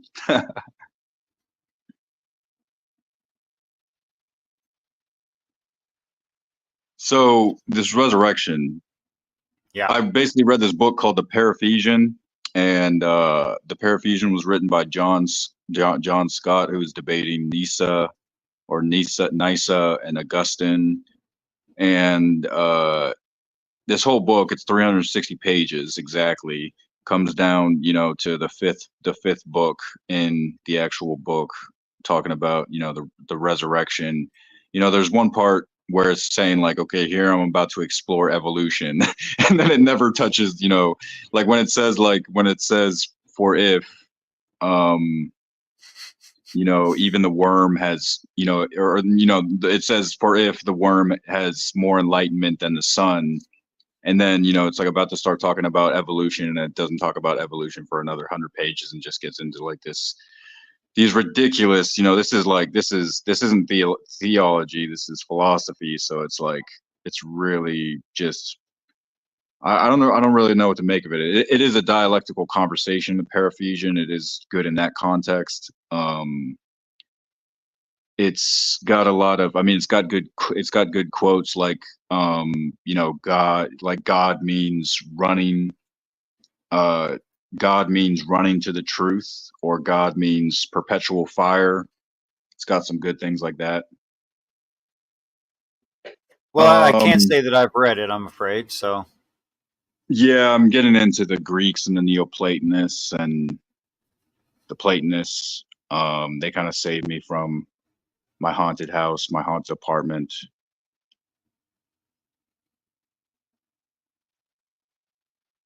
I don't know if it's haunted. I did just pick up a scry, and I thought I heard my scry actually vibrate earlier, but I don't think my scry could have vibrated. It could have been my TV, but it was a very loud snap.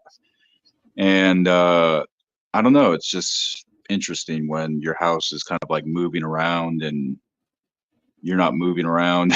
You're just sitting there and your house is moving around like as if you were moving.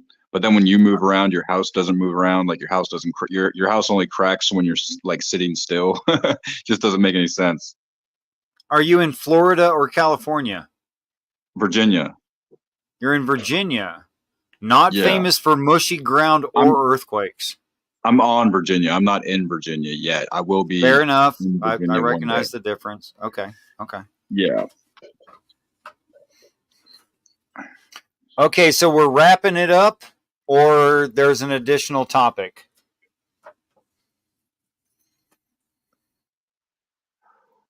Oh, I've got one. Donations. This is more for the traditional Christians, which I don't know how many of you are. I'll go smoke a cigarette. Have at it, man. But the argument is, if God has always existed, then necessarily all his attributes would be arbitrary. There will be no reason for them. Unless he gave a reason for them.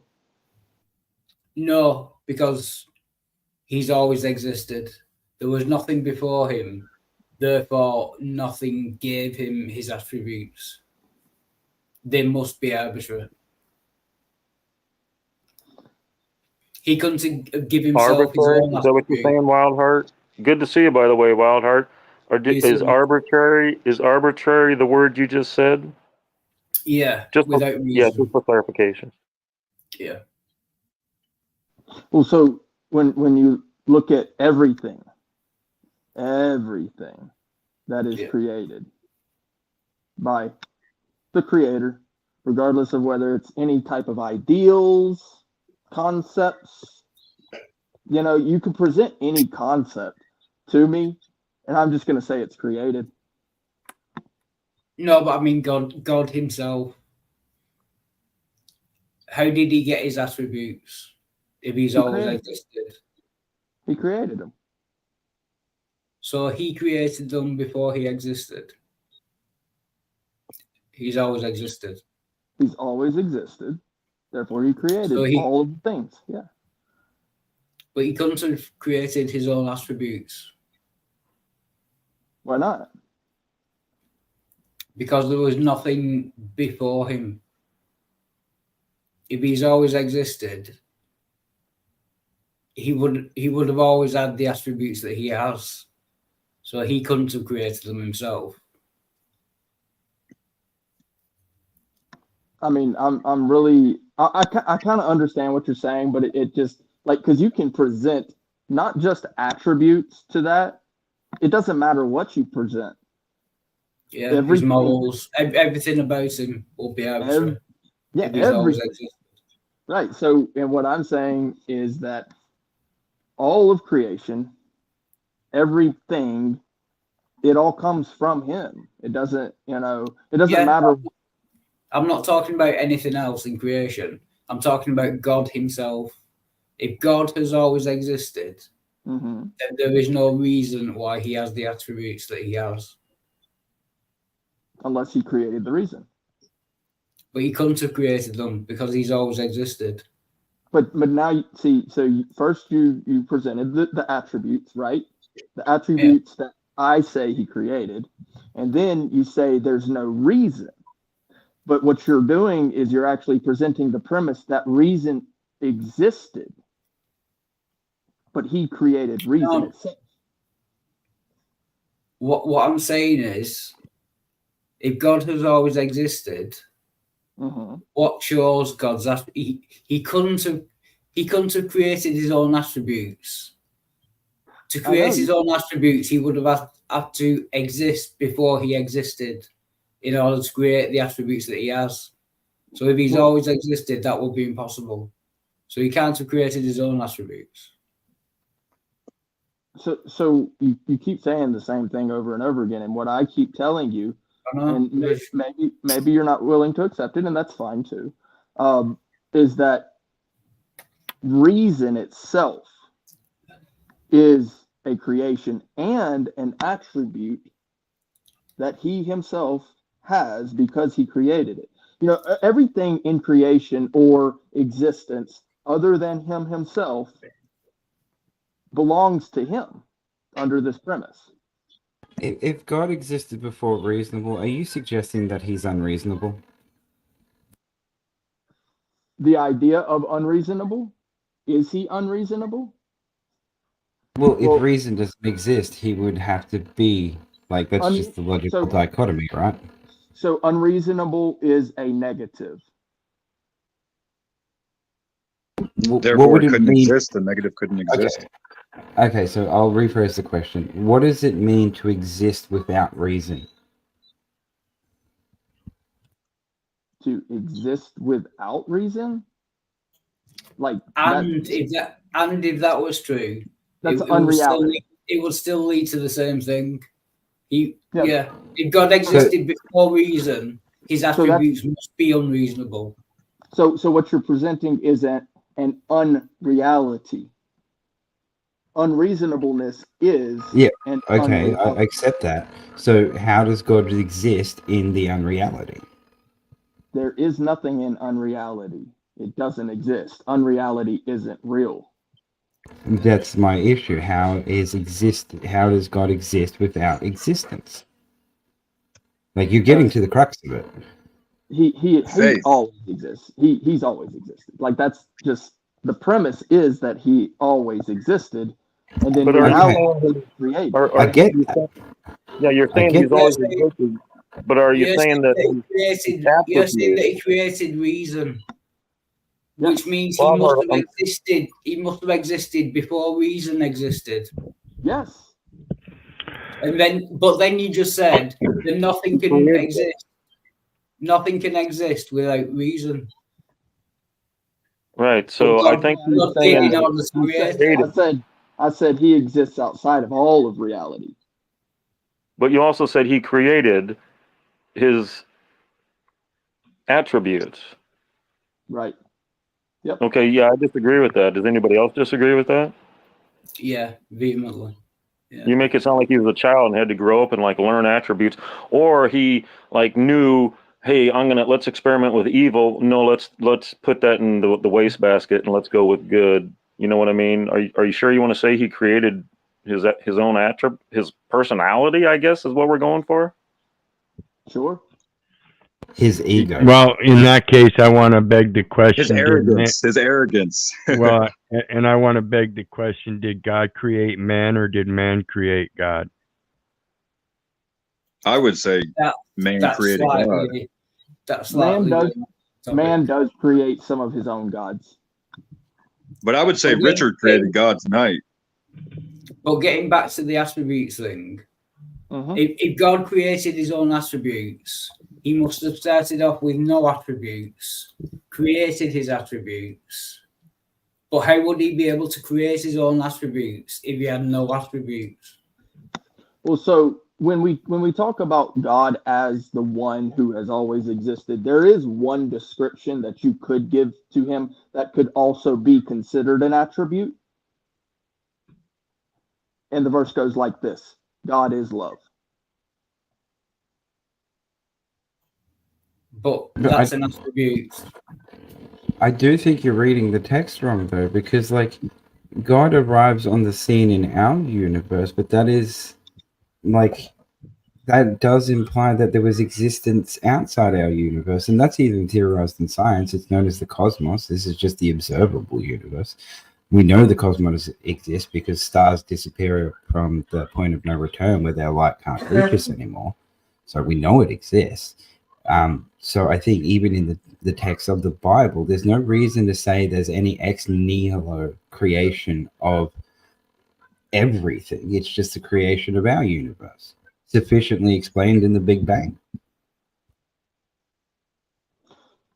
Well, I believe that the texts describe it just as well as any scientific theory could possibly explain it. So, but how do you square away birds coming with fish and before animals? No, that's. But do you agree that for God to create his own attributes, he would have had to exist with no attributes, then create his attributes, and then he would have the attributes? Well, so again, going back to the description of who he is, right? God is love, right? So going upon the premise that love always existed, right? So it is an ideal that has always existed. But it's not really an attribute, because if God is love, love is God. Question, Rick. What came first, apathy or love? Apathy or love? Apathy in the sense that there was a impregnation and the pregnancy took a long term, and the love would have enthralled the baby into the place where there will have been apathy, which could have been hell, and then the baby was born into the Garden of Eden. So neither came first. Again, going back to the premise, love always existed, so therefore it wouldn't have began. There is no beginning to it. It always. But exists. love in the context of God, and you're not always. I don't believe that. Well, I shouldn't say belief, but I'm just saying you're going to be. You think you act like you're never. You act like you're never turning away from God, where you turn away from God. I would say a lot, but your testimony is that you've never turned away from God. That's like your testimony in judgment. Like, I never turned away from you, so let me into heaven. And I think that's like just irrational. Yeah, I have no idea what you're talking about. The reason I asked Brick this in particular is because I think I remember Brick saying something along the lines that apathy was the opposite to love, that he didn't think it was hate, he thought it was apathy. So I asked him if the opposite existed before, after, or even at the same time as love. So love always existed, therefore apathy always existed. No, I've never described or delved into the idea of apathy. It might have been someone Yeah, else. you have. I remember that. You definitely said that apathy is the opposite of love. No, I don't even know what the word means. I remember that. It was. How about indifference? There's no way I said it because I've never really. I think you used indifference when you said it, and indifference and apathy are synonymous. No, probably not indifference because I rarely use that word. It's a very rare thing. So are you denying the claim that you think indifference is the opposite of love? Love has no opposite. Fair enough.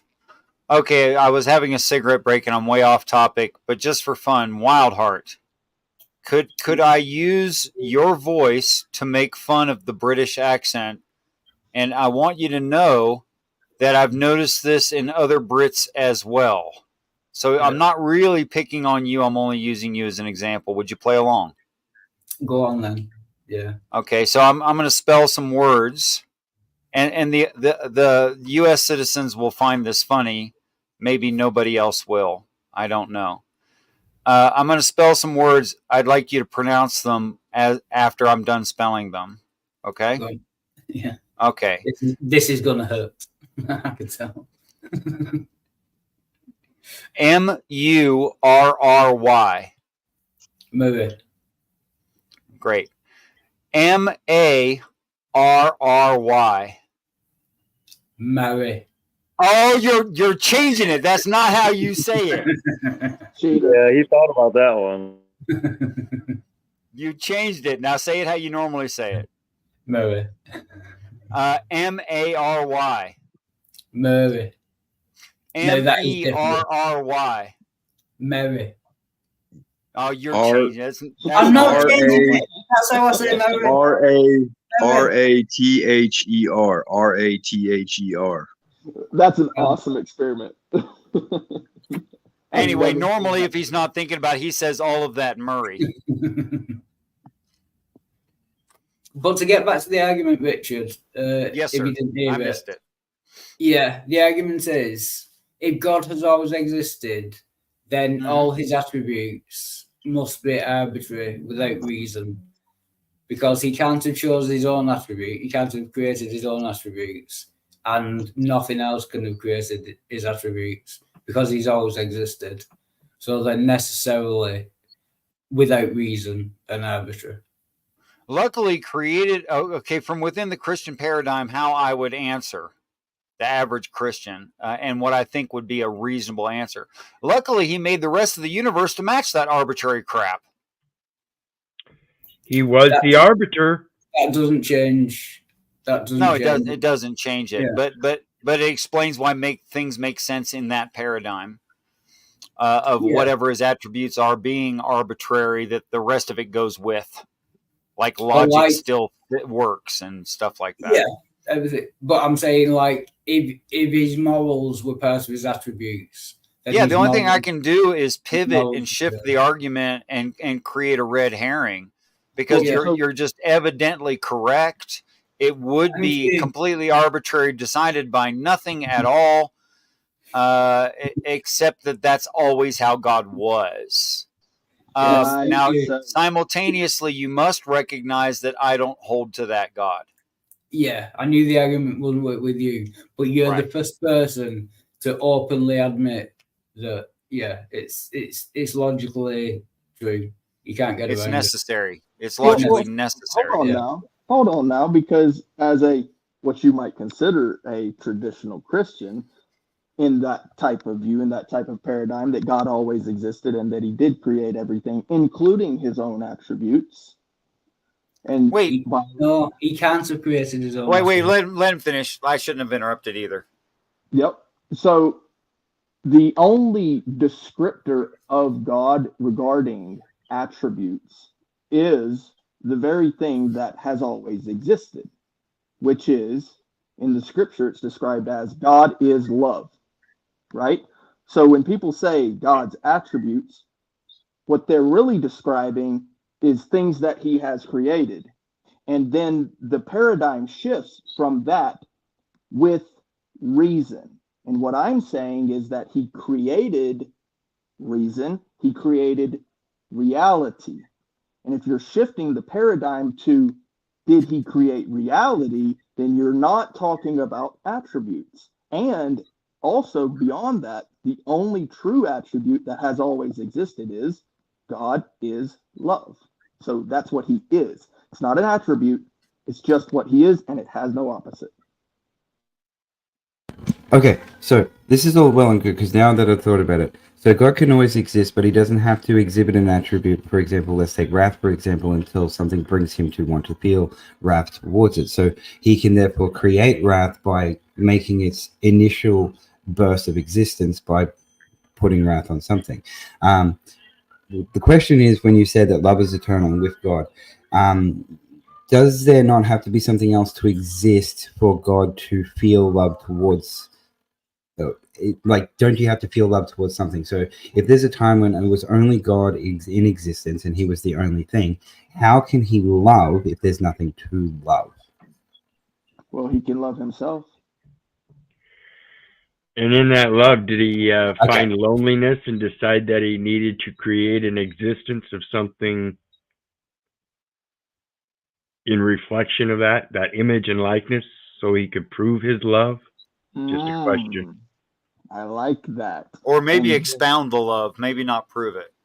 Yes, and thus the creation of the first creation, which is the spoken. So from that going forward, we have existence. But even if all that was true, which I don't agree with, that would only give him the one attribute of love. He has lots more attributes. Well, Wildheart, can you then go further and try to debunk my claim? What was your claim again? Sorry. So we'll take other emotions out. We'll take love out of it, because love is the eternal emotions. What about an emotion like the feeling of wrathfulness towards Sodom and Gomorrah? Say that nobody had felt wrath before God then feels wrath. Is that not the creation of an attribute of God, and even the attribute itself without its prior existence being needed? Yeah, I would argue that he must have been capable of wrath before he actually... Yeah, capability has nothing to do with creation, though. I'm not sure I understand. No, you were leading it correctly, Wildheart. Yeah, he must have had the attribute of being wrathful even before he demonstrated it. No, he just needed the capability to become wrathful in the first place. That doesn't mean it needs to exist prior to that. Right. I'm on Theo's side on this one. Situational, yep, I have to agree, situational. For instance, my ability to make a chair does not make me make a chair. And the chair doesn't exist until I make it. I still have the ability to do it, but there is no chair. What about most Christians say that God is unchanging? He couldn't have... That was going to be my argument.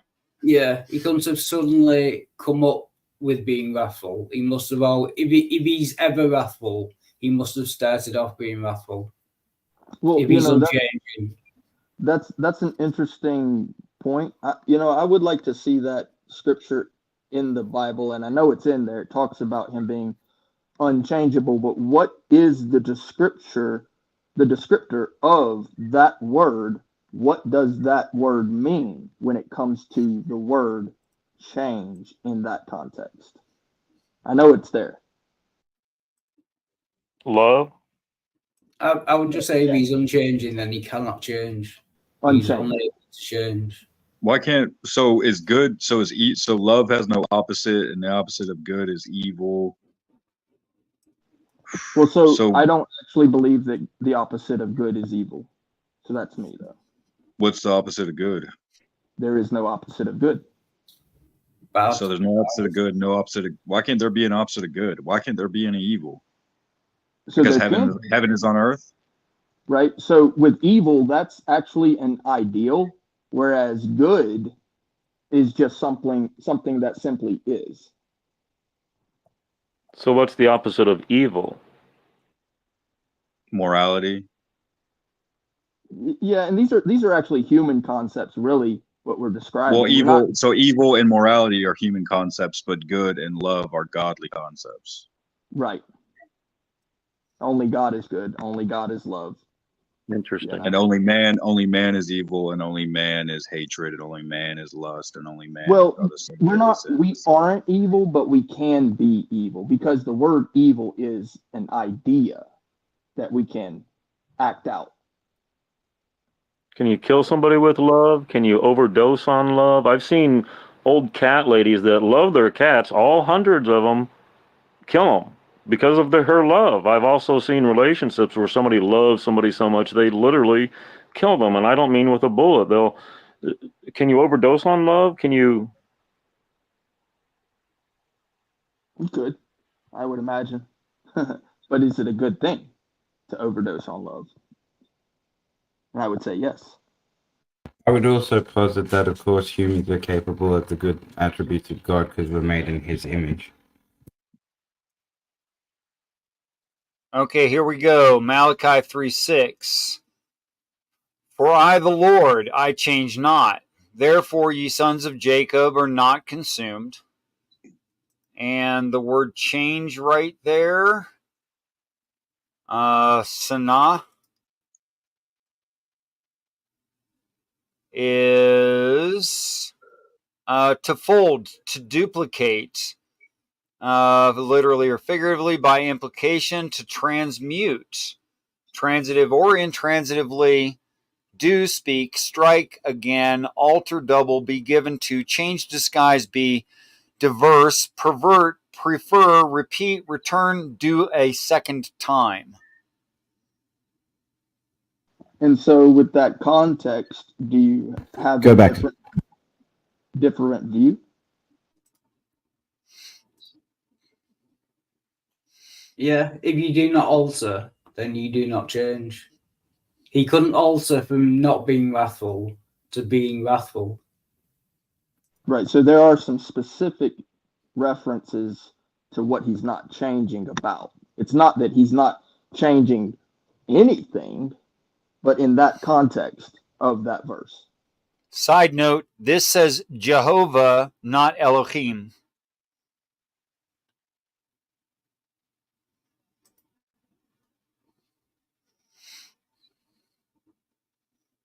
Yeah, quite frankly, some of us believe that's the Father's name, and he is resting since day 6. Jesus making the earth and dirt and humans and animals with the Father. Hey, Father, let us make a firmament, and God the Father made it, and then God the Son saw it and saw that it was good. And frankly, Adam was not cursed. The earth was on his behalf. We lost that title deed, but with that being the Father's name, we think he's in rest, and Jesus is like who we pray to. He is the Father, because everything he is, the Son sees, he does the Father only through the Father sees, whatever, you know what I mean. But so in his creation, he's trying to fix it, so to speak, because every time we turn around, he doesn't turn around. Every time we, you know what I mean? We keep screwing up from what, Cain and Abel, Noah, Abraham. Well, not Abraham, but Moses and such. The whole Mount Sinai. That all has to be Jesus. Otherwise, it's a human sacrifice, and we don't do human sacrifice. Jesus was a self-sacrifice. I just want to point that out as we continue.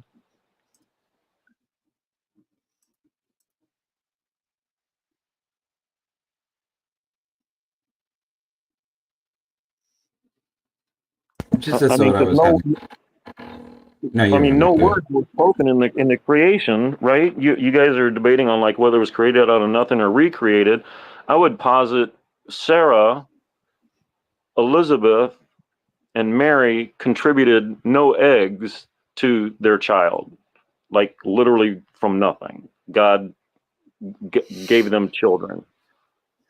Well, that's actually a problem, because the only way you can associate Mary to the line of David is through her cousin Elizabeth, and it doesn't say that their blood kin. It only says cousin, and that's as close as you can get. Whereas it directly says that Joseph is of the line of David, making the kingly bloodline. But I don't know why we got onto that topic, from whether God's attributes are arbitrary. I didn't notice the switch there. That's okay. You don't have to notice everything. We're humans.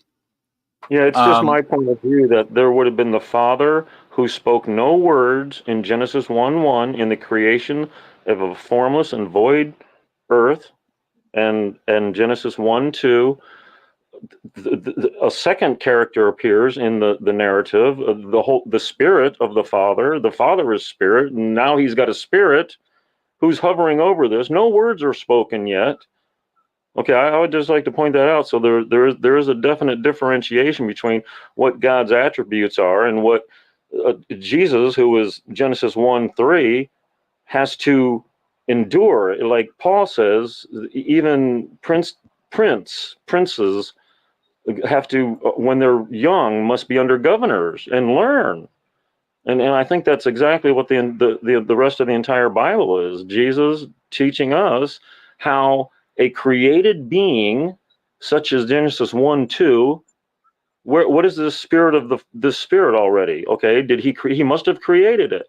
How can he marry that? How can that be one being? How can a created being be an actual son of God? Well, if you don't believe that, that's John 1:1 through 1:18. We, a created being, are now sons of God, just like Jesus. He's our brother, our servant, our God, our friend. And every word he spoke on earth was through the Father. So a lot of people think he is the Father, but the Father let him come down and sacrifice himself because he's the one at Mount Sinai. It's not rocket science. I don't know. He always existed, an uncreated, non-causal, whatever the brilliant people describe him as. But if we don't see that the Son is talking to the Father, and throughout the whole creation account in Genesis, you're going to think that there's just a globular giant water bucket of God, and a little drop came to earth, and you're going to get a completely different point of view on how things are actually working. You have to be in covenant, is my big thing. You have to be in covenant with the Mount Sinai covenant prior to the golden calf. Otherwise, because that covenant is eternal life. Remember the eternal life that they could have eaten of the tree? They weren't eternal. They were made of dirt. And so they were going to grow old and die. But they could freely eat of the tree of life, right? They weren't, right? Nunya, I need your help. Nunya, I need your help. There were, like, to my brain, like 5 different ideas in that. Could you like summate that for my brain so I can see your overarching point? Yeah, God the Father of Genesis 1:1 courted God the Mother Holy Spirit of Genesis 1:2, and they came together in agreement in Genesis 1:3 and had baby Jesus light. He then talks to the Father to create the rest, all things, I think as John puts it. He was there in the beginning and created all things. Everybody likes to jump all over all. He created all. He created the earth too. No. In Genesis 1:1, no words were spoken. That's the Father only. Always existing, always with attributes of love, hate. He knows what a vagina looks like. Oh my God. God the Father knows what the female body looks like. Sorry Oh my goodness. Sorry to interrupt, but that's the argument. How did God get the attributes that he has far before creation or far before him doing anything?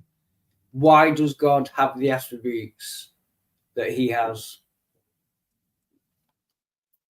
Yeah, Theophilus describes Jesus that way. He agrees with me that he was in Genesis 1:3. So he describes Jesus as always existing with the Father, like you would describe Abraham. The Levites were in the loins of Abraham, and so they donated, so to speak. Like he was always there like that. But no, there has to be like a growing up period for this Jesus God to be in spirit, to be fully, because remember at the end of Revelation or whenever, once everything goes to Jesus, once the 1,000-year reign is over, once the lake of fire, everything goes to Jesus. Jesus goes to the Father, so God can be all in all. So it sound, I don't know. I just have a good picture in my head. I think I rambled too long for Richards. He wanted bullet points and I rambled again. No, you gave the bullet points and then you addressed someone else, and I found you very amicable and responsible and likable. So don't worry. Yeah, it was good. I just don't think it addressed the question. So why does I would, God have the attributes that he has? What reason is there for God to have the attributes that he has? I would actually like to readdress it because I believe I've understood you completely now at this point. So there is a difference between God the Father, who is the one that I describe as God is love, God is good, that one, and Jesus, the created being that everything else was created through. So God is love means that that's who he is, that's what he is. It's who he, there is no other attributes. Whereas all the rest of creation does have attributes. So I was misunderstanding what you were saying. Is you were asking, how does God have all these other attributes? Whereas perhaps you're misunderstanding the creation story.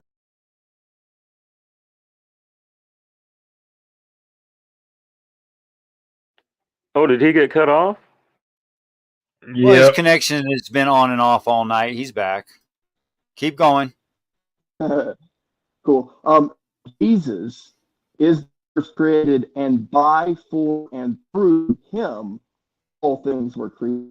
And so it is Jesus who you will see with those attributes that you're describing. Am I still here? Yes, you are.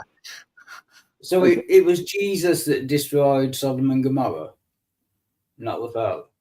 That was Jesus. I would say yes real quickly. Somebody else can answer. I mean, he actually came down in person. I think he was actually gathering the children. But yeah. Was he the only messenger of God? Well, I think there's 3 that day or 2. Lot saw them and immediately recognized them as angels somehow, and needed to, because Sodom's not destroyed for sodomy. Sodom was destroyed for not taking care of the widow, not greeting your fellow man appropriately, and some other things that Ezekiel or Jude or both expound upon. But if you think it was they were after angels. They were after angel flesh. So I have a question. That would destroy the Trinity. If Jesus has different attributes to the Father, God, then they can't possibly be the same being. That would totally destroy the Trinity. If the Father isn't wrathful and Jesus is wrathful, the Trinity doesn't work. You can't have the Trinity having different attributes. Why not? You can have different manifestations of the same thing. That's not true at all, mate. Anybody who's played a bunch of games can tell you this.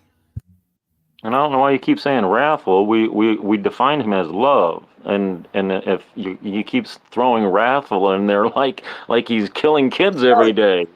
You said when he destroyed Sodom and Gomorrah, he was wrathful. But if Jesus destroyed Sodom and Gomorrah, I don't think he was wrathful. And God's only attribute is love. No, I can prove he wasn't wrathful, actually, and it goes into my question. He wasn't wrathful to Sodom and Gomorrah. So when he's sitting up on the mountain... Well, that's what you said before. He was wrathful. Let me go into right. But use a different example than Sodom and Gomorrah. Use something like, Noah's Ark. How did he drown babies? The old atheist point of view. But no, it's not as good because this is an ethical question that gets asked on the top of the mountain. So God's sitting up on the mountain and he's talking to the dude, talking to God. God's talking to the dude. I can't remember his name. And they're looking down on Sodom and Gomorrah and they're talking about how God should wipe it from the earth. But the guy points out there, well, what if there's 100 good men? And God's like, well, I probably shouldn't do it then. He's, well, what if there's 50 good men? Well, I probably shouldn't do it then. And he's like, well, what if it's just one good man? And he ends up talking about the dude. I can't remember his name either. The main dude. They only got down to 10. They only got down to 10, but go ahead. They didn't get down to one guy. They got down to 10. Okay, yeah, no, it doesn't really. It's kind of irrelevant, yeah. But the point, because the point is, it's more of a discussion of even if there is a whole bunch of bad men in there, what are the lives of the 10 good men worth? Can we save them? So they end up pulling the people out and everybody else gets destroyed. The people brought the wrath upon themselves. It's not God's wrath. They brought the destruction upon themselves. That's the whole point of that story. Well, okay, and also that there's an assumption that wrath is not love. Sorry, going back to God is love. What decided that God is love? Why is that necessarily so? Why is God necessarily love? I know it says it in the Bible, but why is that necessary? Love is jealous. Love is wrathful. Love is jealous. My kid does something that brings on my wrath. I do it because I love them so much, not because some other bum in the street does it. I watch them wreck their car. Hey, sucks for you, brother. My daughter does it. Oh, I'm wrathful. I told you not to text and drive. You're going to end up like one of those kids in there. I'm going to ramble again. I'm going to stop right now. That's called nepotism. Nepotism is an evolutionary. What I'm saying is, what is the reason why God is love? There must be a reason why God is love. Who decided, or what decided that? It just always was. So it's like consecrated. It's like a consecration. There literally is no reason then. If it just is. Well, there can't be a reason. There can't be a reason because you have to have faith to believe it. But if he created light and darkness, darkness is not like murder, but it's not light. It's not a good thing. I'd argue he didn't create darkness. I would argue it was a byproduct of creating light, but... Oh, same here, but I'm reading, not reading, but it's in, I don't know, Psalm, it's in Isaiah, who knows, but somebody could Google it in chat. But yeah, it's I create light, and then they always argue over, I create life, and that word doesn't mean evil, it means chaos. And it's like, everybody just relax, okay? Whatever it means the opposite of what he's trying to tell you. But yeah, his first words out of his mouth are, my name is jealous. Well, this is after he said my name is I am, but you know what I mean. My name is jealous. That's love. I love you guys so much. I picked you out of the 70. Okay, you're the least. I love you guys. And I'm going to bring salvation to the world as promised through Eve, through you little people. And a lot of people aren't going to think I'm going to be able to do it. So I have a question for Wildheart. But it says it. Sorry, just one sec. It says in the Bible that love is not jealous. Mm-hmm. So you're saying that God is jealous, but love is not jealous. But well, God does it say that love is not jealous? It says that? I think so, yeah. Love is not jealous. Love keeps no record of wrongs. Love is not. Well, it also says that he is a jealous God. but it does not say that he is jealous. Let me take just a second. Let me take just a second to present to Wildheart what I think is evident in the text and is lost in translation literally. Here we are in Genesis 1 and 30. Where are we at? Well, anyway, the last thing in Genesis 1. Okay? This is the last line, and we have the word Elohim here. Okay? It got translated to God. You see that? Yeah. Okay. Now I'm going to go to the next. We don't have Yahovah till chapter 2, verse 4. I'm going to go to 6, the next. I'm going to go to the next one, right? And here we have. Here we have the making of mankind, right? And suddenly we have Lord God. Okay? Now, if you look at any Lord God, it's Yahovah Elohim. Okay, so here's Jehovah suddenly. But it's not until there's mankind that there is Jehovah. Before that, there's only Elohim. That's consistent. Do you see my point? Yeah. So Elohim and Jehovah are different beings, basically. Yes. Yeah. Okay. Which would again destroy the Trinity, I would suggest. Yes, it's a doctrinal Christian problem. It is.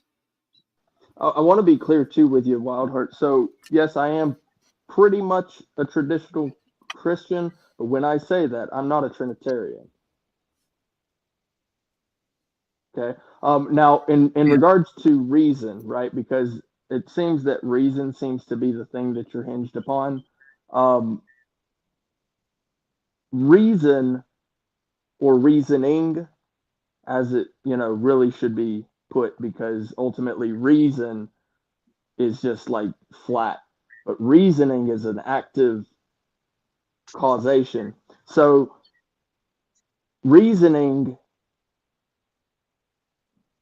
oh man, I had this in my mind for a minute. Sorry. But that's what I mean. What is the cause?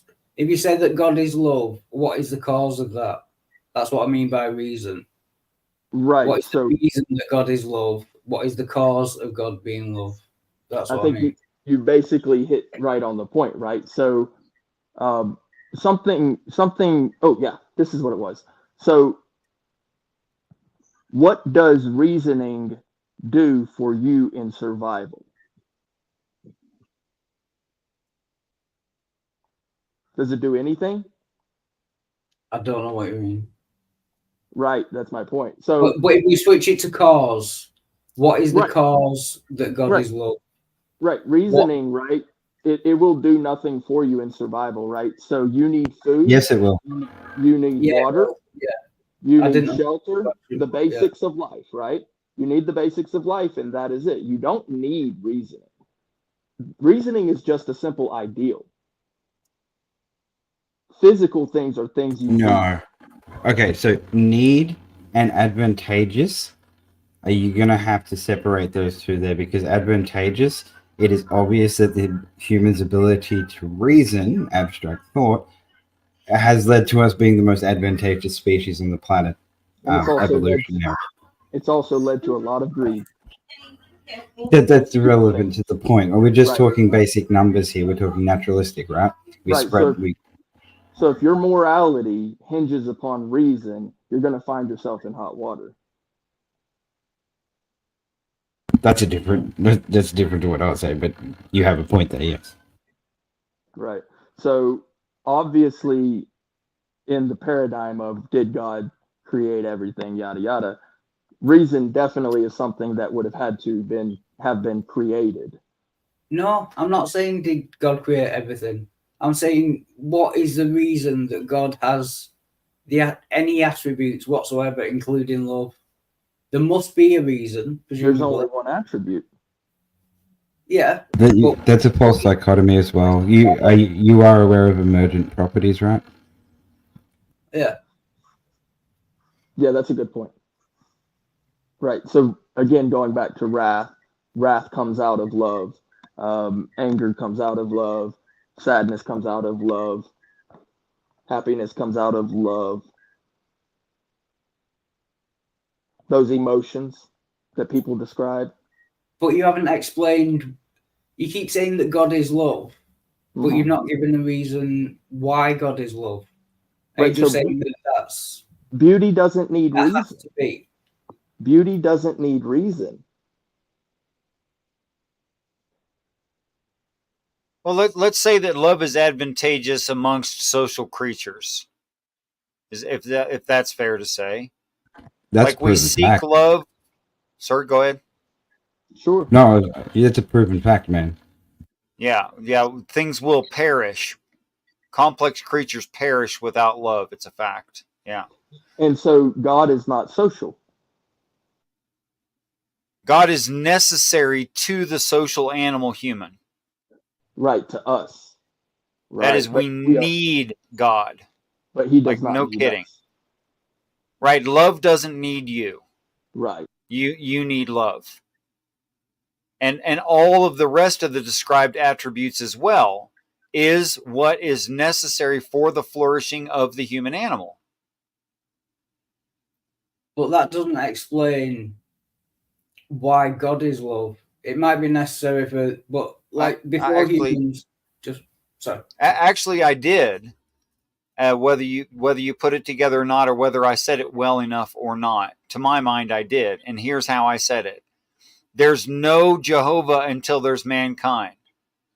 Mankind needs Jehovah, but there is no Jehovah until there's mankind. Literally in the text.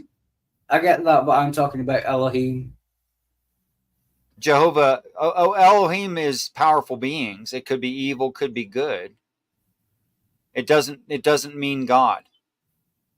For instance, So I could accurately say within Bible talk, within Hebrew, I could say something like, all of the ancient Greek gods are Elohim. All the governors of every state are Elohim.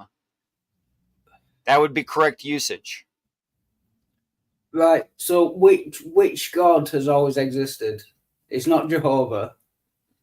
So it must be Elohim. Well, I disagree with Brick that there's such a claim in the Bible that either the Elohim or the Yod-Heh-Vav-Heh, the Jehovah, always existed.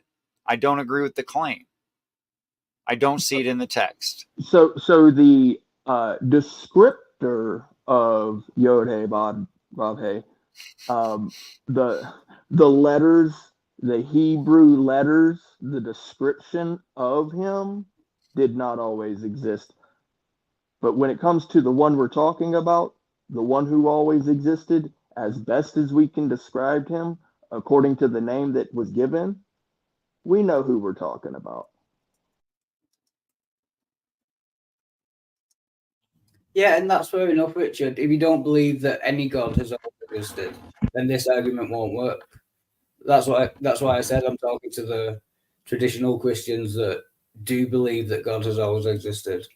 Brick, I don't appreciate being gaslit.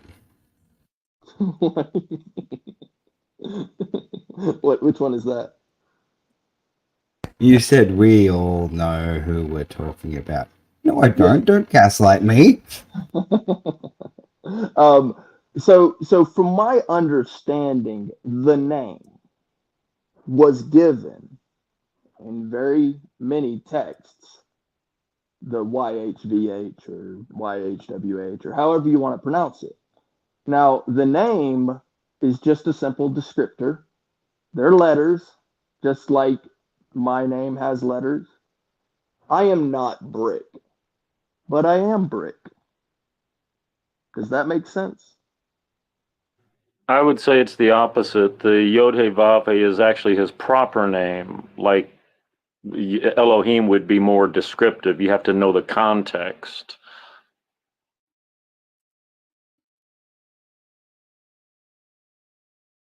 They were commanded to swear in his name, any vow hey, give me a bunch of grain, I'll pay you come springtime. I swear by Yahovah. I will marry your daughter. I swear by Yahovah, I will take care of her. Whatever you were, so you would have to know his proper name. But I think you're saying it backwards. Elohim would be like a descriptor. El Shaddai. Well, that's a bad example. But no, go ahead. No, so I am actually agreeing with you on that. That is the proper name of that one. Now, there was a reason as to why it was given, in my opinion, with those specific symbols, because what we're talking here about is symbols. It's a lettering system.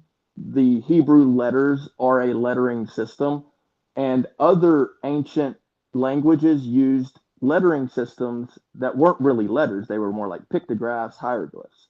And so there's a problem that happens when you start creating images. You begin to worship the image, much like some people worship the text. It becomes their God.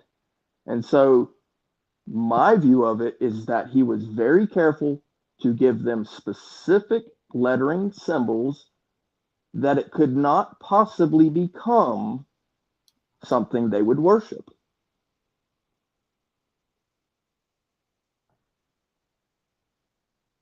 A question here for a second. So, if Elohim is different from Jehovah, and in both chapter 1 and chapter 2, they're man and Adam and Eve, woman, were created in their image. Are we created in both the image of Elohim and Jehovah? No, actually, it only says Elohim. So this second chapter is still Elohim? When it says in the creation narrative, day 6 of chapter 1, it's Elohim, made in our image. That's Elohim.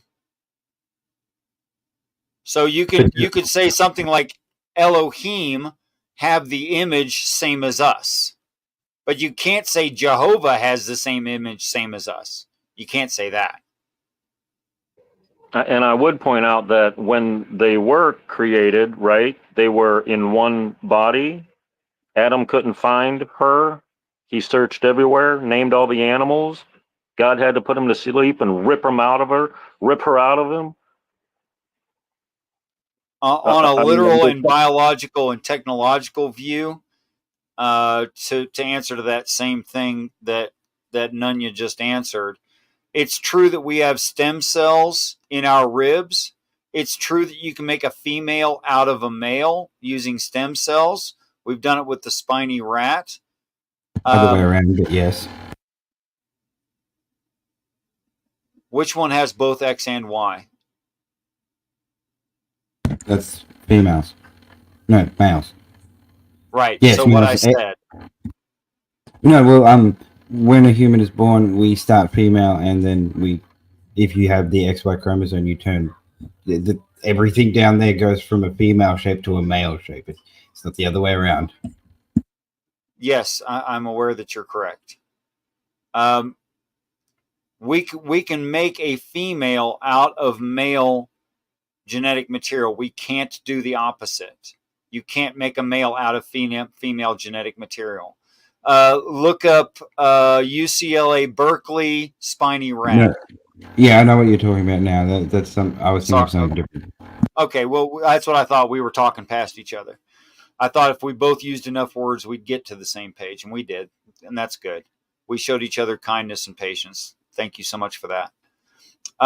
Okay, so it is true that there's very little in the way of the outside of your flesh and a rib. That removing a part of the rib is or bone marrow would result in human stem cells. It is true that it would be easier to make another human that way than to totally recreate the entire genome. It would definitely be easier because it's already there. Okay, those are my arguments.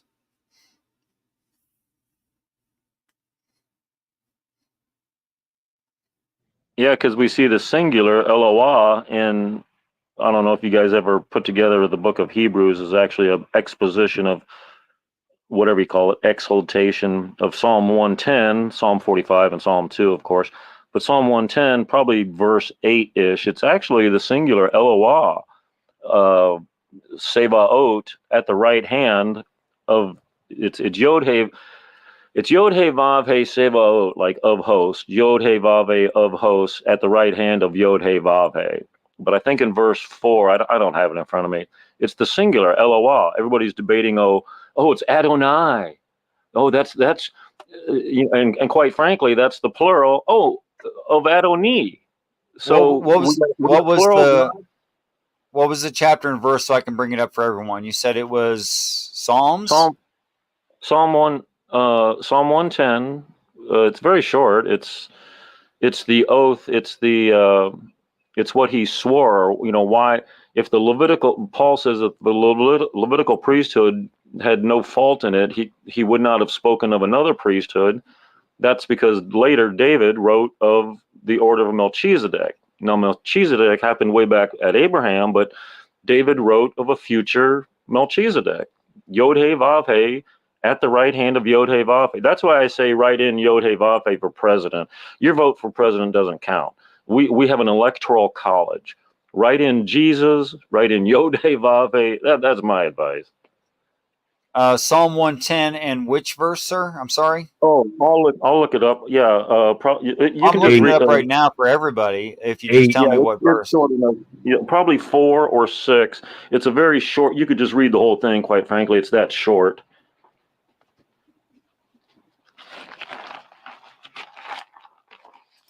So I'm trying to find Eloah is what I'm looking for, and so far I have you not. In Bible Hub? You're not gonna. Let's see. Yeah, you're probably not gonna find it in Bible Hub. This is through. It would have to be Septuagint. Unless you have the Bible called. Oh my gosh, let me go find it. I think it's called the Scriptures. The Septuagint is Genesis. The Septuagint's the whole Old Testament, but the best Greek, so to speak, would be the first 5 books. The rest is like junky Greek. I thought the Septuagint was identical to Genesis when I was listening to it, but I didn't study it. Yeah, I don't know what you mean by Genesis, like the KJV. Sorry, I don't mean Genesis. I mean the first 5 books. You're right. I mean the first 5 books. Gotcha. Yeah. It just sounded exactly like it. I mean, I didn't study it. Psalm 110, the Lord said unto my Lord, sit thou at my right hand until I make thine enemies thy footstool. Who's he talking to here? The Lord said unto my Lord, sit thou at my right hand until I make thine enemies thy footstool. Yeah, there's enough reference. We know that's supposed to be the Jesus Christ. Very good. The Lord shall send who? God the Father shall send the rod of thy, Jesus, strength out of Zion. Rule thou, Jesus, in the midst of thine enemies. Thy people shall be willing in the day of thy power, and the beauties of the holiness from the womb of the morning thou have to do with thy youth. The Lord hath sworn and will. Who's the Lord? Is that Jesus or the Father? The Lord hath sworn and will not repent. This is the Father. Thou art a priest. He's talking to the guy at the right hand, Jesus. You are a priest forever after the order of Melchizedek. The Lord, that one right there, verse 5, at thy right hand. That is, I can't even read my own notes. Oh, no, that's not it yet. At thy right hand shall strike through kings in the day of his wrath. Oh my gosh. God is love, but here's wrath. Oh my goodness. Yeah, he's tired of people rebelling against him. I don't know if you've ever read the Wilderness account, but they just kept on dogging on him. And we do that today. He shall judge, Jesus, among the heathen. He shall fill the places with the dead bodies. He shall wound the heads over many countries. He shall drink the brook in the way, therefore shall he lift up the head. So this Lord must be verse 5. Where are we at here? The Lord at thy right hand. That must be, I can't read my own notes, brother. Are you in Bible Hub? I normally use Blue Letter Bible because it has so many sources in it. And I just looked at the Greek, but I can't read Greek, and I can't find the part that you're talking about and have several different screens up. Yeah, I need to find I need to find my own solutions here. I can't even read my own writing, and that other Bible that it's in that gives the direct reference, of course. But no, For this is myself, I found the key in note taking is to use words I don't think are necessary to remind me later, but actually create full sentences, or else I won't understand it later.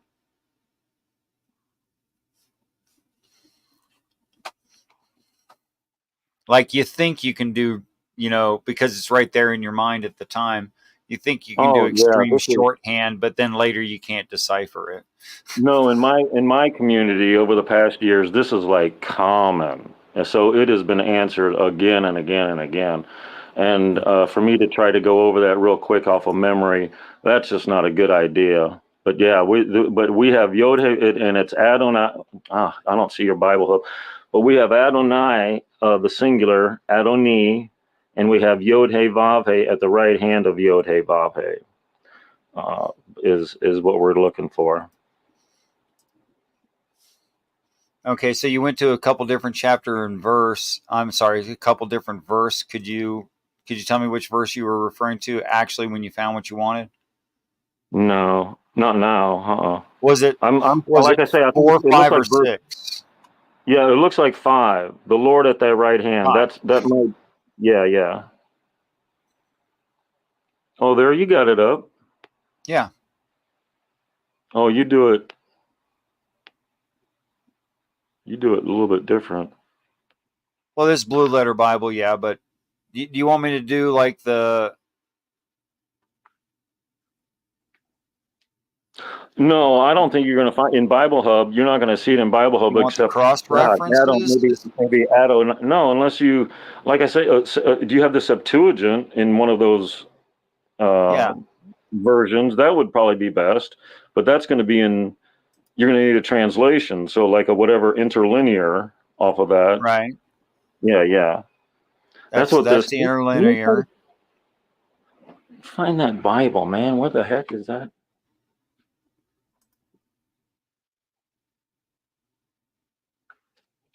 Here it is, side by side, 110.5.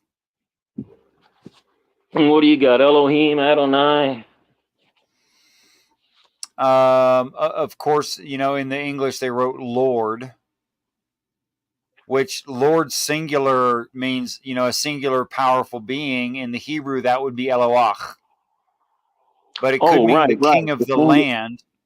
Right, the singular of Elohim. Yes. Right.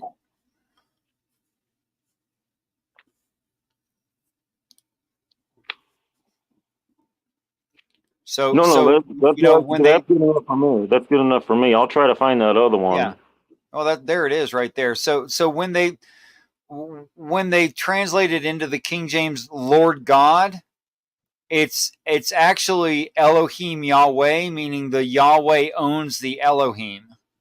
It's showing kingship over somebody, and that's why I read that as angels. So it's Jehovah's angels. It's not Lord God. It's not being pedantic or repetitive. Although if you read it in the King James, it just sounds repetitive. Oh, Lord God, that means the same thing. No, it doesn't. Well, right, but this is Paul begs to differ with you. Jesus asked this question. I think it was in Psalm 45. How does David, knowing that his offspring is going to be the Messiah, call him God? So I think he uses not only the Psalm 110, but 45 and 2 as well, explaining the whole thing. I'm not sure that's an argument where I believe that God is a set of spirits, including love, and that anyone who perfectly follows that set of spirits is acting as God, which is why you can have God, you can have angel of God, you can have Father, you can have Christ, you can have messenger. It's why you can have all these variants that mean the same thing, and they all speak for God.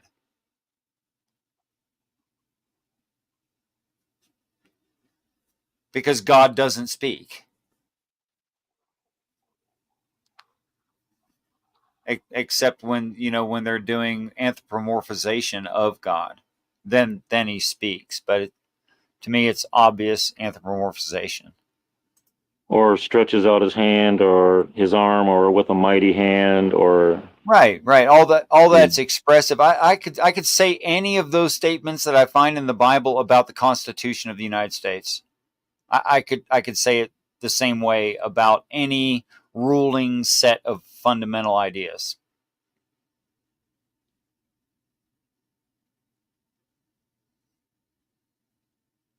What's verses 1? Who are those guys? Adonai said to my Lord. Adonai said to my Lord. Or excuse me, Lord, yeah. Let me get to where you're talking about. Where are we at? Just the same thing, 110, only verse 1 this time. Okay. So here we have in the KJV, the Lord said unto my Lord, sit thou at my right hand. Yeah, right. Those two lords there, Lord and Lord. Well, it'd be easier if I just went back to the interlinear. Sorry, if I went back to the King James, so I can read it in my language. Hello.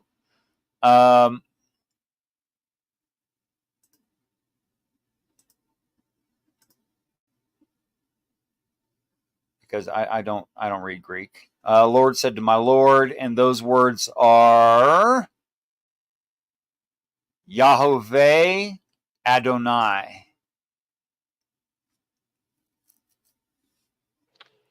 The first one's Yahovah, the Tetragrammaton, and the second one's Adonai or Adoni or Correct.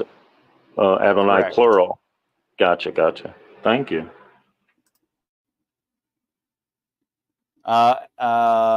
Adon meaning ruler, a strong one, a lord and master, a general, from an unused root meaning to rule, a sovereign. So being that it's literally a sovereign, this could be a reference to anything biblically sovereign, which would include the Father or the Son. So what I think it's saying here is plural. What's that? It's plural. I'm sorry to interrupt before you continue. It's plural though, right? The Adonai part. It's not Adoni, singular. No, it is Adoni. If you'd spelled it in the Greek, it is singular. Oh, good. Then that's what I'm looking for then. That and the singular Eloah in verse, what did we look up earlier, 5? No, go ahead and continue, brother. Yeah, in the Hebrew, this would be this is Adon, or in the Greek, if it were a longer word, it would be Adonai. So if it was a part of a word, it would be Adonai, but that would still be Adon singular. A ruler, a sovereign, a controller, whether human or divine, a lord, a master, and owner. So there you go. Is that it? So this is similar to Eloach versus Elohim. This would be similar to Eloach, which it doesn't mean a ruling.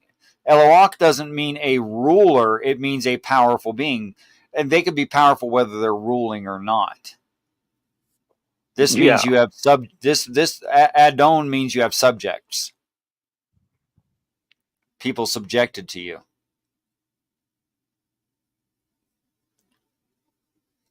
Amen. I love it. If that sprechen Sie Deutsch. Yeah? Okay, good. Yeah. All right. What, is everyone falling asleep? Why is everyone so civil all of a sudden? We're playing in the back chat. Everyone's talking in the private chat. Wow, I love you, brother. You're so cool. Yeah, we're having fun, man. But yeah, we can bring it out to the open if it's cool.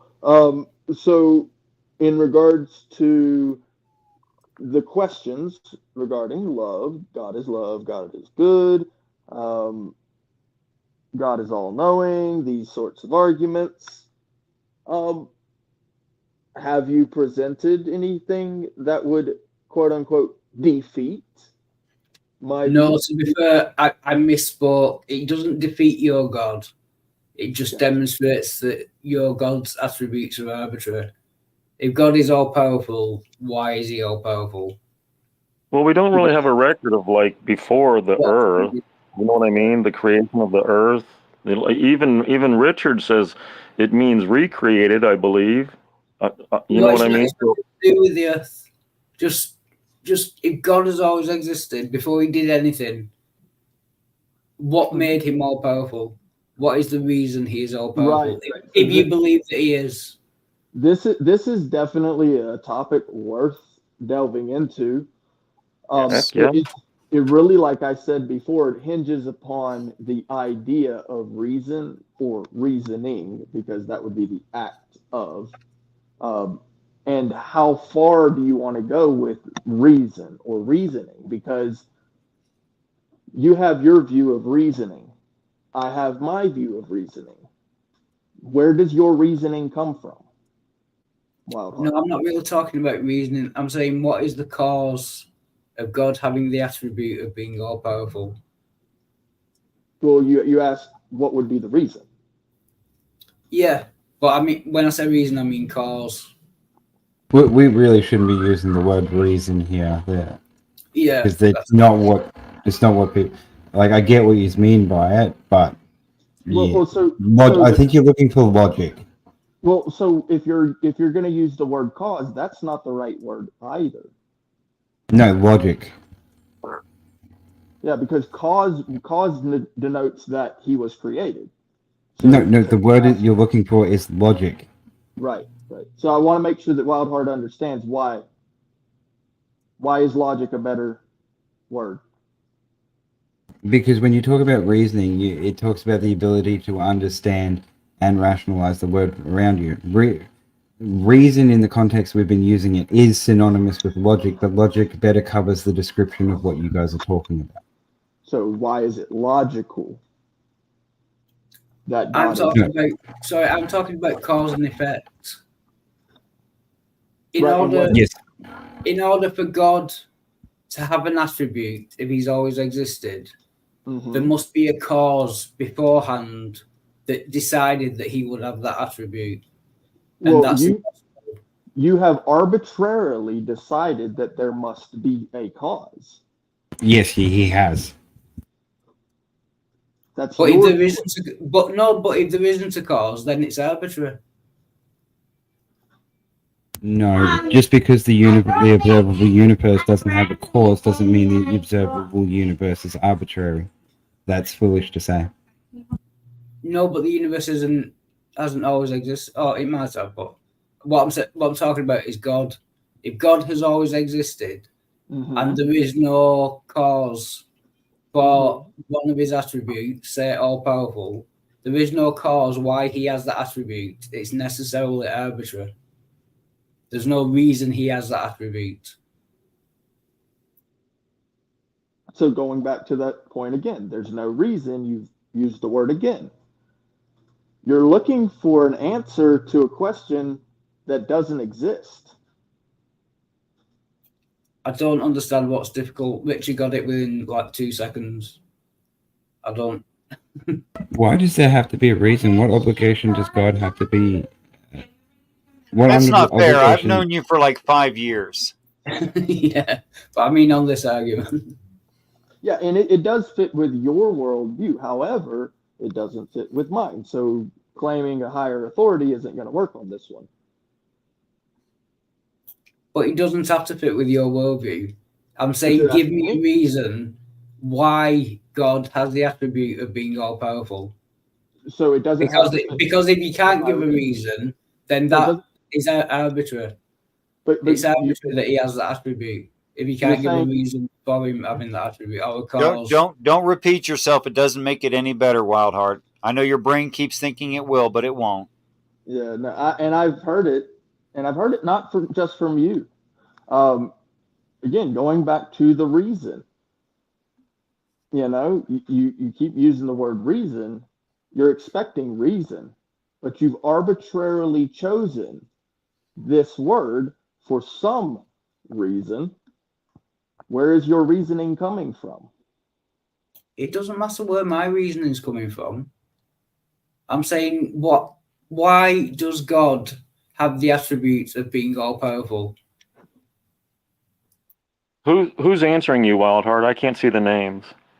Brick Jonesy. Brick, I think I know him from chat.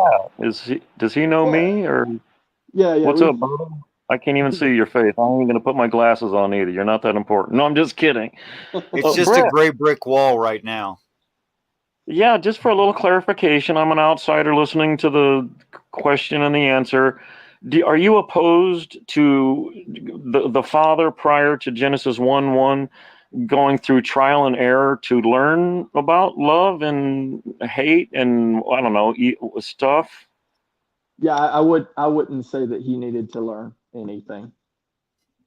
No, just for clarification. I appreciate you answering. Yep. Yeah, and I expect that there's going to be some clarification in my view, because my view is that of the typical, like it was mentioned, Christian view. The only thing that I don't go along with is the silly little Trinity stuff.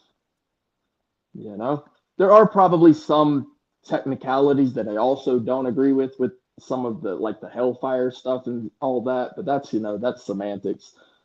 Nobody really cares about that stuff. Mostly what people who are trying to understand the creation story are going to talk about is this: where do these things come from? Like Wildheart's presenting. What I'm saying is, you're saying love has always been, just like God has always been, but we all know the definition of love, and so did hate? I don't even want to say these words associated with love, but because they're not there. But he has to know what that is to know what love is. You don't, when you get a new car, and somebody shows me their new car, I'm going to be excited for them. I'm not, and they only want to show it to me because if you put it in your garage, who's going to see it and who's going to care and who's going to be impressed?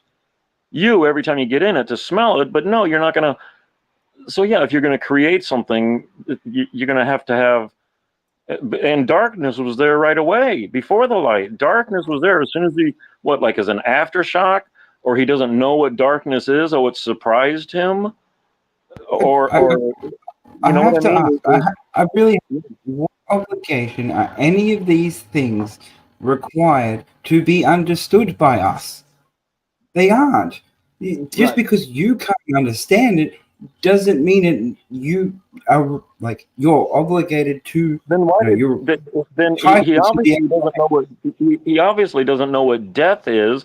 If his son had to experience it for us to judge us. You know what I mean? It seems like there's a learning curve here. Yeah, well, there's a difference between There's a difference between curiosity and wanting to learn. There's an obvious spark to us, even in us, and probably to God as well. That's fine, fair enough. But the universe, love, God, none of it is under any obligation to be understood by us at all.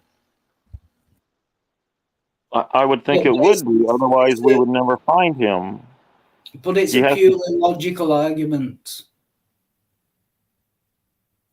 Yep. No. There's a difference between there's a purpose to us finding God and understanding Him, or there's a purpose to the world and everything, and that's just what we're trying to say in our own heads, that we are entitled to that understanding, that knowledge, that the universe isn't obligated to do that, and if God exists, He's not obligated to do that. It would be nice if He did. It would probably be in His benefit if He did, but He's not obligated to do it. I think it's the whole purpose of the creation was to serve Him, wasn't it? But it's that's fine that He has that purpose, but He's not obligated to fulfill that purpose. But it doesn't matter. It's a purely logical argument. I'm saying if God has always existed, it is impossible, logically impossible, for there to be a reason, for there to be a cause for him having any of his attributes. No, You don't understand these God. I'm they're saying only anything making that's no, always no, existed. no, because they're only making one more assumption than the atheist does, because the atheist makes the assumption that the time before the Big Bang always was and always was eternal. They're just adding God to it. It's just one more assumption. But the argument is against people who do think that God has always existed and do think that he's all powerful. This argument won't work if you don't believe those things. Yeah, of course, and that's what I'm saying. They are. Yeah. I've seen this one played out many times, and the answer is they just make one more assumption by positing God into the picture. That's it. Love this conversation. You guys are marvelous. I mean, not to toot my own horn, but if you are any reflection of what you think of me, and if there's any truth to the idea that birds of a feather flock together, I must be awesome because you guys rock. You are awesome, Richard. I agree.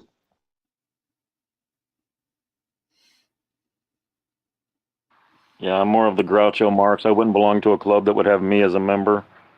I kind of feel that. You know that is blasphemy of the Holy Ghost in application.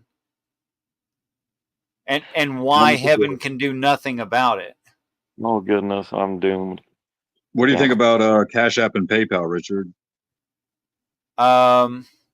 They seem about the same. I don't know, man. I've never used. I've donated thousands of dollars on YouTube. I've never used a QR code in my life. Welcome to 2024. What? You just I'm just kidding. I'm 62, man. I'm 62. My VCR blinks 12 o'clock. I do not know anything about If you take a picture, it will find it. Google will find the thing. Yeah, it's actually quite simple to use a QR code. You just need a modern phone with a camera function, and you just turn on the camera and hold it about 8 inches from the QR code, so you get the full QR code. Okay. A little pop up will come up, and you just touch the pop up, and that's it. You follow the instructions. So if I only had my cell phone, I wouldn't be able to use a QR code because I only had my cell phone, and I wouldn't be able to take correct. snapshots. And you're the third person to mention that to me. And as soon as I can figure out, because I'm nearly a boomer, as soon as I can figure, because if I have to go and find the original QR code. I have to go and find the original QR code, which I only have copies of it right here on this equipment. On the actual website that created the QR code, let me finish the idea. And then I can get the link to the QR code and put it in the top of the side chat. That's the best I can do.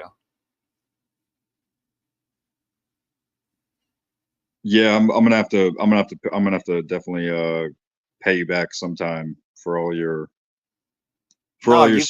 You've been a blessing, and you don't owe me anything. If you would be blessed, if it would make your heart feel good to donate to the channel, it will be appreciated. But I will never be able to say thank you because I've set it up to be anonymous. So do it only if it makes you feel good. I would actually love to see a show regarding the topic of reason. That I believe would be a wonderful topic to delve into. There's so many different aspects it could be. I tell you what, I would jump into that right now. Okay. From a philosophical standpoint, a person can't justify any of their beliefs unless their beliefs are knowledge and are true. What does that mean? That means you'd have to have the objective truth to say that it is knowledge that you can rationalize. The only one in the story on this earth who has that kind of level of actual knowledge is the Christ. which means it's only talking about the Christ. And all the rest of us can be just wrong as hell, and it's fine. There's two meanings to the word reason, just so we're aware. So there's a reason you do something, and then when you reason something out. Yeah, but the sentence he's referring to is let us reason together. So the second one, cool, got it. And that's only one time in all of the text, so I know that's what he's referring to.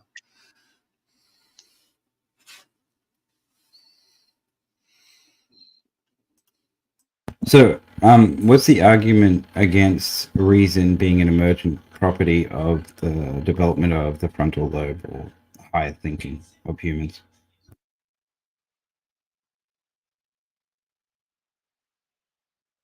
For me, that's exactly what it is.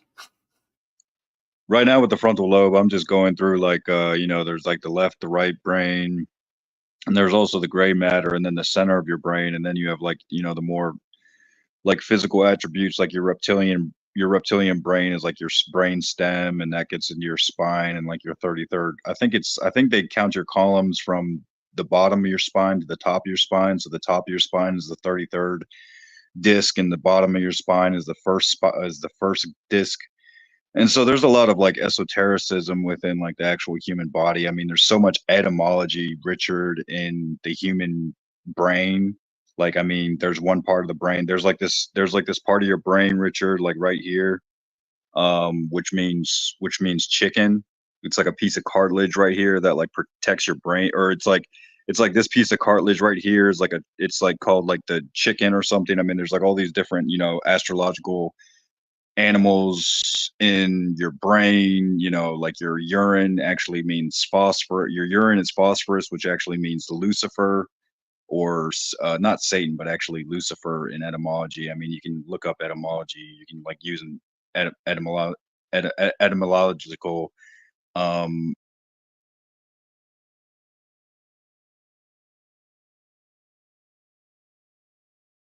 your urine is phosphorus. Connection issues. It's like, I mean, there's a lot of like esotericism. There's like, just a lot of esotericism. It's ridiculous.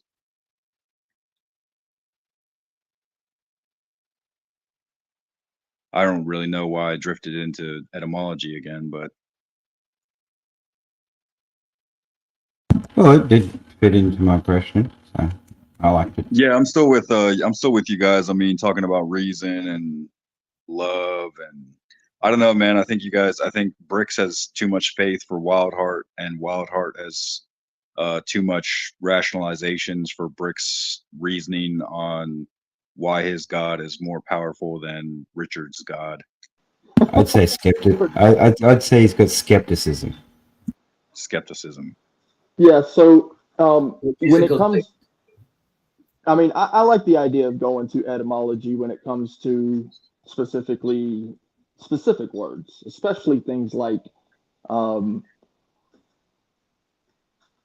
philosophical words, reason. Really, when you look at the etymology, you're looking at something that refers to opinion, right? So reason actually is based upon opinion. Even though if you look at the word, it looks like you're talking about reality. Reality itself, the word, is based upon opinion. So my eyes are for me, your eyes are for you. And so because of that, my experiences are my experiences, and your experiences are your experiences, and you're going to formulate some sort of opinion based upon your reasoning. So when you're asking someone, what's the reason for? It doesn't matter what the for what is. It's always going to be opinion based every single time. Right. Yeah, but I wasn't using Theo said, there's different definitions of reason. I wasn't using it in a way that had anything to do with the mind. I wasn't using it like reasoning. Like I said, I meant it in the way, why does something exist, sir? What is the reason that something exists? That doesn't have to include a mind. I'm saying, what is the cause what is the cause and effect chain that makes something have the attributes it does. I wasn't using it in the term of reasoning like a human mind reasons. That's not what I meant.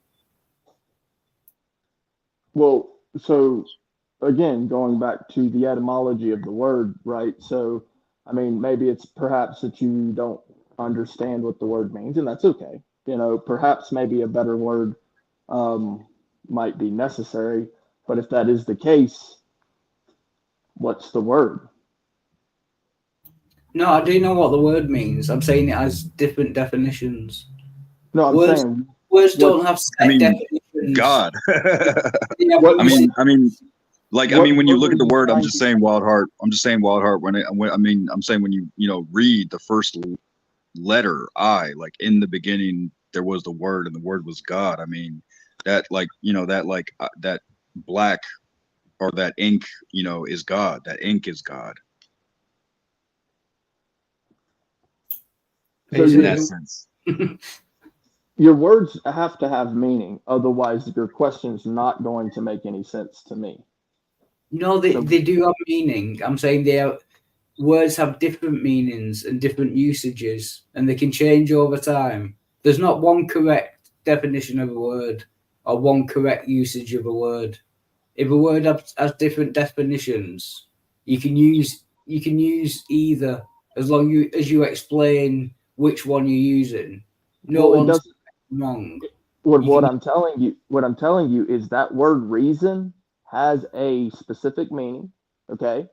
And the way you're using it, it's opinion based every single time. There is no factual basis.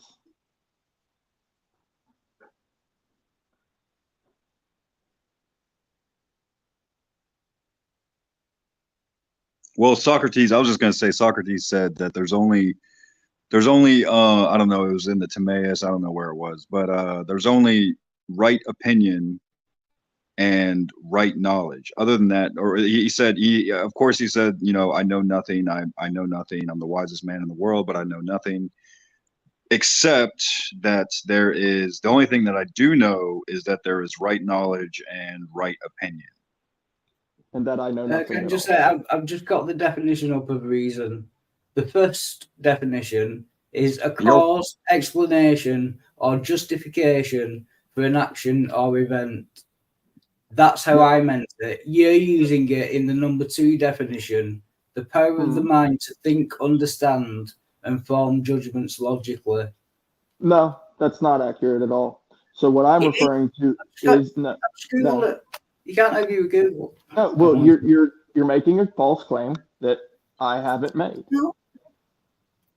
Okay? The way that I'm using it is the way the word is defined. It has etymology. It's not the most the way it's number 1 definition. It's down to usage. Wildheart. The etymology for reason is ratio. Okay? It comes from the Latin. It's referencing rationale. How do you ration what you're saying? What is your reason? That is Latin. Ratio. So you're going off etymology, and I'm saying I'm going off usage. If you Google it, my definition of the word is the most used definition of the word. So you can't change the meaning of words. So find a better word. Yes, you can. Brick, we're using the English language. It's descriptive, which means if the word is what it is described as the person is using it. Yeah, you can go back to etymology all you want, but they do not use the English language is unique in the fact that it is descriptive. All other ones have it's called something. Describing what you see rationally. You, not me. Yes, but when he's using the word and you're using the word, you did agree with me just earlier that you were using the second part of the definition. We agreed to that. What, thoughts? No, actually, I don't even believe in thoughts. I don't believe thoughts are real. I don't believe they exist. So the two definitions possibly have agreed to it. And it doesn't even matter Because I've explained how I'm using the word. The definition Exactly. of that doesn't matter. So, okay. I've explained to you how I'm using it.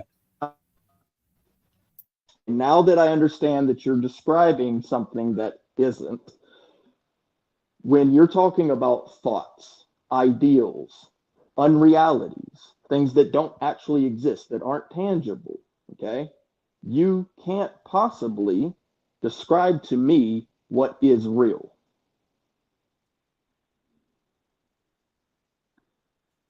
I don't know what that means. Yeah, I know you don't. I don't. I know. I'll try to break it down a little better. So thoughts aren't tangible. So when you're going off the second definition or the first definition, it really doesn't matter, because all reason is based off of ideals, descriptors. Therefore, your eyes are for you. You're going to describe something in your view, just like I will describe an opinion of my own. And it doesn't matter once what. I told you my opinion, the definition doesn't matter, because you know what I mean when I use that word. No, I don't. I've just told you what I mean.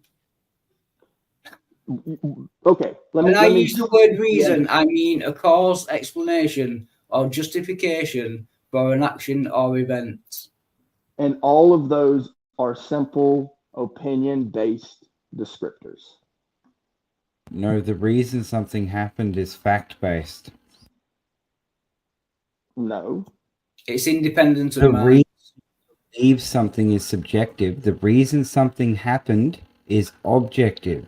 They are different things, bro. If you can't understand that, then maybe you should stop using the English language. Holy hell.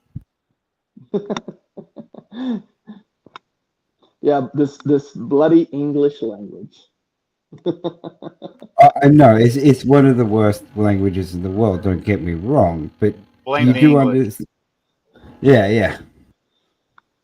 Yeah.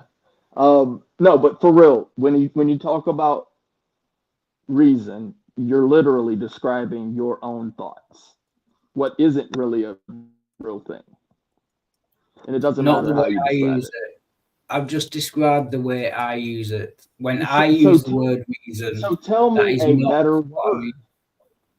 Instead of using the word as it's not supposed to be used, give me a better word. What are you trying to say? Stop using the So a word better that word. doesn't describe it. I can do it. Okay, right. So a better word for the first definition is, like I said, logic. A good word for the second definition is like Logic doesn't one's really opinion, belief. opinion, belief, all these. These are literally the points that I'm making. Right? So when we're talking about the difference between what is fact, just like, so I have a table sitting in front of me. Okay? It just is what it is. Now you have to believe that just because I've told you, or you don't have to believe it. Right. Let's go back. Why does God have the attribute of being all powerful? Why does he? Yeah. So I can tell you what my view of it is. Yeah. But really you shouldn't be asking me. Do you believe that God is all powerful? Yes. Then why shouldn't I be asking you? I'm the wrong person. Time out. All content creators, give me your links in the side chat.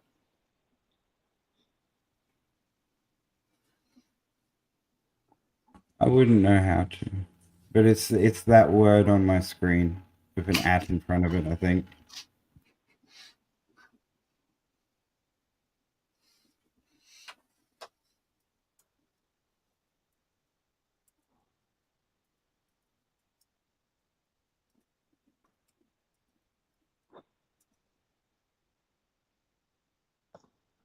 Mine's in there. Yeah. Basically, what I'm telling you, Wildheart, is that the scriptures are very, very explicit on this. That if you're going to a man to find these questions out, you're going to the wrong person. But I'm an atheist. I don't care about the scriptures. I'm asking you, if you believe that God is all powerful, why does he have attributes? You're asking the wrong person. It's fine to say you don't know. That's fine. No, I do know. I have faith. I have. I've answered it many, many, many times. The difference is that you just. So you know that he's all powerful because you have faith that he's all powerful. You'll never believe me if I tell you. Try me. I have. I can't. No, you're not. You just refuse to. He doesn't need reason. So the reason he's all powerful is because he doesn't need. No, if you don't like he has the attributes of being all powerful is because he doesn't need reason. What I'm telling you is he doesn't need reason. Your question is flawed. Therefore, he's arbitrary. No, your question is arbitrary. He's literally there is no reason. He doesn't need a reason. Look, to be I'm not trying to be rude. I'm not trying to be rude. There is no reason that he's all powerful. No, listen. I'm not going to try to be rude here, but your question is garbage. And that's not me trying to be rude. Okay? I've said it many, many times that your question is flawed. Now I'm going to say it the way that I always say it to people who don't listen. Your question is garbage. No, I understand your answer. I'm saying it doesn't make any sense, and it agrees with my original argument. No, agrees with the original refusal. If God doesn't need reason to be all powerful, then there is no reason why he's all powerful. Therefore, it is arbitrary. No. That third part that you added in, why is it arbitrary? Because there is no reason. Because you That's added what it. arbitrary means. The first two parts I agree with. So you agree that there is no reason, but you disagree with it being arbitrary, even though arbitrary means without a reason. Because arbitrary means that it's your ideal. No, it doesn't. That's nothing. Wow, I don't know where you got that from. That is not what arbitrary means. In the context of arbitrary, as in it's your idea. No, that's nothing to do with what arbitrary means. So you don't believe that it's arbitrary? No, you don't understand what arbitrary means. I don't think either of you know what it means. Arbitrary means without a reason. No, arbitrary means it has no bearing. It means it doesn't affect whatever you're talking about. It's arbitrary to it. It doesn't mean without reason. That's just wrong, bro. I thought it meant like random. Like there is no reason it is the way it is. That's what arbitrary means, isn't it? Okay, when you say it like that, yes, now you're on the right path. Yeah, that's what I meant. But that's your claim. But you knowing what God's plan is arbitrary to you on whether it affects you or not. Whether I know how a volcano works is arbitrary to whether it can cover me in lava, right? So Brick's right. Your question's flawed, mate. It has no... You're trying to say that it's arbitrary. Well, it's arbitrary to you because you don't care. No, it doesn't matter about me. I'm saying if God has always existed and he has the power of being all-powerful, he has that attribute. Mm-hmm. There is no reason. It is random why he has that attribute. Then why would you ask the question if it's arbitrary? Well, I wouldn't argue with you if you said I was wrong. It being arbitrary is different for it having a reason to it, right? It doesn't have to have a reason to it, whether it's arbitrary to you or not. It's only arbitrary because without a reason, you don't care. Not to me. I'm not saying it's arbitrary to me. I'm saying it's arbitrary. What you're saying is it's arbitrary to me. It doesn't matter my opinion. So are you I'm saying it's random. Arbitrary? So there's no cause or reason why God has the attribute of being all powerful. Therefore, God being all powerful is arbitrary. Not to me. So you added. See, you can't. I mean, you can make a statement, right, about God, right, and then you add something to that. Then it's negating your statement. It's like using the word "but." You know, I clearly see it. You could just simply put the word "but" in there, there's so many ways of saying it. Contradictory, however, and these things that, you know, the human mind tends to put in there as contradictions. You are contradicting the very statement you're making. Right, let's try this again. If God has always existed and he's always had the attributes that he has, then his attributes are necessarily random, without reason, without cause, and are arbitrary. According to who? Logic. It's logically. Who is logic? You have to have a mind. Who is logic? To claim arbitrary, you have to have a mind. Does this make sense? To claim it has to be arbitrary to something. If no minds existed, there was a universe with one rock in it, then that rock would be that rock. A would equal A. The laws of logic would still exist, even if no minds exist. Logic is not dependent on the mind. Says who? The laws of logic are not dependent on the mind. Because the laws of logic are descriptors of what is. It's not what we think of what is. It's what is. Like tree is tree. Tree beside another tree is 1 + 1. 1 + 1 = 2. It's just that simple. Well, without God, nothing at all exists.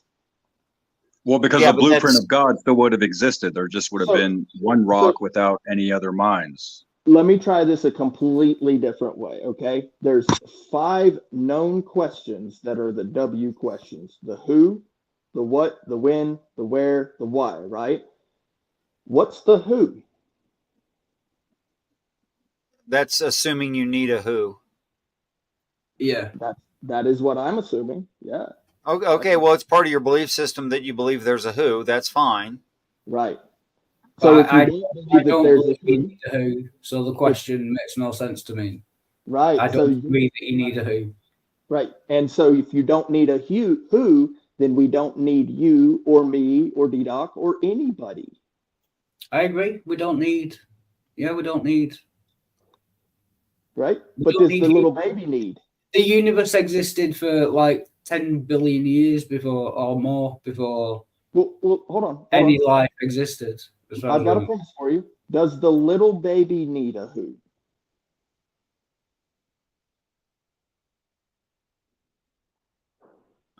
If you're willing to accept abiogenesis, the little baby goes back to a what? Yeah, I don't. Why would the little baby need anything? Babies we know of right now need a who. Correct. Right. Now that is parents. I also say that human beings need a who. Well, that's just a blind assertion. Well, it's not blind. Faith is the assured expectation, and I could go through it again. But I say I'm not afraid. I'm not afraid to accept answers for all the W questions and many other, like the how, the can you, the did it. Those questions come up into my mind as a honest theologian, someone who's actually curious about the origins of reality. So if you discount the who, then you're leaving something out.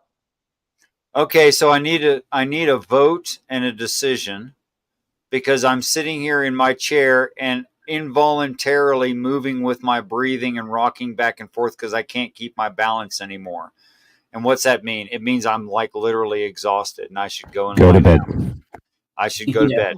Do you guys want to continue, or do you guys want to summate your thoughts and end it? Yeah, I agree. Yeah, I'm happy I'll to go submit. first. I'll go first. Yeah, go ahead, Tyler.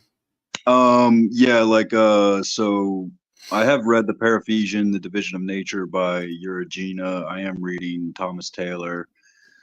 And it's like the biggest occult set I've ever been indoctrinated into. So I will be trying to share some of that information with you guys, and I'll be trying to donate when Richard teaches me the QR. Well, I'm gonna have to do. It's gonna be a while before I can donate. I gotta wait until the first of the month, and I gotta stop buying pot. So I'll try to donate, Richard.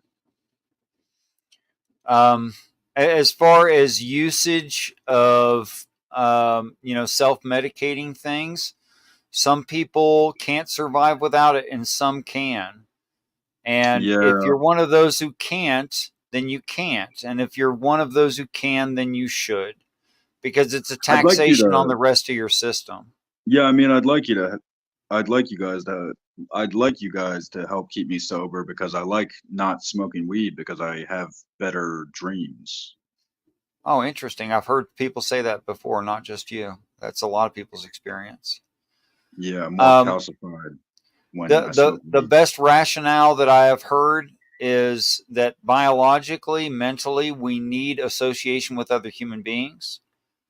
And as far as I know from friends of mine, I've never used it, but a lot of my friends say that they are less likely to associate with others, either in person, which is necessary and needed, or even just like verbally over the internet, because of marijuana, and has quit using for that reason. Of course, I don't know your experience.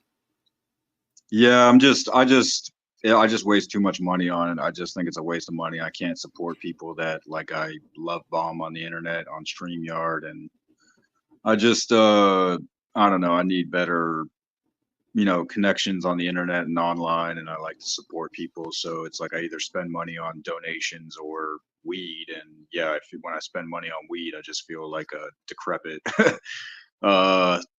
derelict. So Well, I don't necessarily agree with you, but I do know that it weed affects is good. the body. Yeah, I know weed is good. It's strictly my dreams. I mean, I can, once I get tolerated to it, I'm no longer paranoid, and it's a good. Mary is good, but it's it's just like, yeah, I want to support you. So Yeah, well, I want to support you in your decision. How's that?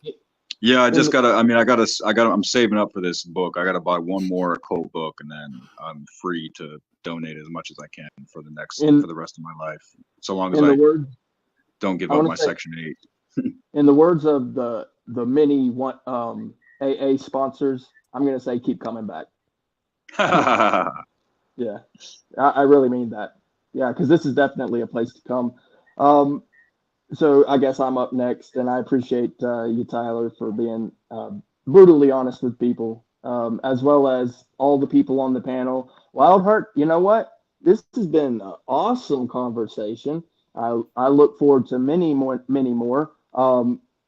And in fact, I look so forward to it because I personally am at peace. And it doesn't matter whether I'm right or wrong. I prefer to be at peace regardless. And so for that reason, I have a massive amount of respect for you to be able to have a realistic conversation. My slight bit of